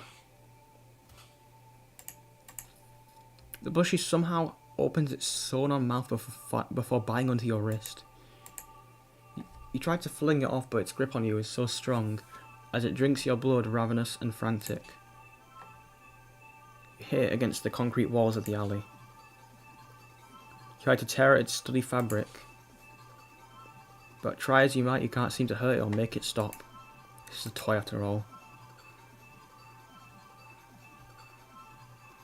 Eventually you start to feel faint.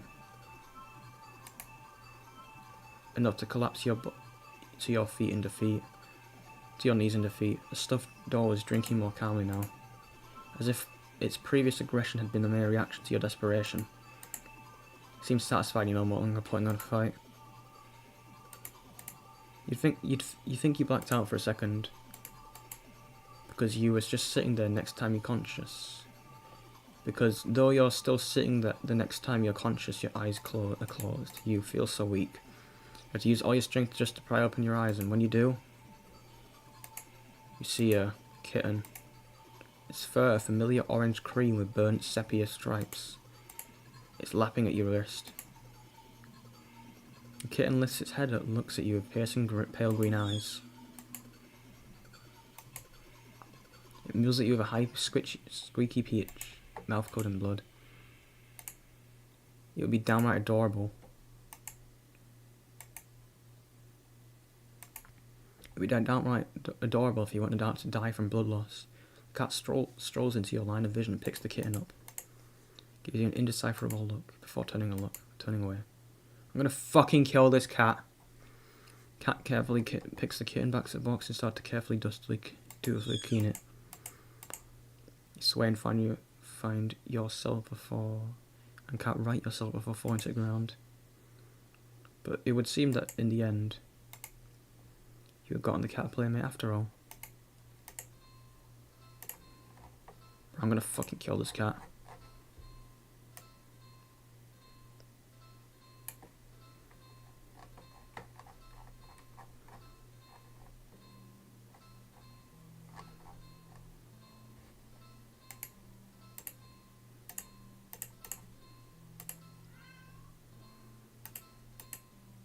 I don't think it's a good idea to get the cats up of having someone look after it if you're not willing to commit.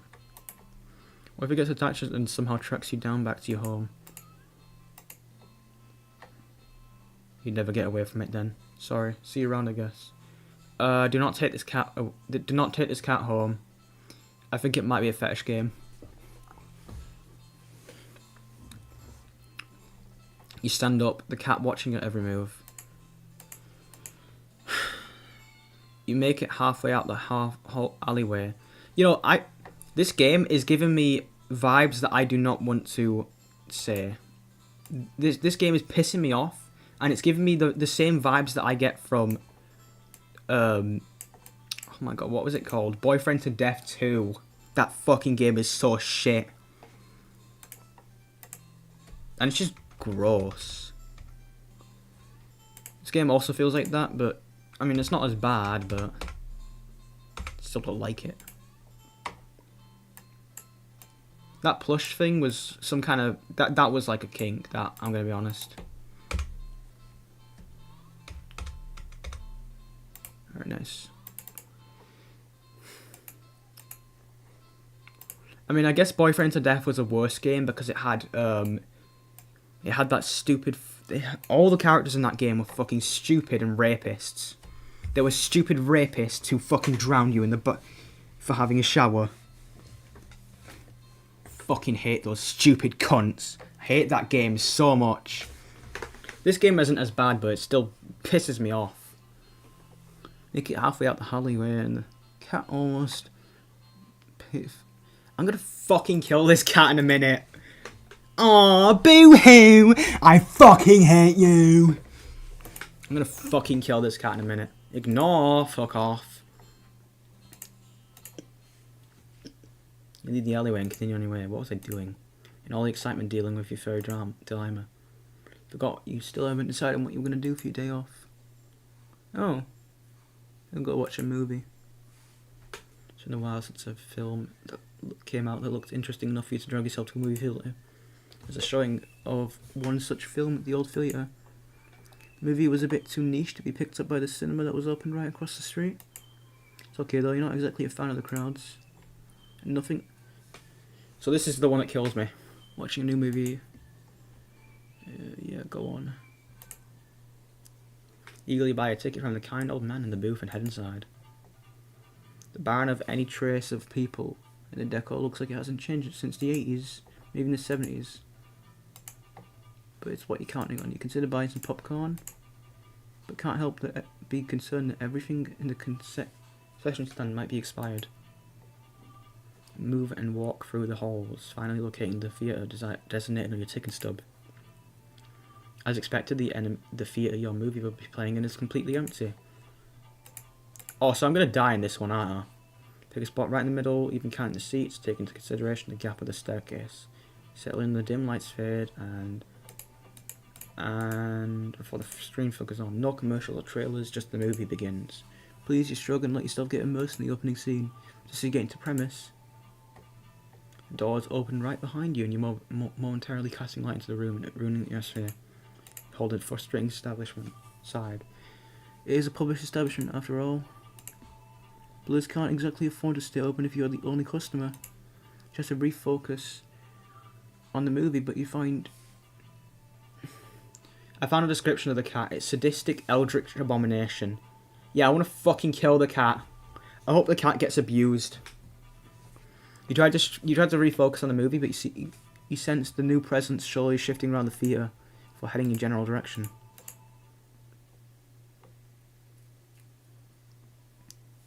You gape in utter belief as the stranger shuffles down the aisles, only to sit right in front of you. There's no one else here, and plenty of seats to sit. The stranger is also unusually tall. Even with the stadium-like arrangement of the seats being on a somewhat steep incline, they're completely blocking your view. You don't want to risk escalating the situation further. This whole thing's making you uneasy. Why would they choose to sit right in front of you? Surely they know you won't be able to see past them.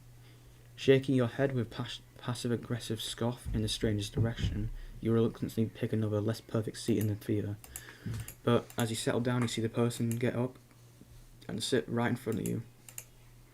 You look around somewhat helplessly, as if waiting for someone to silently agree with you how odd this is, or at least to confirm it's all an elaborate prank. But no one else is here with you. That's how you always liked it, but can't help but think that maybe it would be nice to have someone else here if it meant not being alone with this weird jerk. Again, they sit right in front of you, bristle, annoyed, and a little humiliated. Are they just getting a kick out of this or something? You wasted enough time with this jerk, and you don't even need to know what's going on in the movie anymore. It's too weird. It's uncomfortable you start to leave the theatre. There's enough time in the day to do something else. Now what? What if we go back?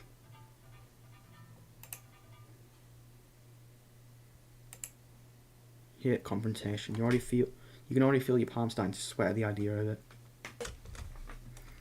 Your throat's closing up and your body's starting to shake. You've always been a fighter more than a fighter, but you paid for this ticket. You wanted to watch this movie to ages. Just sit in the front seats. This total stranger ruined the whole experience for you. You're alone in this theatre and there's no one who can help you if this goes wrong. But you're angry enough that you ignore the signs of your body begging you to put this distance between yourself and the stranger. You stand up, even sitting higher and higher up on the climb. The stranger still at least has a head taller than you. The movie continues to play in the background, but you feel as if a hush immediately falls heavily over the theatre and your movement. You feel the sense the stranger is anticipating what you plan to do next. You shake your square shoulders and force a little bass into your voice. Hey. The effort makes your voice come out much more harshly than you intended, like a sudden vicious bark, but you figure they deserve it anyway. You're being a real jerk, you know that. Just what are you trying to play out, huh? Trying to piss me off? The silence that follows your words is deafening. So much so that you glance at the screen only to find the movie has paused. Your attention is ripped back to the stranger in front of you as they shift slightly, like a small animal trying desperately to anticipate the moves of a predator. You don't move an inch. You don't look away. You don't dare to blink. Instead, your eyes widen as the person turns, and then turns some more, and then turns more beyond what should be possible. Neck bones cracking to face you directly. You can't move. Wide glowing eyes resting above a wider grin mouth gaze down at you. The stranger opens their mouth and what comes out next is something impossible to apprehend.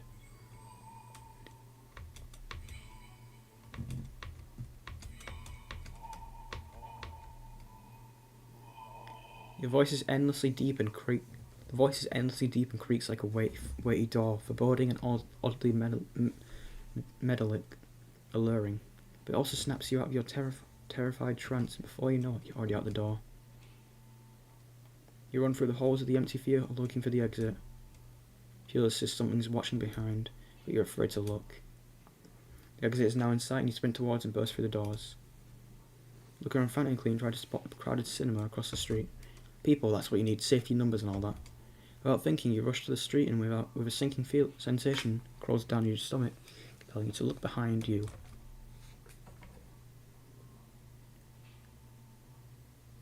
Don't look behind you, don't look behind you, don't look behind you, don't look behind you, don't look behind you.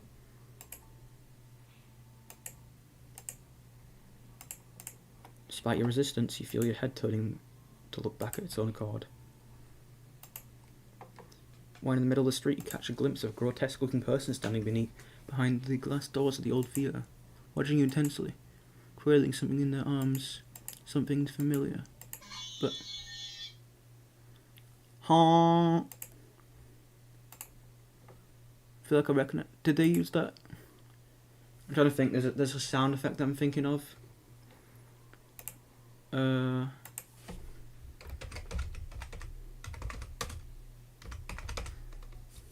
Is it this? Don't remember what it was called.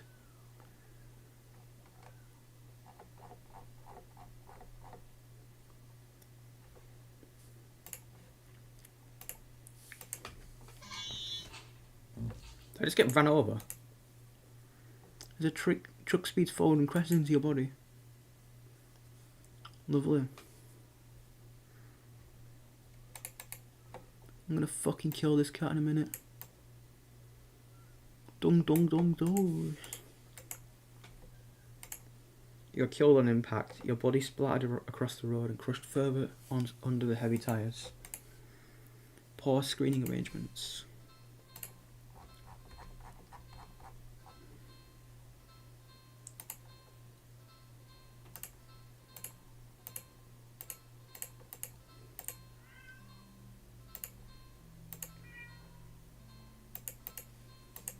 How are you supposed to walk away from that? What kind of monster would you be if you could? You sigh a little and walk back to the cat. It looks almost hopeful, its tail swishing faster as it leans a little more towards you, as if eager for your next move. It's strange. The more you hesitate to leave the alley, the more you find yourself wondering. What's the point? You'll go where? Do what? What's the point when you're always doing all of it completely and utterly alone? Even going home to your apartment won't help, would it? One bedroom, one bathroom, and one you living alone in. Been like that for so long, so long, so long. You're startled as you feel an impossibly soft paw press against your wet cheek. You didn't realise you'd been crying, or that your little breakdown had literally brought you onto your knees right in front of the cat box. You feel slightly embarrassed, but the cat responds as if it can see your self-deprecating feelings creeping in. It presses its paw on your cheek 3 times in quick succession, as if trying to slap you out of your melancholic state. But they're so light, the slaps feel like they're getting gently and eagerly petted.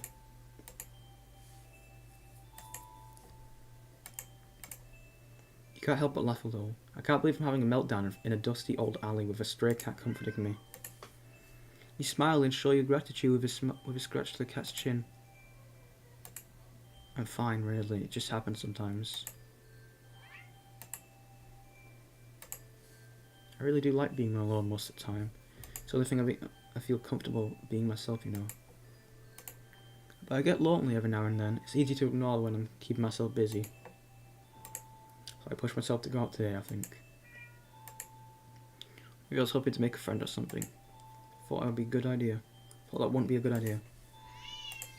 I doubt anyone would like me. Anyone like me would make for a very good friend to anyone. Okay, maybe I won't go as far as to say that, but you stay. About anything that comes to mind, your isolation, your loneliness.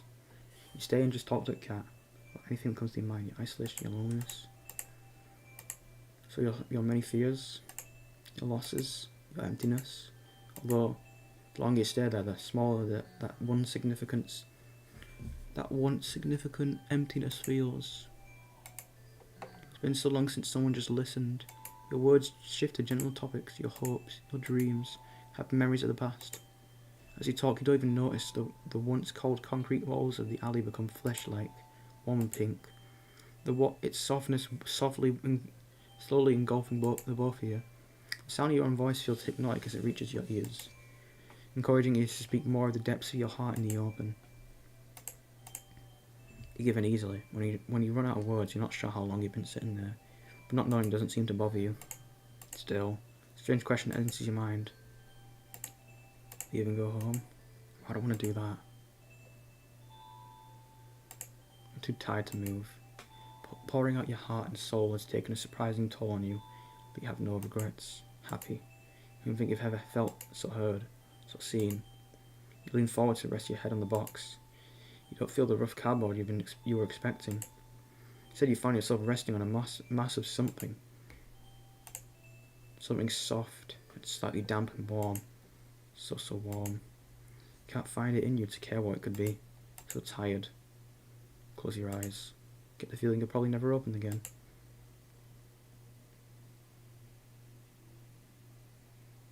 But as that all-encompassing warmth encases you slowly, completely, you feel nothing but pure contentment. Ending 2, 22, not alone. This cat, man. I fucking hate this cat. I fucking hate this cat. I'm gonna fucking kill this cat next time I see it. If I see this cat in real life, I'm gonna fucking kill it.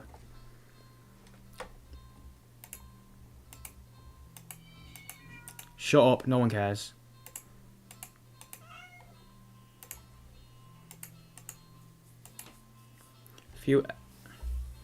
Just takes care of people. You know, the cat just takes advantage of people who are like mentally unwell and like feeling depressed and shit. I fucking hate this cat. Genuinely. This cat pisses me off. I know it's an Eldritch horror demon bollock thing. But you gotta have empathy, man. You can't just fucking abuse people like this. Did they mean animal cruelty as in like they're treating the fucking main character as in a cruel way? Because I don't think this cat even has feelings anymore. This cat is shit. I fucking hate this cat. A few extra luxuries cut here and there. You could see things working out, sure. But there's a slight problem that's been making you waver this whole time. One you simply can't ignore. That problem being, you can't just trust this cat. Hi, Mucker. It sounds ridiculous even in your head. Cats don't require trust to take care of. They're incapable of betrayal or deception, specifically because, like other animals, they only seek out the most basic essentials of living, procreation, and comfort. Malice isn't something they could ever logically be applied to them. And yet, you feel it. Behind that one gut-wrenchingly adorable face is something dangerous. And that something brought you here. It called you here. You're a curious person, but even you can't shake the intellectual feeling to get away. The cat's face looks blank. It's expressing you've seen on many cats before, but something about it feels sharper. Like it's aware of your thoughts and your intention to leave. It's daring you to try. Slowly stand up. The cat tracks your movement with its eyes, not bothering to move its head. You don't say a word. You don't even try to think. Get away. Though you don't really succeed. Turn around and quickly leave the alley, feeling those sharp eyes on you the whole way. When you get a good distance away, you finally taken deep gulps of air. You feel better now, and there's plenty of time to enjoy your day off. As long as you forget everything that just happened, but what to do. To think how... It's been a while.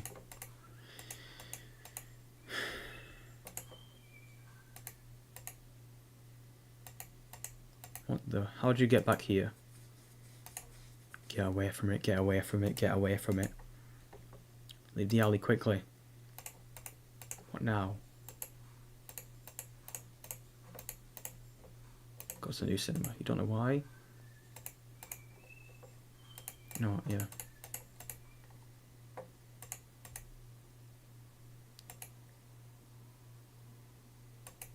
Cat's face looks blank. Get away from it, get away from it, get away from it. Carnival.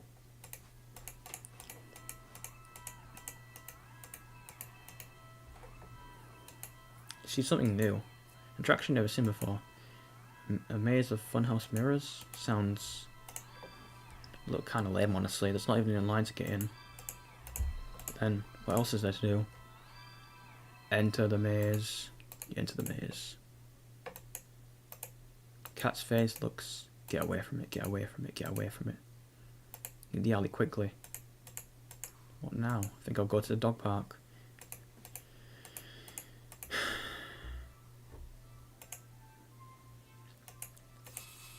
Such cuties. Dogs are disgusting. They should all die.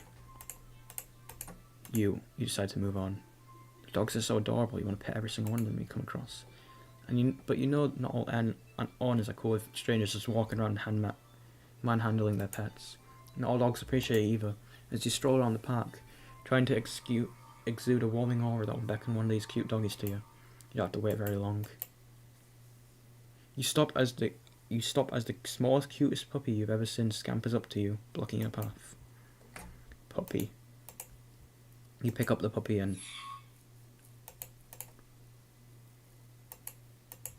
Cat's face looks... It's... Get away from it, get away from it, get away from it. Leave the alley quickly. What now? I think I'll go home. Haven't you done this before? Feels sick. Looking around, you suddenly realise that unlike earlier, there isn't a single person in sight. You're alone. You're completely alone. So why do you feel like you're being watched right now? You feel your heartbeat start to race. You need to get home. Now. You walk back home, the feeling of eyes on your back slowly getting worse with each step. By the time you're fumbling with the keys at your door, you're soaking through with a cold sweat. Your skin prickles and itches. The heavy gaze you feel might as well be eyeballs physically pressing into your flesh. Sticky and unnatural. Finally get inside and... The weight of relief and the sigh that escaped through your lips actually causes you to physically shudder. A horrible feeling from earlier immediately just dissipates as if it was never there. In the wave of its departure, you're left shaking and cold in your sweat-soaked clothes, but you're too relieved to care. Exhausted, you mentally pass on the very concept of eating and head straight for your bedroom. You open the door intending to pass out and meet...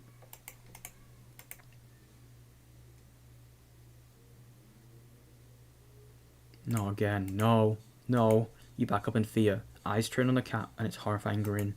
You need to escape. You need to get out. But even if home isn't safe anymore, where will you go? You take a glance around you and you feel the walls around you have become fleshy and lined with sharp teeth. The ground now a tongue writhing under your feet. In horror, you realise the alley's entrance is getting smaller and smaller, closing like a mouth. You try to run to the exit. Nowhere to hide, nowhere to hide, nowhere to hide.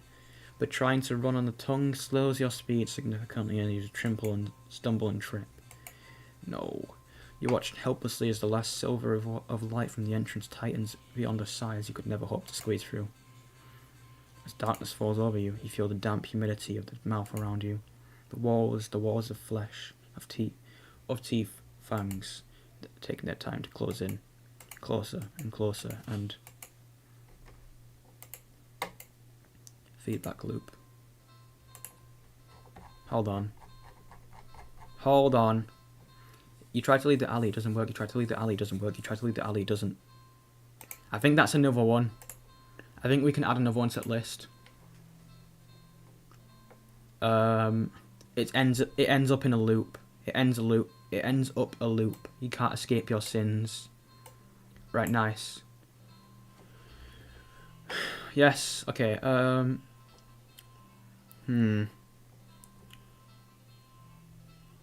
I still need to get I still want to get It Was a Dream and Dead Family Members, but I don't think I'll get those.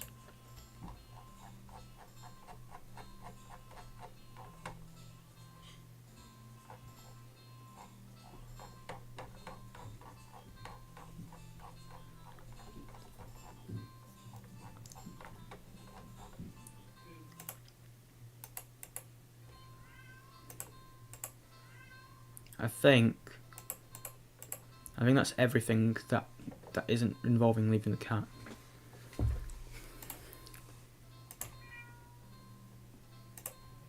No one cares, cat.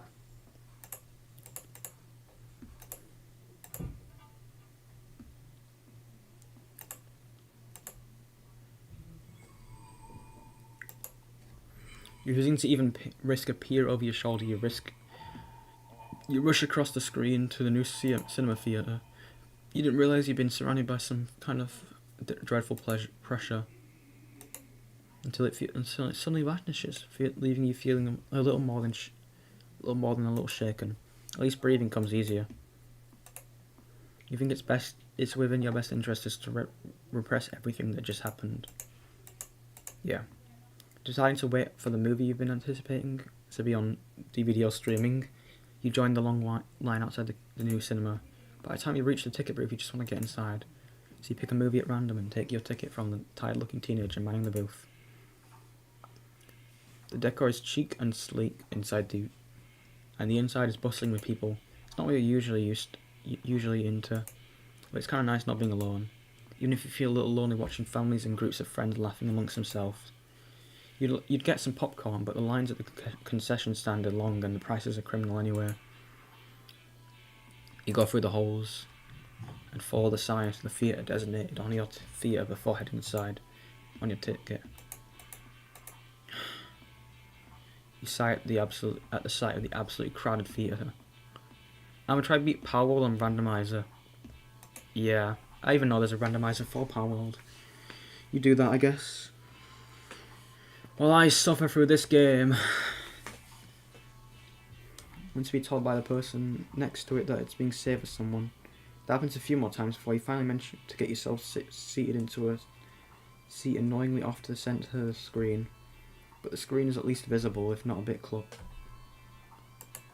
if not a little too close, so you grit your teeth and bear it. The lights fade out, but the chatter doesn't. The rest of the audience seems content to talk through the commercials and even through the trailers.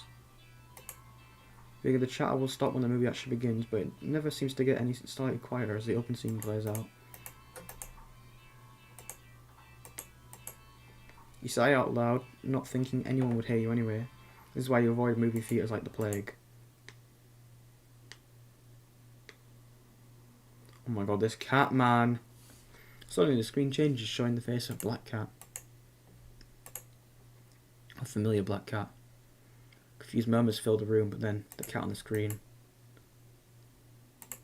meows.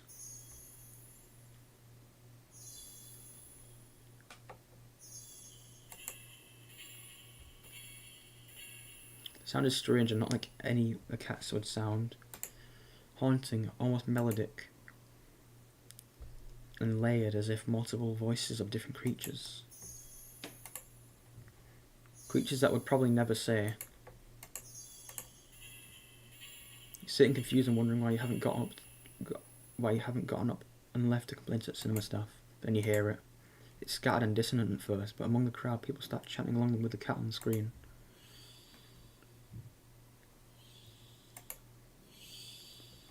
So is this what that hypnosis thing was? Is this what the hypnosis warning was for? Soon the entire room is chanting in perfect unison, everyone staring intently at the cat on the screen. You feel them strangely drawn to the screen yourself, but the compulsion to blink stare like the others isn't that. The compulsion to stare blankly at the others isn't that strong. For now. Also, you start to notice at the corner of your eye that some people in your immediate vicinity are looking at you. No, they're staring, outright staring holes into you, even as they continue to start chanting. They don't miss a beat as they slowly start to frown at you with blatant disapproval. Their scowls deepen as time goes on, as if they're getting impatient.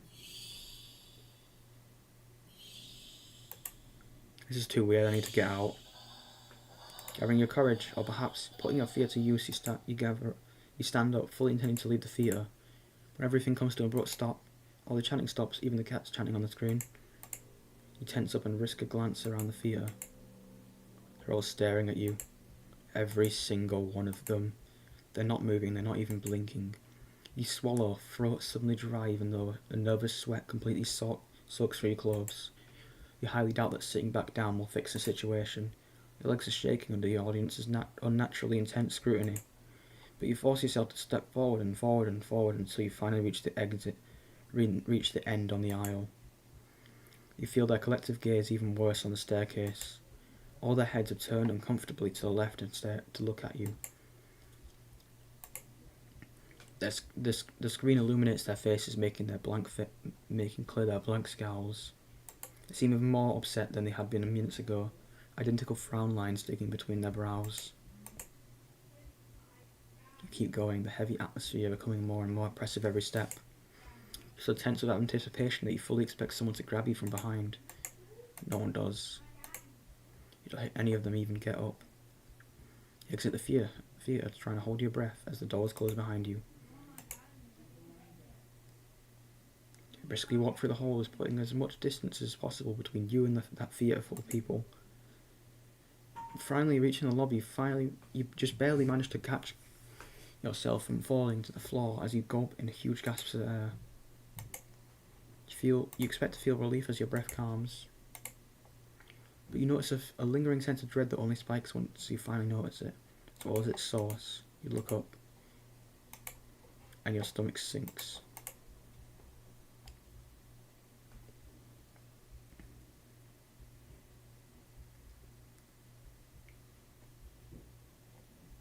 No.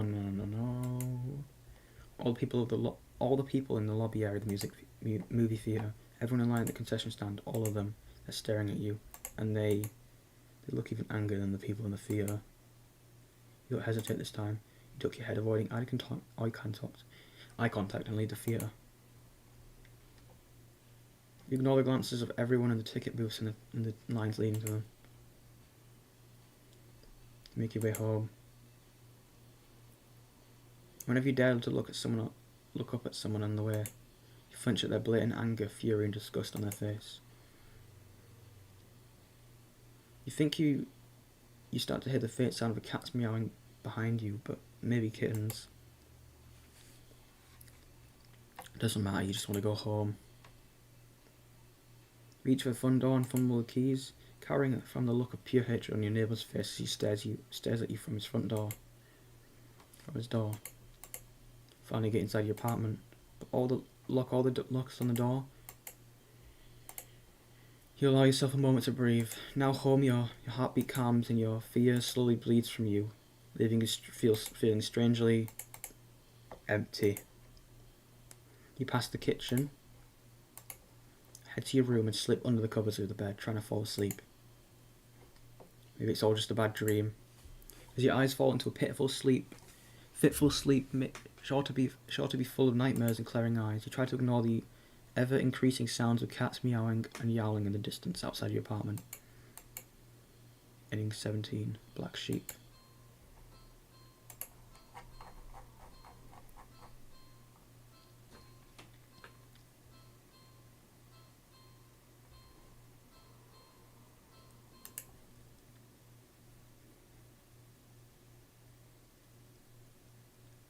No.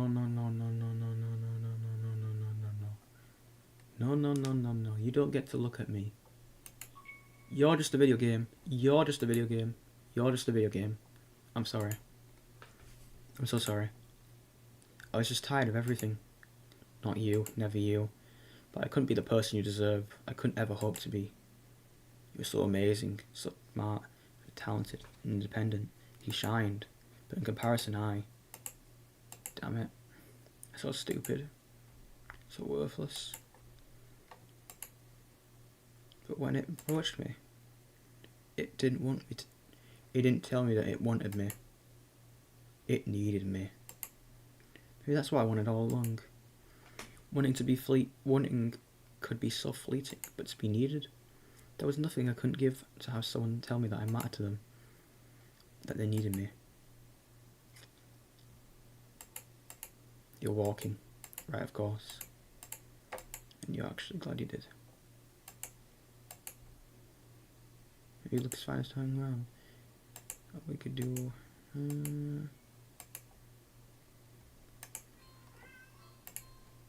yeah.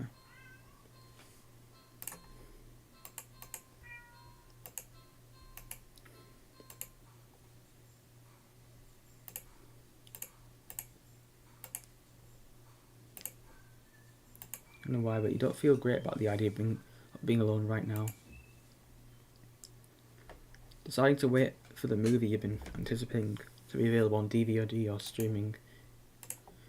You join the long line outside the new cinema. By the time you reach the ticket booth, you just want to get inside.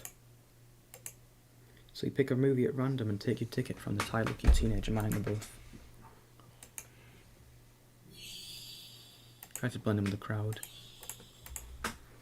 Thinking fast, you looked at the screen and began chanting in tandem with the crowd.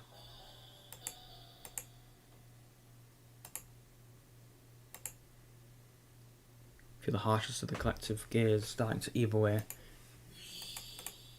The air and the feet are becoming lighter once again. It's so annoying! This audio clip is so annoying! You release air shakily, just realising you've been holding your breath earlier. I know it's supposed to be horror and scary and it hurts, but it just hurts my ears. Feels stuck. Sure, you can't just get up and leave now. Not after whatever all that was. The people around you seem fine now, but there's no telling if they get aggressive at you for moving too much. Never mind outright getting up and leaving. So you decide to let this run its course. Hopefully someone will come along, right? At least turn the film off. Continue to chant along with everyone. Feel lightheaded. You feel as if you could fall asleep, but your eyes don't feel heavy in the slightest. Try to look around and gauge the other's emotional state. You can't seem to look away from the screen. Try again, but you're locked. You're still locked into eye contact with the cat on screen. Oh my god, this noise! You attempt to physically force your line of vision away, steel your nerves, ready to throw yourself to the ground if you need to, but your body only gets as far as tensing up for a moment before completely loosening itself again, making you lay limply into your seat. I think you should be panicking right about now, but even your brain feels limp. Your thoughts are vaguely muted pastel pink, airy, sickeningly sweet and loosely spun, like cotton candy. You feel like you like cotton candy. You think you shouldn't mind your thoughts being like cotton candy either, so why get up and ruin that? It's nice here.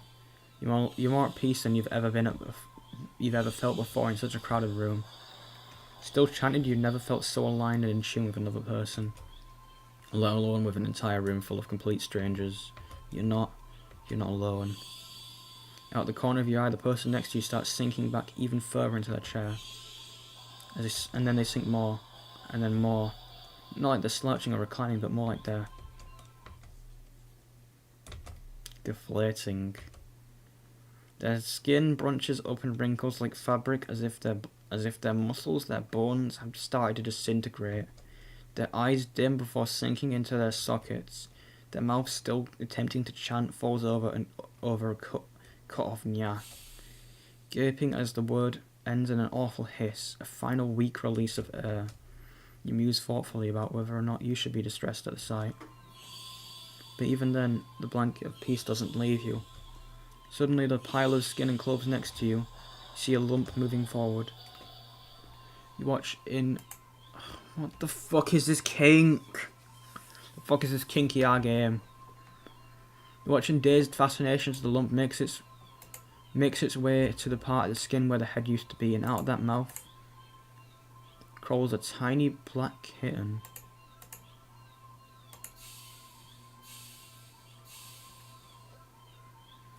You feel the familiar hissing sound all around you as the familiar united chants start to fade, once replaced by a faint mewling of kittens. Finally, your voice is the only one still chanting, still human, and alone Again. You don't want that. You can't go back to that. Not again. Not again. Please. Then you go completely limp. Your body feels light, but it might as well weigh several tons. Because you realise quite suddenly that you can't move. Not an inch. You can't shift your eyes to look around. You can't even breathe. But somehow the chant still continues to creak weakly from your mouth. Okay. A few kittens come forward and perch themselves onto the chairs around you, watching your sinking body mewling as they wait for their youngest sibling to emerge from you. Dozens of glowing eyes peer down at you, and your eyes start to cave in to the sockets of your softening skull. You manage to make out the silhouette of a familiar cat perching on the seat right in front of you. Your vision finally fades, and as that sim hiss of air expels from your mouth, the last thing you sense is something small and live, shifting eagerly around under your skin.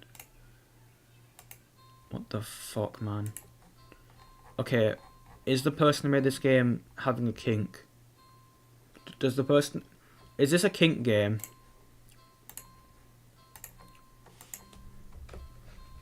No, this game isn't about a god cat, it's about a fucking kink, guys.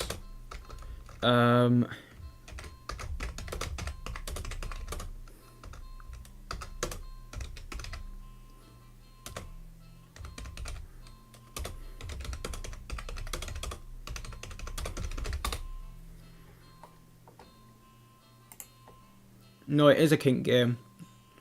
Not a game centered around just because it's not around BDSM doesn't mean it's a kinky game. Doesn't mean it's not a kinky game. We've already encountered like 3 kinks already. Hypnosis, plusher. Well, I don't think it's plushophilia, but it was related to plushy stuff. Okay, there is 40 endings. What? I thought I counted 39. 36, 36. Oh, it'll be true ending. 13 out of 40 endings, bro. My god.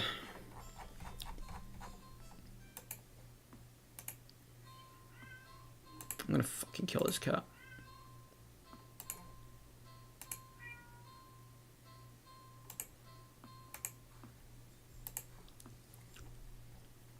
They spend the day at the carnival. Ferris wheel, roller coaster, pharaoh boat.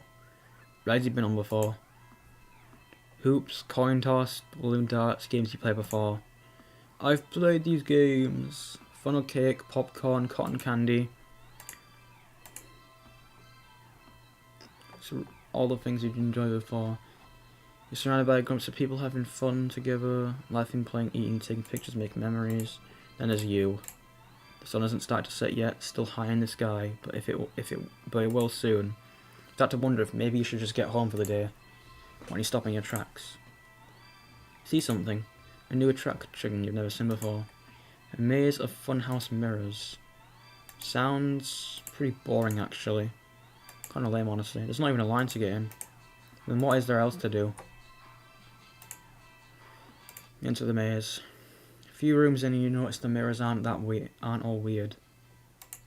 Some just show you looking back at yourself. A little bored, a little tired, and so very, very... Maybe this was a mistake.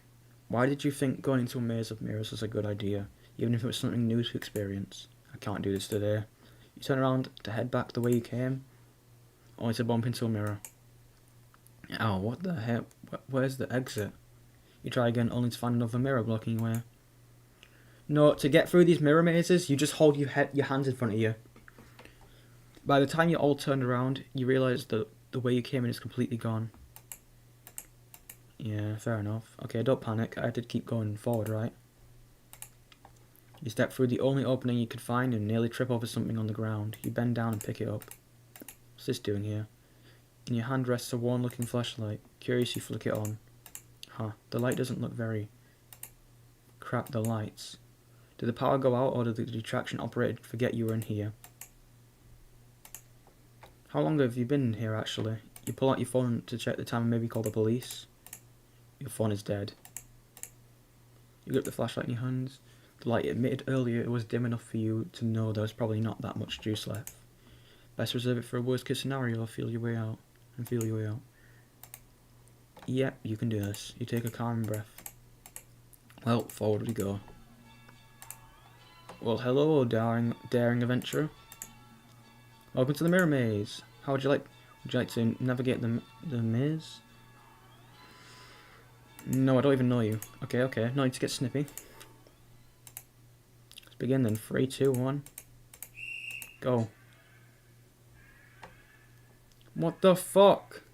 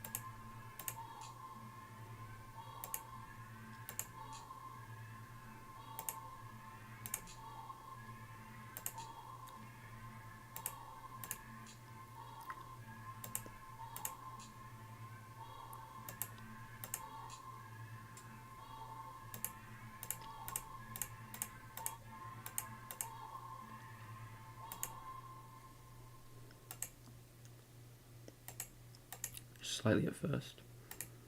But you're running too fast to stop yourself from colliding into the glass. Except you don't quite go into the glass. You don't exactly collide with it either. Simply pass through it.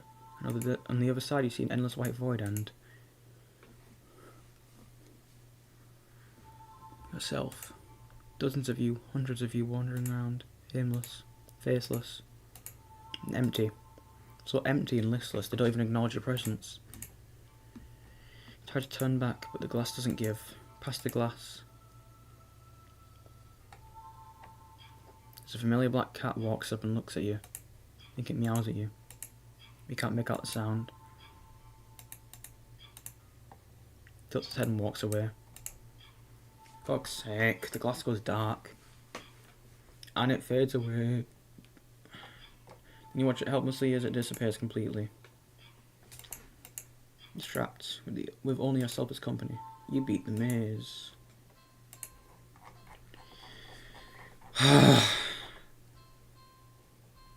God, I'm so tired of these kinky games. I don't like kink games anymore. I'm not gonna buy Changed anymore.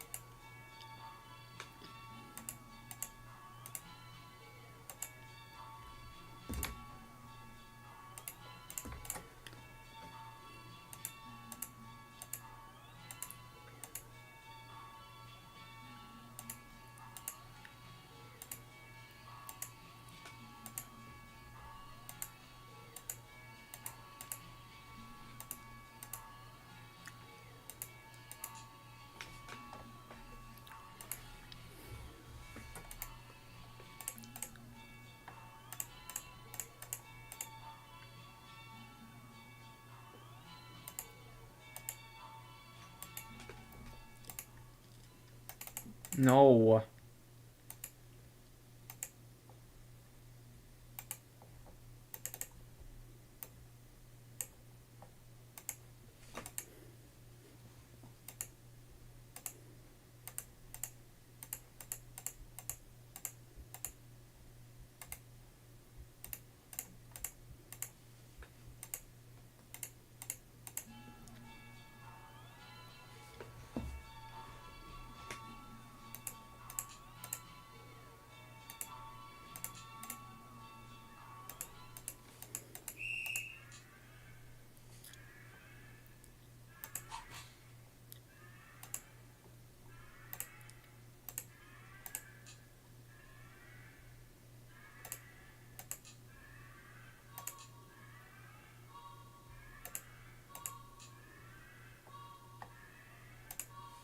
I want to know what happens if I go...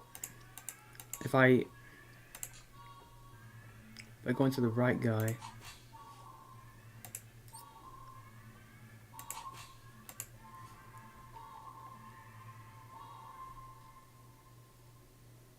I'm Rousey from Deltarune.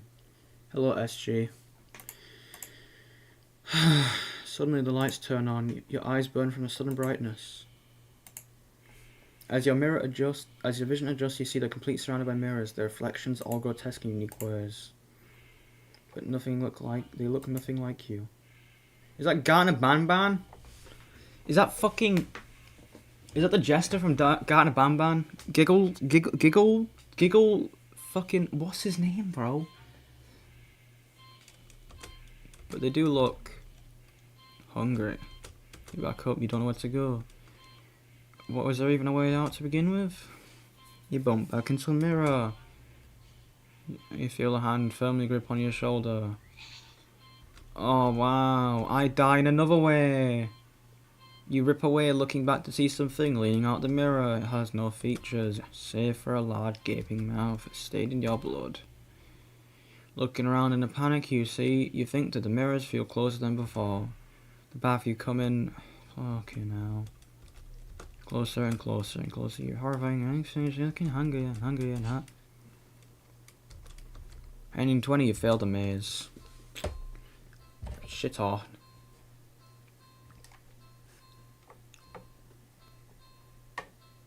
Alright.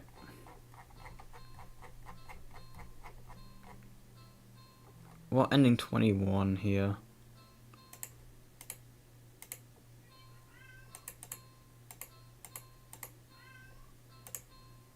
Fuck off, cat. No one likes you. Meow, don't shut up. Carnival. Do something else. There's gotta be a better way to spend your day off than wandering around staring into weird mirrors. Now what? Oh. So I just do something else, then that's... Go to dog park. You had to take a stroll in the park or something. The only one within walking distance is the nearby dog park. You think it'll make you feel better? First you get to see a cute cat and now get to see a cute dog. Several of them, in fact. Oh my god, the song. The song is just meow. Park is bustling with owners and their canine companions, playing frisbee, fetch, running, jumping, and even napping. Such cuties, whatever. Like you'd want to do anything with these mangy mutts. What's wrong? You didn't think that... You said to move on. Dogs are so adorable, you want to pet every single one. Try to exudant. Yeah. I don't have to wait very long. Stop as the smallest, cutest puppy you've ever seen scampers up to you, blocking your path. Oh, okay. Yes, leave. Dogs are stupid and they all deserve to.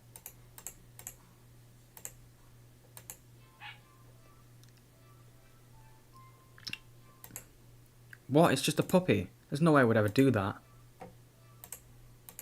No, that's horrible. There's no way I could ever do that. That's disgusting. I think I'm going to be sick. There's no way I'd ever do that. Pick up the puppy and...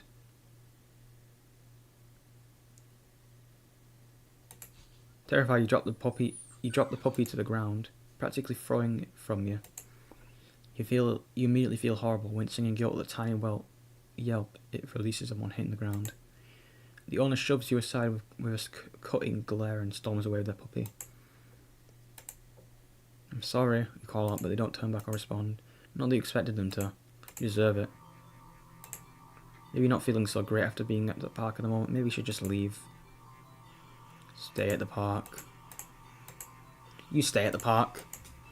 You try to calm down by watching all the dogs from afar as you try to walk along the path. But every so often one will run up to you. When they do, they look wrong. Their owners don't seem to notice. You find a bench and sit down for a quick break, closing your eyes. Maybe this wasn't the best idea after all. Maybe. You should have just stayed with me instead.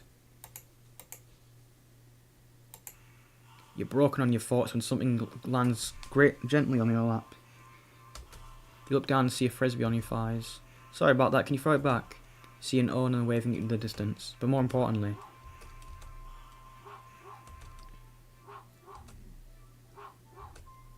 a series of excited barks jerks your gaze forward as you see a large dog sprinting towards you.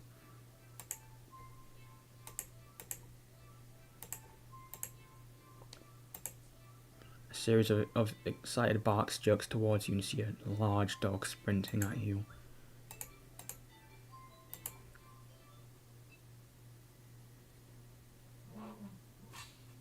Do we count that as a jump scare? Alright. We can fill that in now. I think we count that as a jump scare. It's at least a scare. Jump scares. One more closer to a bingo. Industrial setting, spooky monster but make it sexy. I wouldn't really call the cat a sexy monster. References to drugs. I don't think we've had that yet. Fuses, always gosh damn fuses in these games. We haven't had that yet. Alcoholic, we haven't had that yet.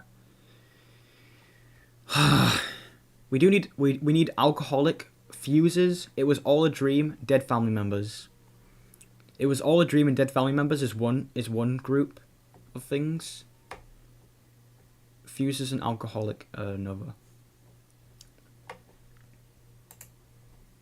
Alright. What?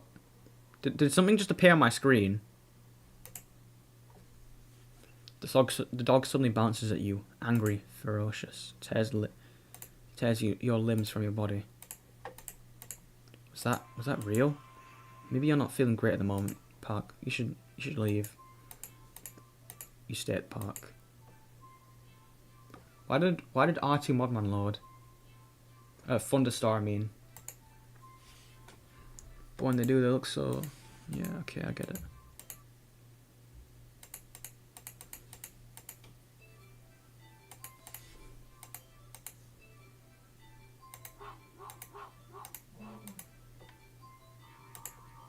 Throw the frisbee and the dog runs in the opposite direction, jumping and catching it right out of the air. Impressive. The dog and the owner walk up to you. Thanks for that, you can pet him if you want. The dog looks at you, eager for its reward of pets and pats for catching the frisbee. Should I? Really? Are you sure? I'm warning you. Do not touch that mutt or you'll regret it. Pet the dog. You reach out your hand and pet the dog. The dog seems pleased. You don't feel very well. Suddenly, the sky begins to darken rapidly. You look along with all the pet owners to see the sun has been eclipsed by the moon in the blink of an eye. You vaguely remember that you should never look directly in eclipse, but for some reason you don't look away. A loud, piercing yowl fills the air, shaking the ground beneath you.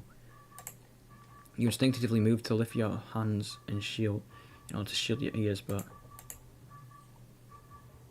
the hand that has been cautiously pressed against the dog's hand comes away with some resistance. Resistance like sticky slime almost cementing your hand to the dog's head. Slime stretches with your movements. The dog's hand stretches with it too as the canine begins to just melt. It melts and melts. Until it becomes a pile of goo at your feet. You're dazed You dazedly look around for the dog's owner, only to find an empty pile of familiar clothes where they once stood. You see similar piles of clothes next to piles of goo. Okay, wait, goo. That's another kink. You know what? I think we should fill in the free space with secretly a kink game. I don't remember what I filled it in with last time. Yeah, okay, we're gonna have the middle one be secretly a kink game for some reason. I think that'll be the new one. I'm joking. I don't even remember what I said it was here earlier. Just piles of goo scattered all across the park's open field. Goo is actually technically a kink. Although I mostly apply goo and kink to transfer all the dogs, all their owners. The melted goo of the dog in front of you and then starts to move with a shudder.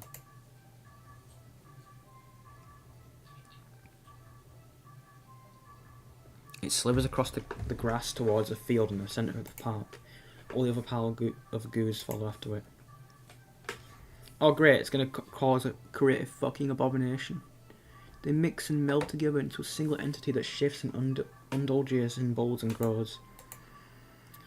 You're watching dazed horror as it then starts to fill out and shape itself. Yay, more cosmic horror. Fucking amazing. Into a behemoth of a dog. Snarling and frothing at the mouth, red eyes frantic and searching, before the glowing orbs land directly on you. The rumbling growl it emits is so low. Nope. Hold on.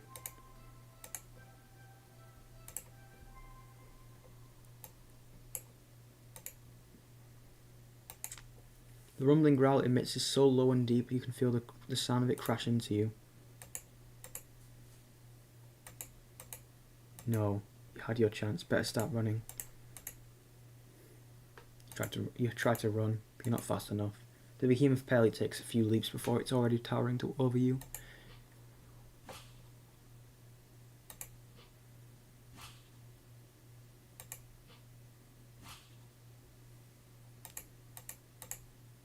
It tears you apart until there's nothing left.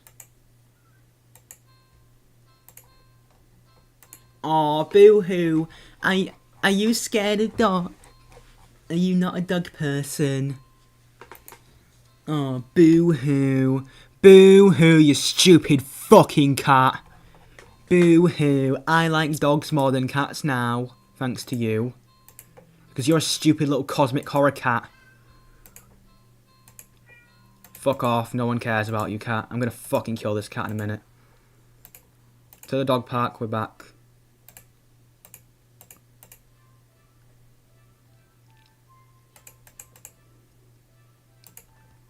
At least the dog killing me is only a few deaths.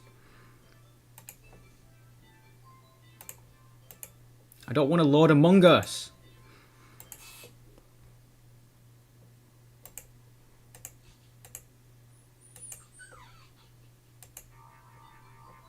No Among Us. No one likes you. Good.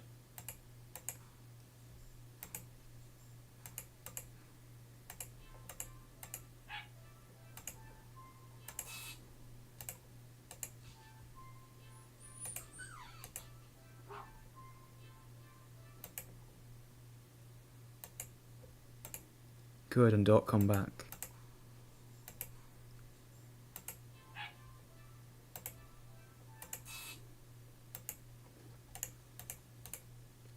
You just barely managed to rein in the reflex to throw the puppy just as far from you as possible. With jerking hands, you quickly place the puppy back on the grass and take several jerky steps back. The owner seems confused by your reaction to their puppy, but you just wave at them in a daze before hastily stumbling away. If you're not feeling great at the park at the moment, maybe you should leave.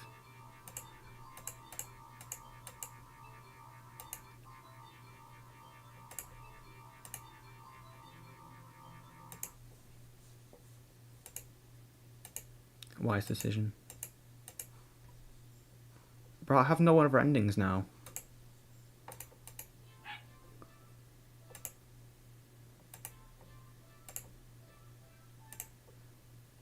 Just leave, leave, leave, leave, leave. Is there really no other ending other than getting mauled by the dog?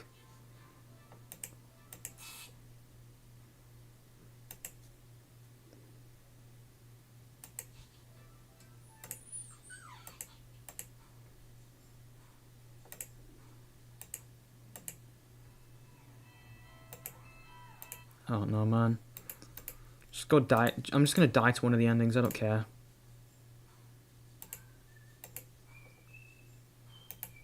I don't really care where I go.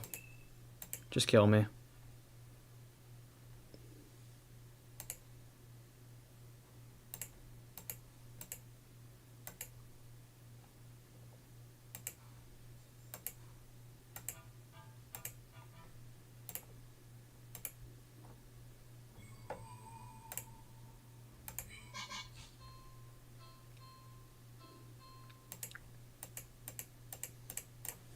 And I think that's all the endings of not taking the cat home. No point doing that. Take the cat home.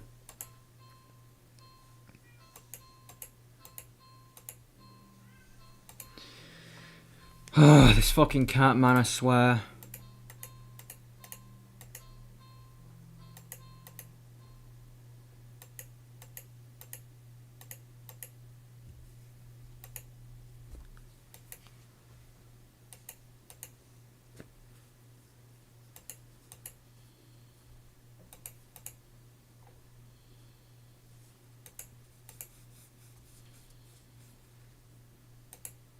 Oh yeah, let me just take a nap near the cat. You know, the cosmic horror cat. He definitely needs a nap. Head to your room and get dressed into your pajamas before you decide to grab a glass of water from the kitchen. You head back to your room ready for a much needed nap. Wait for the cat to race past you through the open door and jump on the middle bed. Now's the time to kill the cat. Now's the time to take out a fucking loaded shotgun and shoot it in the face. It takes its time kneading at the the sheets before settling down and closing its eyes. Well, that was fast. You frown thoughtfully. Now your mind's on it, you find yourself really craving a nap on in your own bed. There's no way you're settling for sleeping on the couch. Certainly not the armchair, which means you should. Sleep next to the cat. Shrug, what's the harm in sharing the bed, right? You've both had a long day after all. Try to avoid jostling the cat as you lay down, but Amelia scuffles over and curls it up against you anyway. Smile. Sweet dreams. Feel like you've slept for a long time. You feel a warm weight on your back, but you don't see the mystery solved then. You feel comfortable, you consider getting up.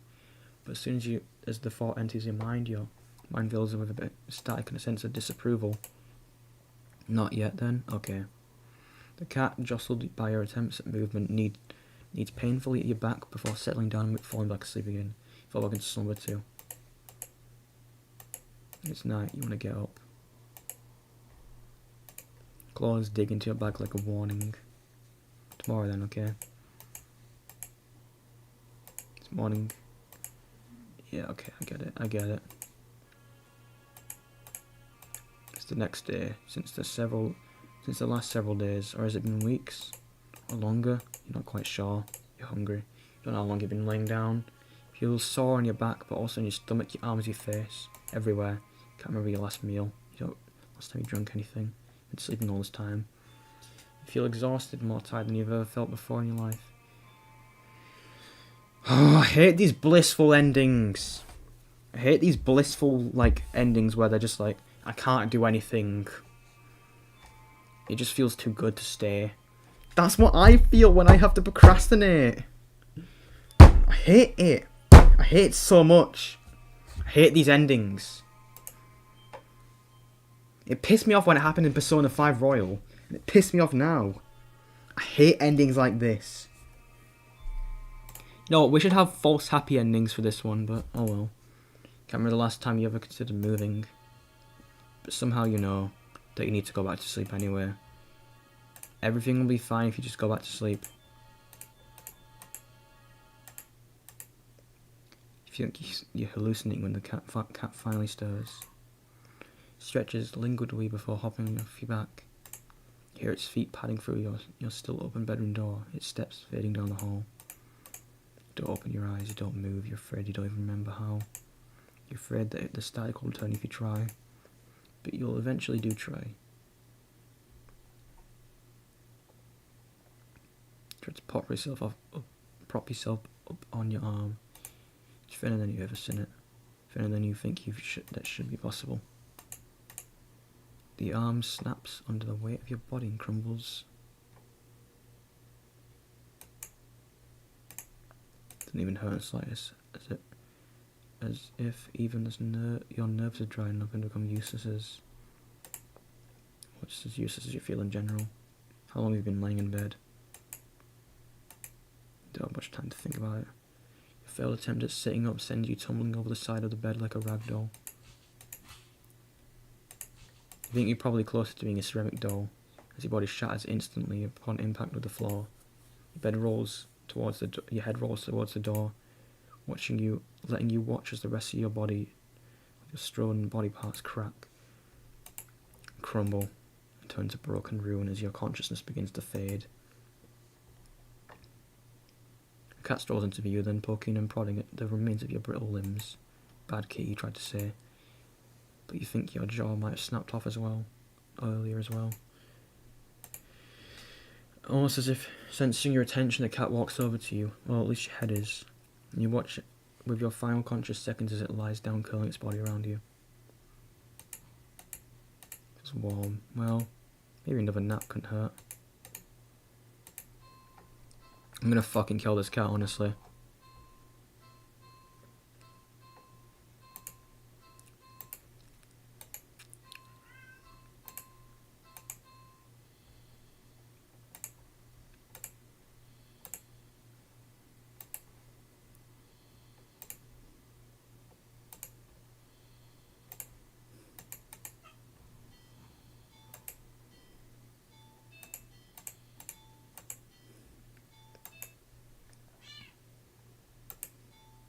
Back. You push a little more firmly this time. The cat sounds annoyed with you. Again, you will sleep in your own bed. Cat opens one yellow eye and slides it up to look at you. I'm gonna kill this cat in a minute. In its voice, a little deeper than before. Move the cat.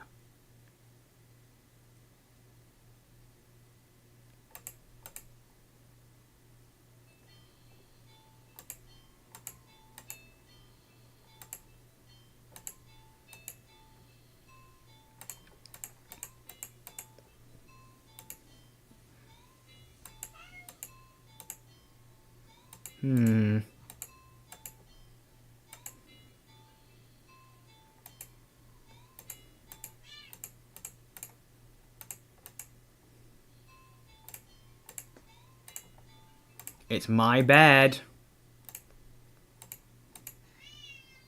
It's my fucking bed, you stupid cunt.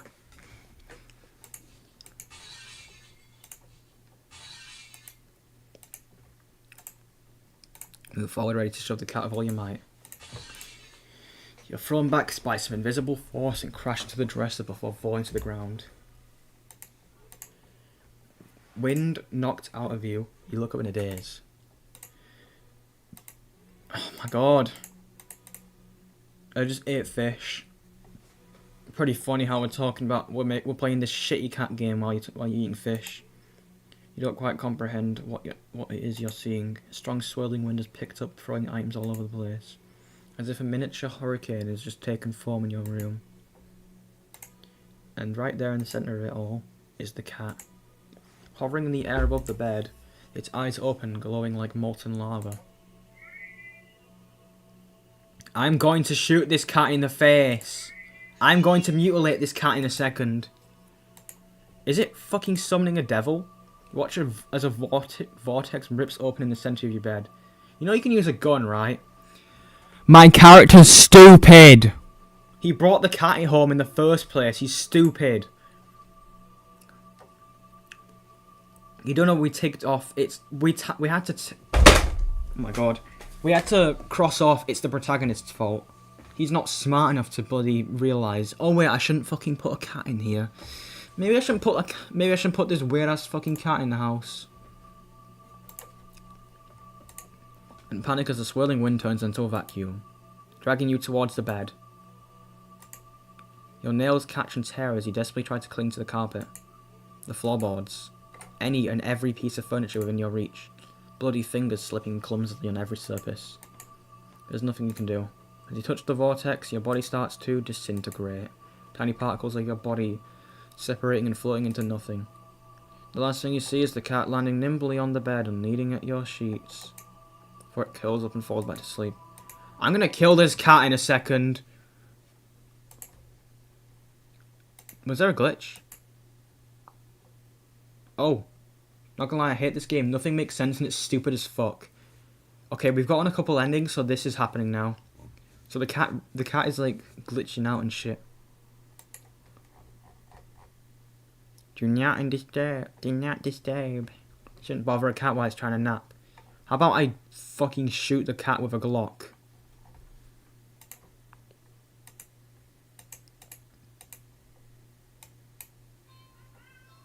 Take the cat home. Yeah, I'm taking the cat home.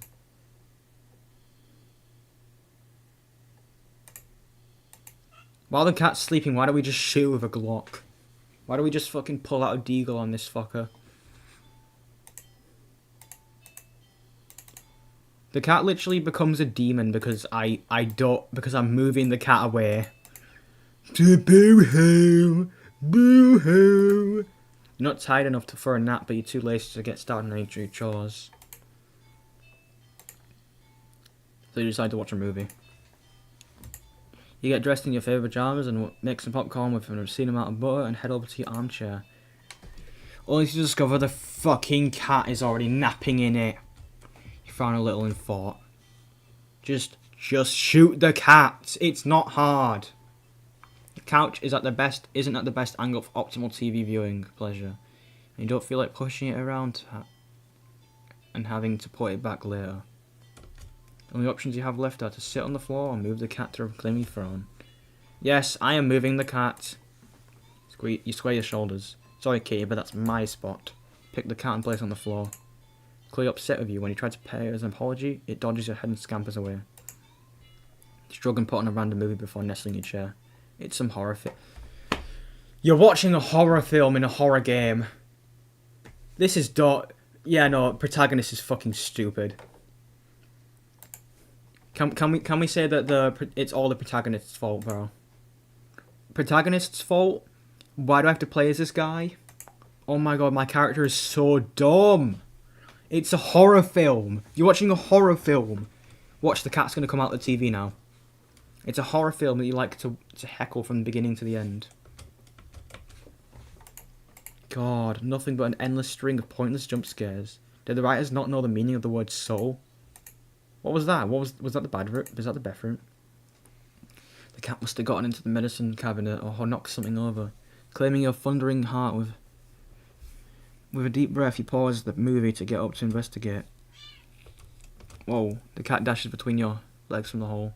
Fleeing the scene only makes you look guiltier, you know. You're even more reluctant to see the damage now. You just want to relax to watch your bad horror movie. Go to the bathroom and turn on the light. Just as you thought, all the stuff in the medicine cabinet is scattered on the tiles.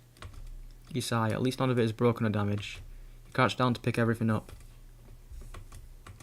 Did the door just close? Did you bump it when you crouched down, or?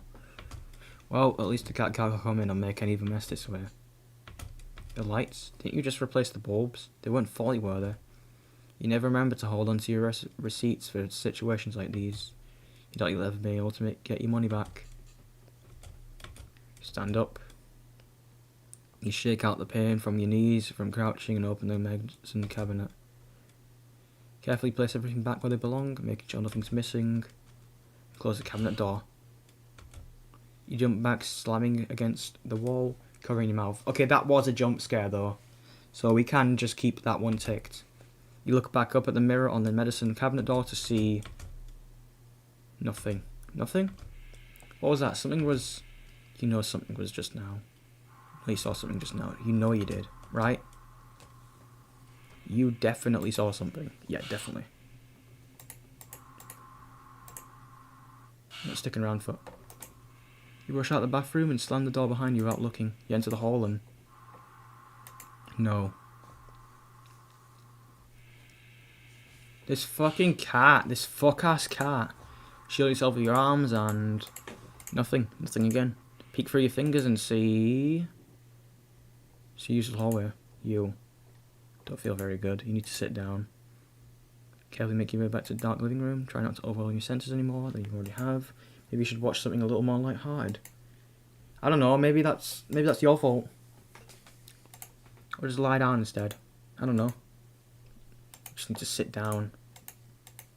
Going forward, you reach a chair, but it's nothing. Nothing at all. Just the cat sitting back in your chair again, looking at you curiously.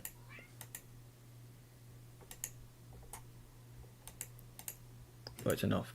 Your heart lurches so harshly out of a mixture of fear and anticipation that it completely gives out. Your eyes roll up into your skull. You feel yourself falling back. You're dead before you even hit the ground. Ending 4. Real subtle.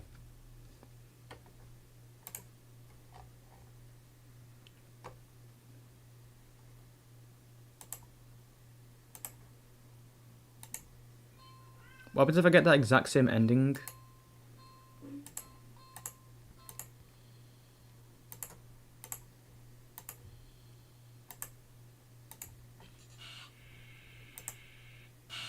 Okay, yeah. The dialogue doesn't change.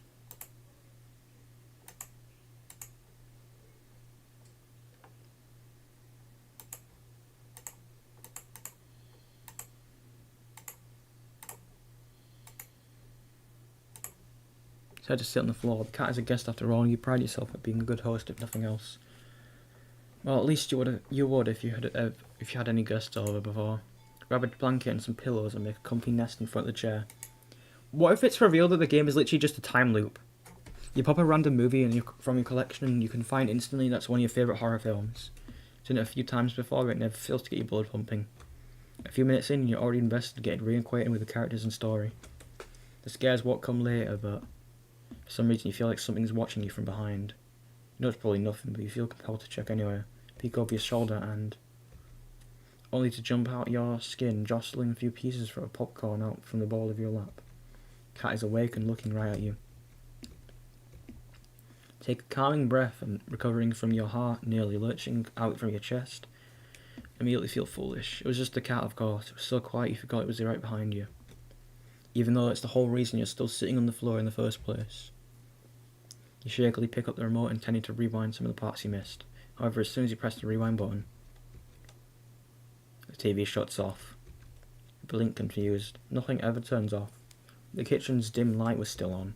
The digital clock was still glowing and the movie player was still rewinding. The power clearly didn't go out, so why? Feel your chill run down your spine as you catch the cat's reflection on the TV screen. It's still looking at you. Cats stare silly, they're that kind of thing, right? And you're a new addition to its life. Of course it's going to study you closely to see if you're trustworthy. So you're going to mentally reassure yourself you turn back the TV back on. The TV is back on, but the movie isn't what's playing on screen. It's you? You watch yourself from the onward frown on screen and you feel your brow furrow in tandem. It's like footage of you in real time, like you're being recorded. Feel the familiar sensation of your mind focusing on small details to avoid the bigger picture of you, of your current situation. This just isn't a good psychological horror game, I think. Or who is doing this, and why? Suddenly your mirrored self smiles and waves at you all on its own. You don't wave back, too stunned to move. The you on screen doesn't seem to mind though. Then stands up and walks out frame, and terrified yelp breaks out in your mouth before you can think to stifle it. On screen in the chair is the cat, but it's wrong. becomes a large, swollen mass of black fur. Its twitching pulse arithmetic. Arithmetic? Mate, are we in fucking school? Arithmetical. What? Is that even a real word? What the fuck is wrong with the cat? Like, what did you do? The cat is just a fucking arsehole. I know, right? Literally, I can sit on the floor and it'll kill me. I'm not even taking its spot or anything. I'm just sitting on the fucking floor. God, I hate this fucking game. It's twitching pulse arithmetic. Arithmetical. Is that even a real fucking word? Are we just making up words now? Arithmetical's a made up new age term, bro.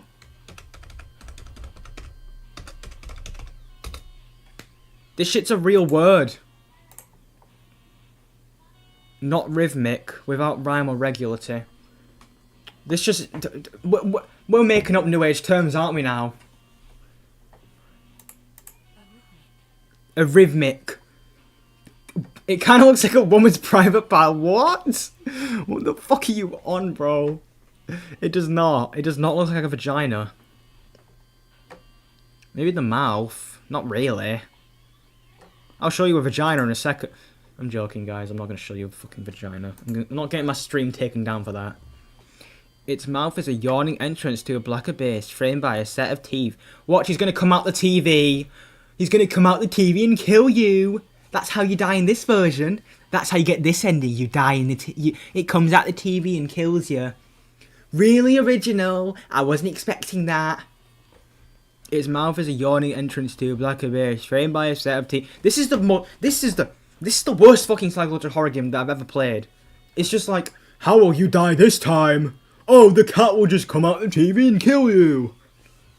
I didn't even fucking do anything to the cat. I just sat down on the floor. Why are we all saying it looks like a vagina now? Alright, hold on. Let me look up.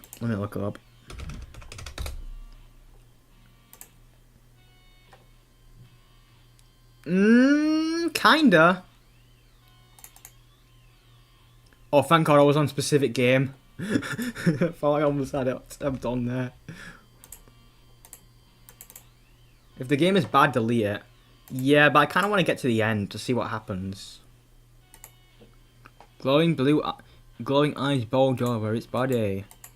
Still looking at you. It doesn't even acknowledge your on-screen persona as they walk back onto frame and pay almost lovingly. The you inside the screen touches one of the cat's fangs. You flinch at a sudden sharp pain in your palm. You look down and sure enough your hand is bleeding. Also, it emulates the TV. So what happens in the TV happens in real life. Okay, really cool and original. I'm watching a war happen on Power World right now. Yeah, that sounds way more fun than this. I want to play Power World, but I can't. I mean, I could play it on my Xbox, I guess, but I don't know if I could play it on here. I just got bombed. You can't be serious, right? You're not serious, right? Is your country currently at war right now? Hold on. You're from Syria, right? No, not Syria. I mean, Serbia, right? There's a war going on. Is there a war going on in Serbia?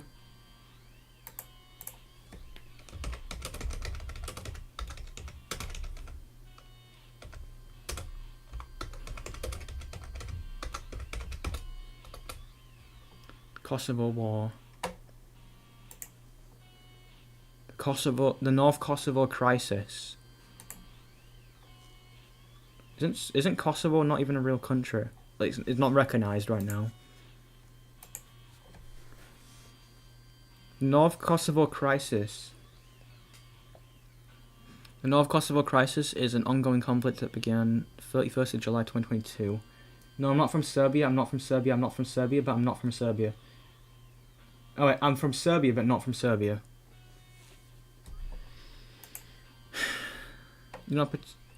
So I'm not from Serbia, I'm not from Serbia, not Serbia. What are you saying, man? For some reason, the sight of it leaking out of you sends another chill down your back. A thought, clear and terrible, flashes across your mind. It's not just the mutated cat in the screen that's watching you, is it? Don't look behind you, don't look behind you, don't look behind you, don't look behind you. You watch helplessly as your on-screen self smiles and nods at you almost encouragingly. Stand in front of the cat's gaping jaws. You look at the dark depths. And as you torn between the horrifying realization of what's about to happen and the gripping wonder of what they see looking back at them from the deep, deep darkness, they jump in.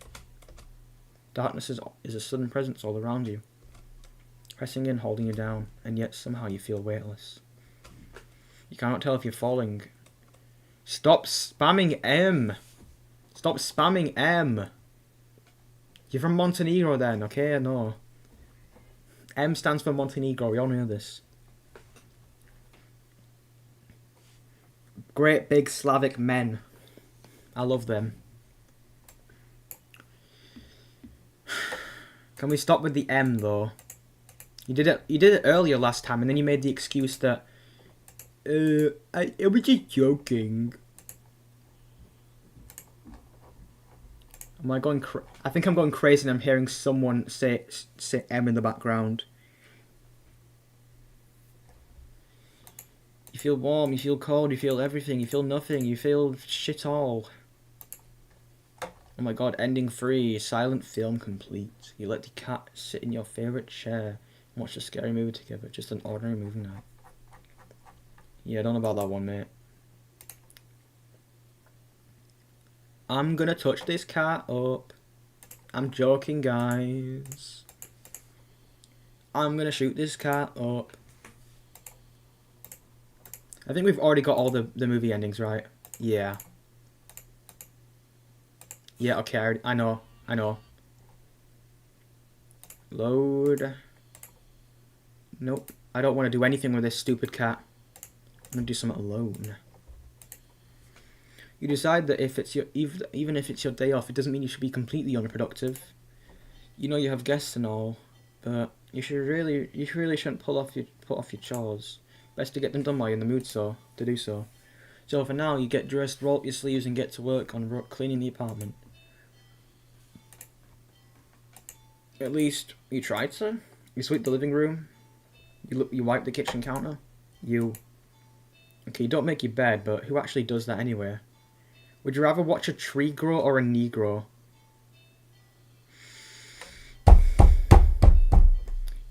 Alright, I'm timing you out. 10-second timeout for no reason. Alright, we're not making any we're not gonna make any racist jokes anymore, okay?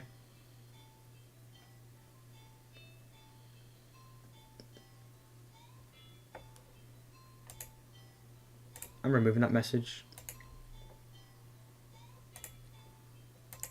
We're not making any racist jokes anymore, okay? Alright? We're not going to make any racist jokes anymore.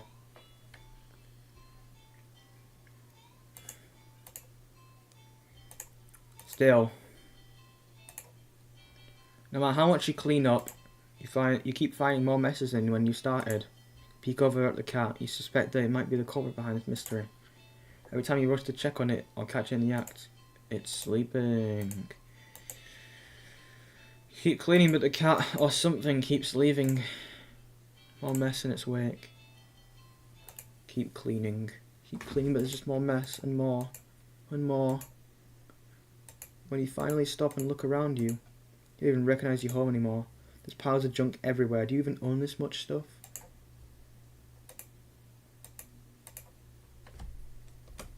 You don't remember ever buying or receiving most of it.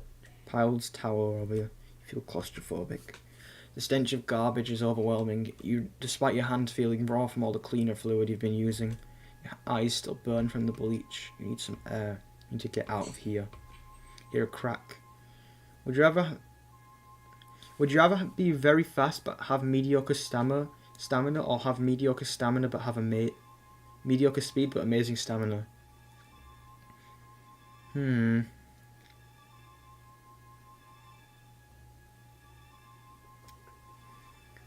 you rather be really fast but have mediocre stamina, or other way around? I mean, I benefit from both of them. Let's see.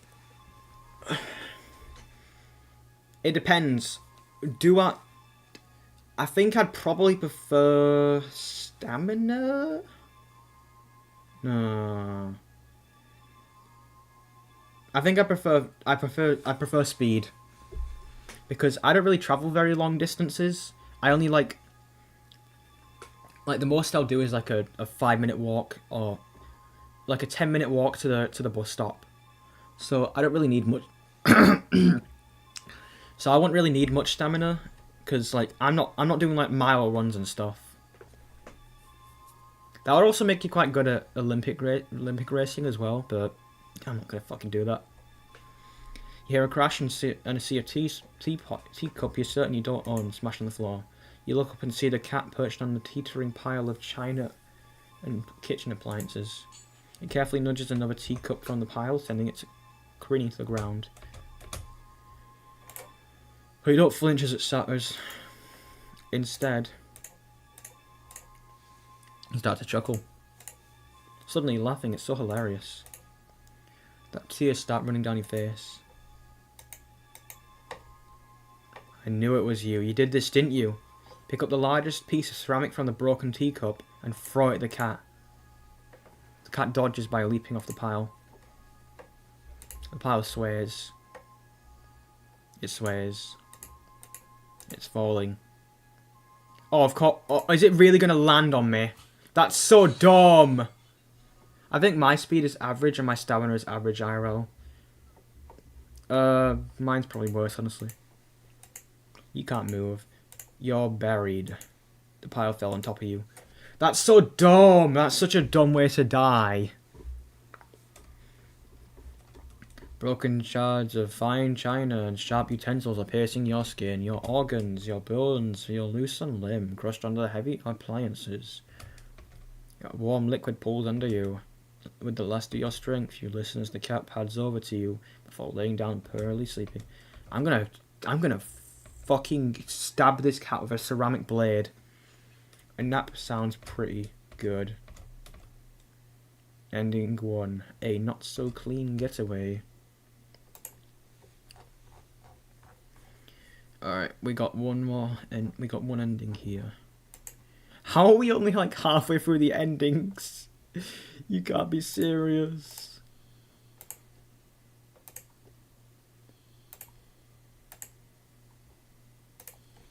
How are you supposed to finish cleaning up if this little imp is making a menace of itself? No, you know the cat's the culprit. You consider locking it up in the bathroom, at least until you can clean the rest of the apartment, but it doesn't seem fair when you don't have any proof. Not for the sake of your sanity, but more importantly for the sake of cleanliness. You start to clean again and peek behind you. How much can you run non-stop? I don't know. Like fucking a minute or two, maybe.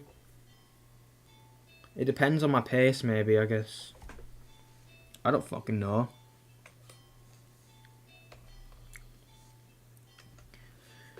Start to clean again and peek behind you, catching mere glimpses of a poor hero and a tail there.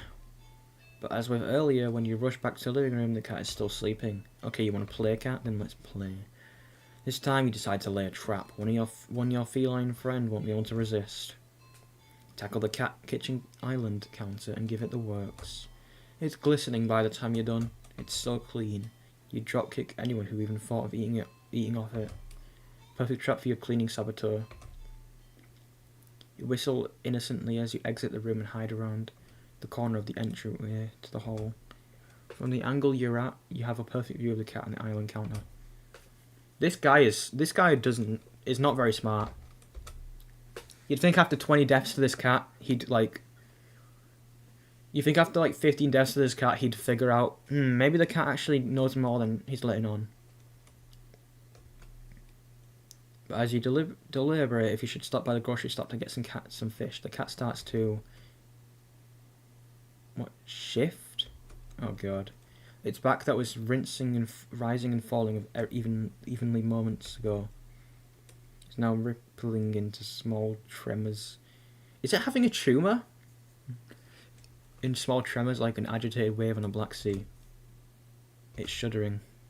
It's bulbing. Bubbling. It's bulging. It's bulging. Gasping believers, another cat burst out of the still sleeping feline you've taken home with you. You're fairly certain that's not how cats give birth. More importantly, you watch the cat too shakes itself off before leaping onto the counter, rolling around on top of it and leaving fur and grime in its wake. Probably should have given it a bath earlier. You feel like your mind is lagging behind the reality of the discovery you just made, but you don't seem capable of thinking beyond small observations. For example, the hows and whys of what you're witnessing eludes you. The more pertinent question that strikes you is that if the original cat is sleeping and the clone cat is busy making yet another mess, then where are the other clones? Suddenly, two cats look directly at you in perfect unison. Their eyes pinned to you in the spot with their intensity. You'll probably die because you'll be squished by too many cats after a while. Yeah, probably. But you realise with familiar sinking feeling of being watched from behind, they're not the only ones looking at you. You slowly turn around. Oh wow, look at how many cats there are. So they just kind of give birth by sleeping? Hooray! I'll make sure to never let my cat sleep again then. I'll make sure every single cat in the entire world is sleep deprived now.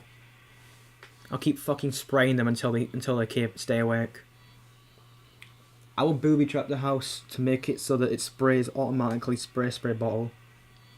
It will spray bottle every single cat it comes across.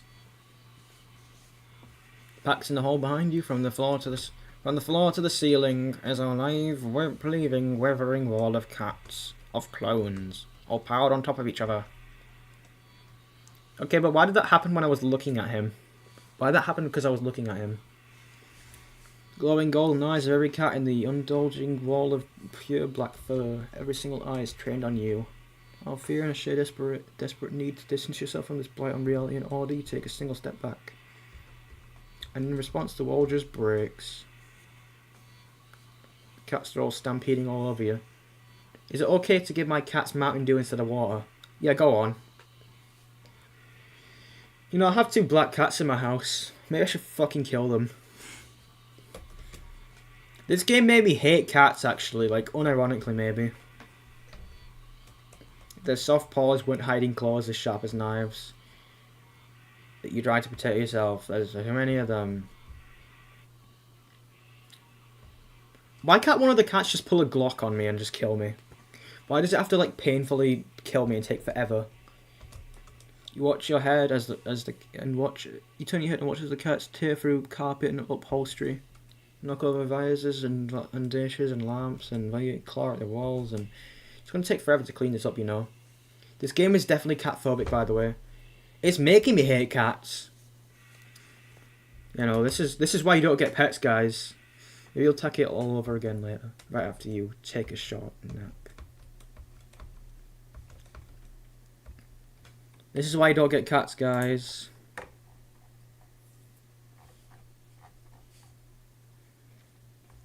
It's a bit more than double. You found the ones responsible for making a mess of your apartment. Those little pranksters. 22 endings only. It feels like I'm never going to get through all the endings. What's your opinion on parrots? Well, they're not like this, so I guess they're fine. Pet the cat. It's not every day you have access to a cute, fluffy animal. What else is there to do but pet to your heart's content? Sit on the floor in your living room and click your tongue to call the cat over. Cat dashes over to you, immediately climbing into your lap. Poor thing, you just want some attention, don't you? Alright. Carefully pet the cat. A rub behind the ear, a screech under the chin. Smooth sweep along the back. Keep petting the cat in your lap, enjoying this bonding time together. But the cat starts to get restless after a while. You're not quite ready to stop. You feel so calm, the repetitive action soothing your usually overworking mind. You keep petting. Yes! Yes! Fuck consent! Is that a cat in the background? Yes! Yes, the cat doesn't consent. The cat's suffering. Let's go. I'm getting pissy. I love all the endings where we piss off the cat because he doesn't deserve to be happy. Because every time you're nice to the cat, every time you're nice to the cat, every time you're mean to the cat, it doesn't fucking matter. It'll kill you anyway. When you scratch under the cat's chin, it bites your fingers. It might be bleeding, but it barely hurts. Aw, boo-hoo. It's more of a warning than anything. Cat struggles in your hold. It's watching you closely. Keep petting. Keep petting the cat. Oh, damn. The cat bites off your finger. It hurts. You're definitely bleeding now, but for some reason, you just can't stop. You don't know what it is. Its fur is so much softer than you realise. You'd think it would be shining in the faint light of your living room, but... Just strangle it! Yes! Rendering it completely null. You're drawn to it like you're somehow holding a deep, dark abyss right in your lap. It feels calmer now, munching on your severed finger.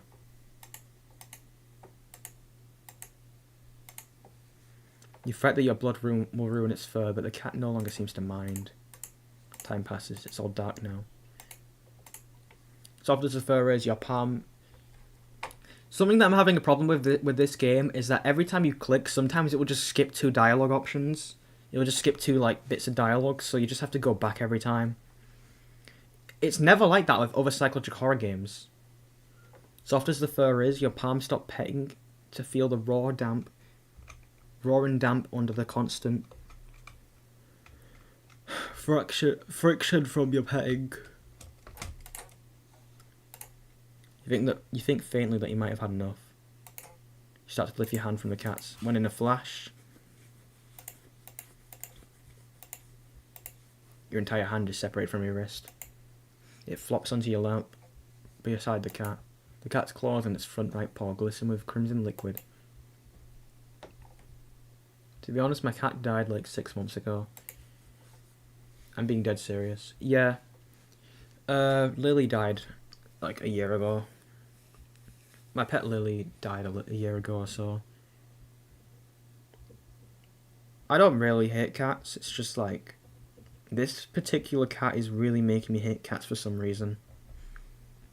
Because if we think about it, cats are usually like really just dickheads. Like, I love cats. But this game is pissing me off so much that it's like, oh my god, I don't know if I like cats anymore. I just don't like having pets anymore. I don't want pets anymore. Because they die in like 3 years. They die every 3 years. Sometimes they're just annoying as hell. It just sucks.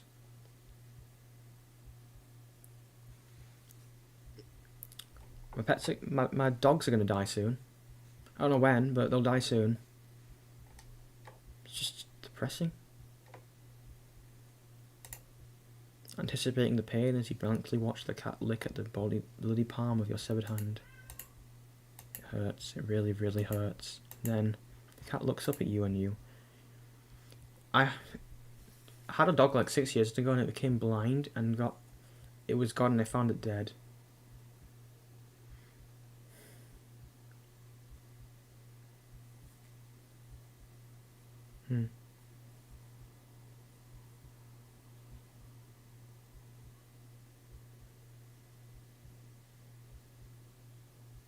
Yeah. Cat looks at you and you feel compelled to keep petting. You're reluctant, but you're also afraid of what will happen if you don't heed the call. What happens? What will you lose next if you try to resist again? You hurt for your insistent petting earlier, yet now you've been hurt for trying to stop. It defies all logic, but that's what scares you. But it stiffens. There's no reasoning with such fickle whims. You feebly try to raise your uninjured hand to pet the cat, but it stiffens, golden eyes glinting dangerously. Well, alright then. I also had a female parrot that died in my hands. Yeah. It was dying for no reason. Maybe it just aged. Maybe it just got old or something. Maybe raise your bleeding stump and resume your petting to the best of your abilities. You pet. And you bleed. You pet. You bleed. Pet. And you bleed. You pet. And you. Personal boundaries. It wasn't even that old. Yeah, I don't know. Did you feed it a cookie? I'm joking. I'm joking. Parrots are live quite long. Yeah, that sounds about right. Like 10 years maybe? Let me check.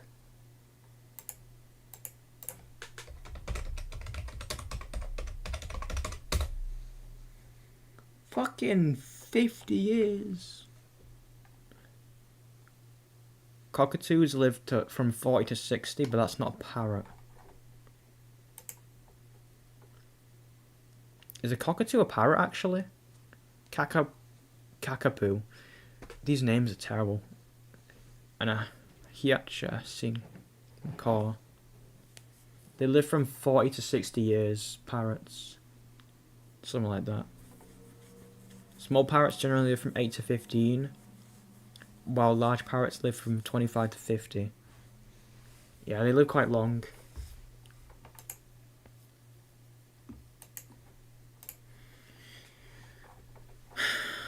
Why would I respect the cat's boundaries? Consent doesn't fucking matter with this cat. This cat, I had a cockatiel. So that's about 50 years. Check it out. Did you send me something on Discord?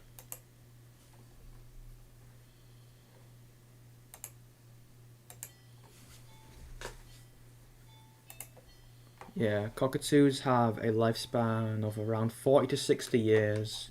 So they're actually quite long. They might even outlive some humans. Well, suicidal humans. I'm joking. Alright, you ready to disrespect his boundaries?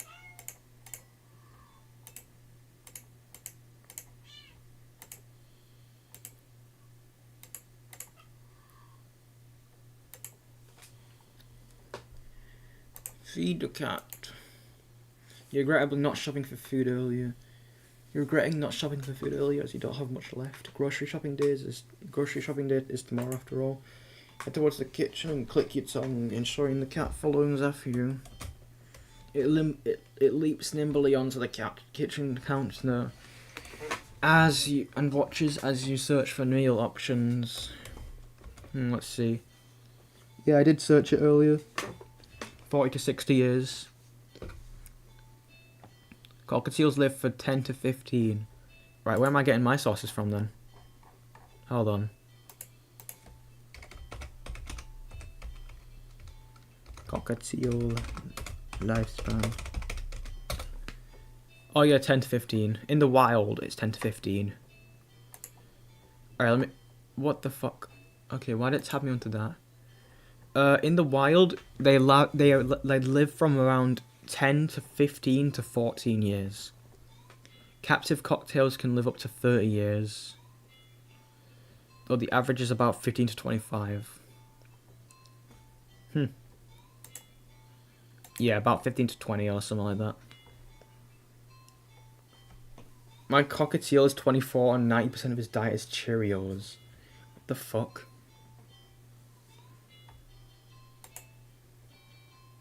Weird ass. Why does fucking Thunderstorm keep loading? Here's some things you'd expect. A can of tuna in the pantry. Some leftover meatloaf in the fridge. And what is that? Are those mealworms? There's a tightly sealed Tupperware on the bottom shelf of the fridge. You'll recognise it. A foul odour is leaking from the container. Whatever inside can't be safe of human consumption. But the cat seems excited about it, partially slavering over it. Still, you're the caretaker here. You're the one who decides what. I feed my parrot steak. Lovely. Maybe that's why it died. I'm joking. I'm sorry. You're the one who needs to decide what's best to feed a hungry cat. So you'll feed it. Yeah, not too hungry right now.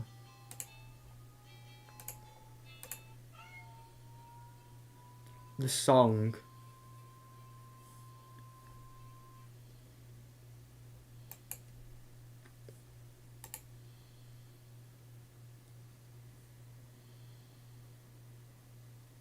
Why is it breathing? Catholic fish, right? Shrugging, you take out the tuna for the cat and the meatloaf for yourself. No, I actually fed my parrots mustard ice cubes. I think that one's a joke. No one, no. Fucking, what is it with these mustard ice cubes? Why are you into mustard ice cubes? You put the frankly ominous container back in the fridge. Cat looks a little disappointed. Tough. You'll need to dispose of that weird whatever it is later. You open the tuna and spoon it onto a small saucer. You put the saucer on the kitchen counter next to the cat. You don't think you should be encouraging it to eat it up there. But you figure it'll make up for electing not to feed it the toxic goop it wanted. The cat looks like it finds the tuna acceptable. Mustard is the best. Stop with the mustard, man. I drink it instead of water. How can mustard be better than water? How is mustard better than water? I think you're joking, but that is deranged if you really think that. Anyone who genuinely thinks that is fucking deranged and might need a psychiatric evaluation. Because that does not seem like it's healthy at all. Who cares if water's not as good as mustard tasting? It's fucking healthier, and it's fucking good. Take it. You go about heating up the meatloaf in the microwave. While setting the timer here. Yeah, I figured you were joking, but I always have to make sure because I can't tell with you half the time. But I actually like mustard anyways. You like whatever you want, mate, but I don't like mustard. Especially since the internet ruined it. Especially since the internet made it even better. It's not that good though. Yeah, no, mayo and ketchup are way better. Mustard is just like... Mustard's like the thing that's like... Like that one... You're like the one friend that's like... Everyone else is just staring at you like, okay. It's just kind of weird. It's like... Oh no, mustard just gives off weird vibes. It's like, who are you, man? Who is this guy? Who invited him? Who invited the guy who likes mustard over? Mustard! Well, that was quick. You need to pace yourself. What's better, normal sausages or turkey sausages? What the fuck are turkey sausages? Well, I guess because... But judging by my reaction... Sausages, I guess. Just normal sausages. Release the sausages. Turkey sausages. Fuck is a turkey sausage? These are real things. No, stop tabbing me onto Friday Night Funkin'. I don't think I've had these before, maybe. Oh wait, they look a little familiar, actually. I think I might have had them. Turkey Westwurst. How do you say that word in German? Sausage in German, how do you say that? Westwurst. I think I actually have had turkey sausages before, and I think I have enjoyed them. Although I can't make a full decision, so for now I'm just going to pick normal sausages. I literally haven't had turkey sausages in a fucking while. Okay then. They actually do look quite nice though. You watch, baffled as the cat continues to hiccup, causing little bubbles to float out of his mouth. Alright. Okay, that's okay. You can process this. It's not completely out the realm of possible, right? Right. Best not to think too hard about it. Soon enough, the room is full of the floating bubbles. Is it going to drown me? The cat releases a fine and kind of bubble before yawning and lying down on the counter. Glad you enjoyed it. The balls haven't left the rim or popped. They seem to be pretty resilient.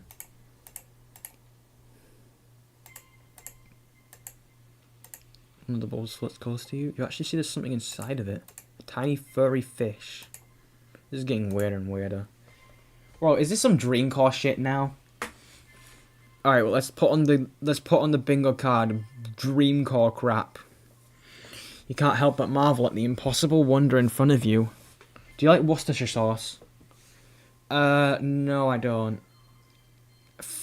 I think I have had it in Walker's crisps, but I'm not a big fan of Worcestershire sauce. Worcestershire sauce.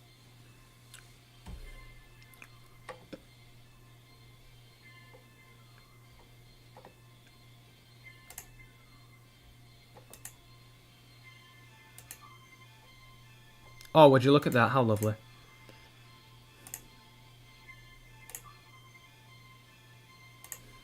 The little fish inside lashes out viciously sinking the tiny fangs into your finger. It doesn't really hurt that much at first, but then... Ow, what? Pains down to climb. Do you like steak? I'm not really big on meat, honestly. I'm gonna be honest. I mean, sausage rolls, but that's pork. Sausage roll is pork. I don't really like many meat products that much. I just kind of don't like the taste of them. You've never had steak before? Steak's fine, from what I can remember. I'm not big on many meat products. I guess chicken's probably my favourite.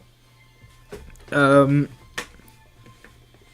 again, I don't understand vegans. They're like, oh god, meat is disgusting, it's evil and stuff. And it's just like, okay, sure, whatever. Shut up, mate. Like, meat is good. We love meat. And it's needed for a healthy balanced diet. But still, I'm not too big on meat very much. I only really eat like chicken, and then maybe like burgers. I guess burgers are quite nice. That's beef. That's beef though, not steak. I love me a good burger, especially from a takeaway.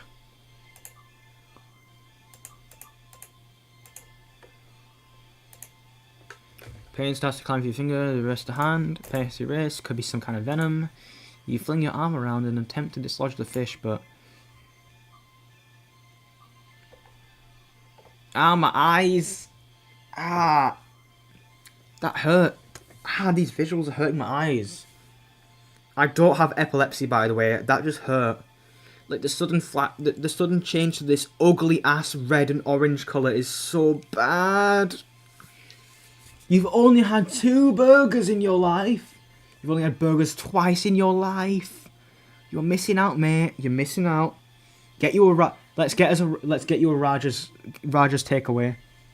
Rogers is proper good. That it's like the best takeaway. It's better than McDonald's. It's better than KFC. It's better than Taco Bell. It's better than fucking chicken bollock thing over there. My eyes, can we get off this image? Yeah, okay, I get it. I know how I'm dying here.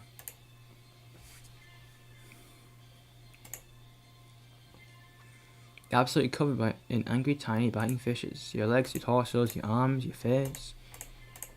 Pain is unbearable. Just set yourself on fire at that point.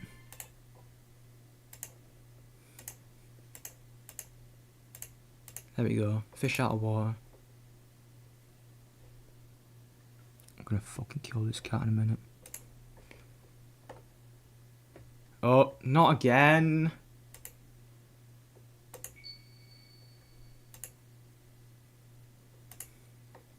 My best friend. My only friend.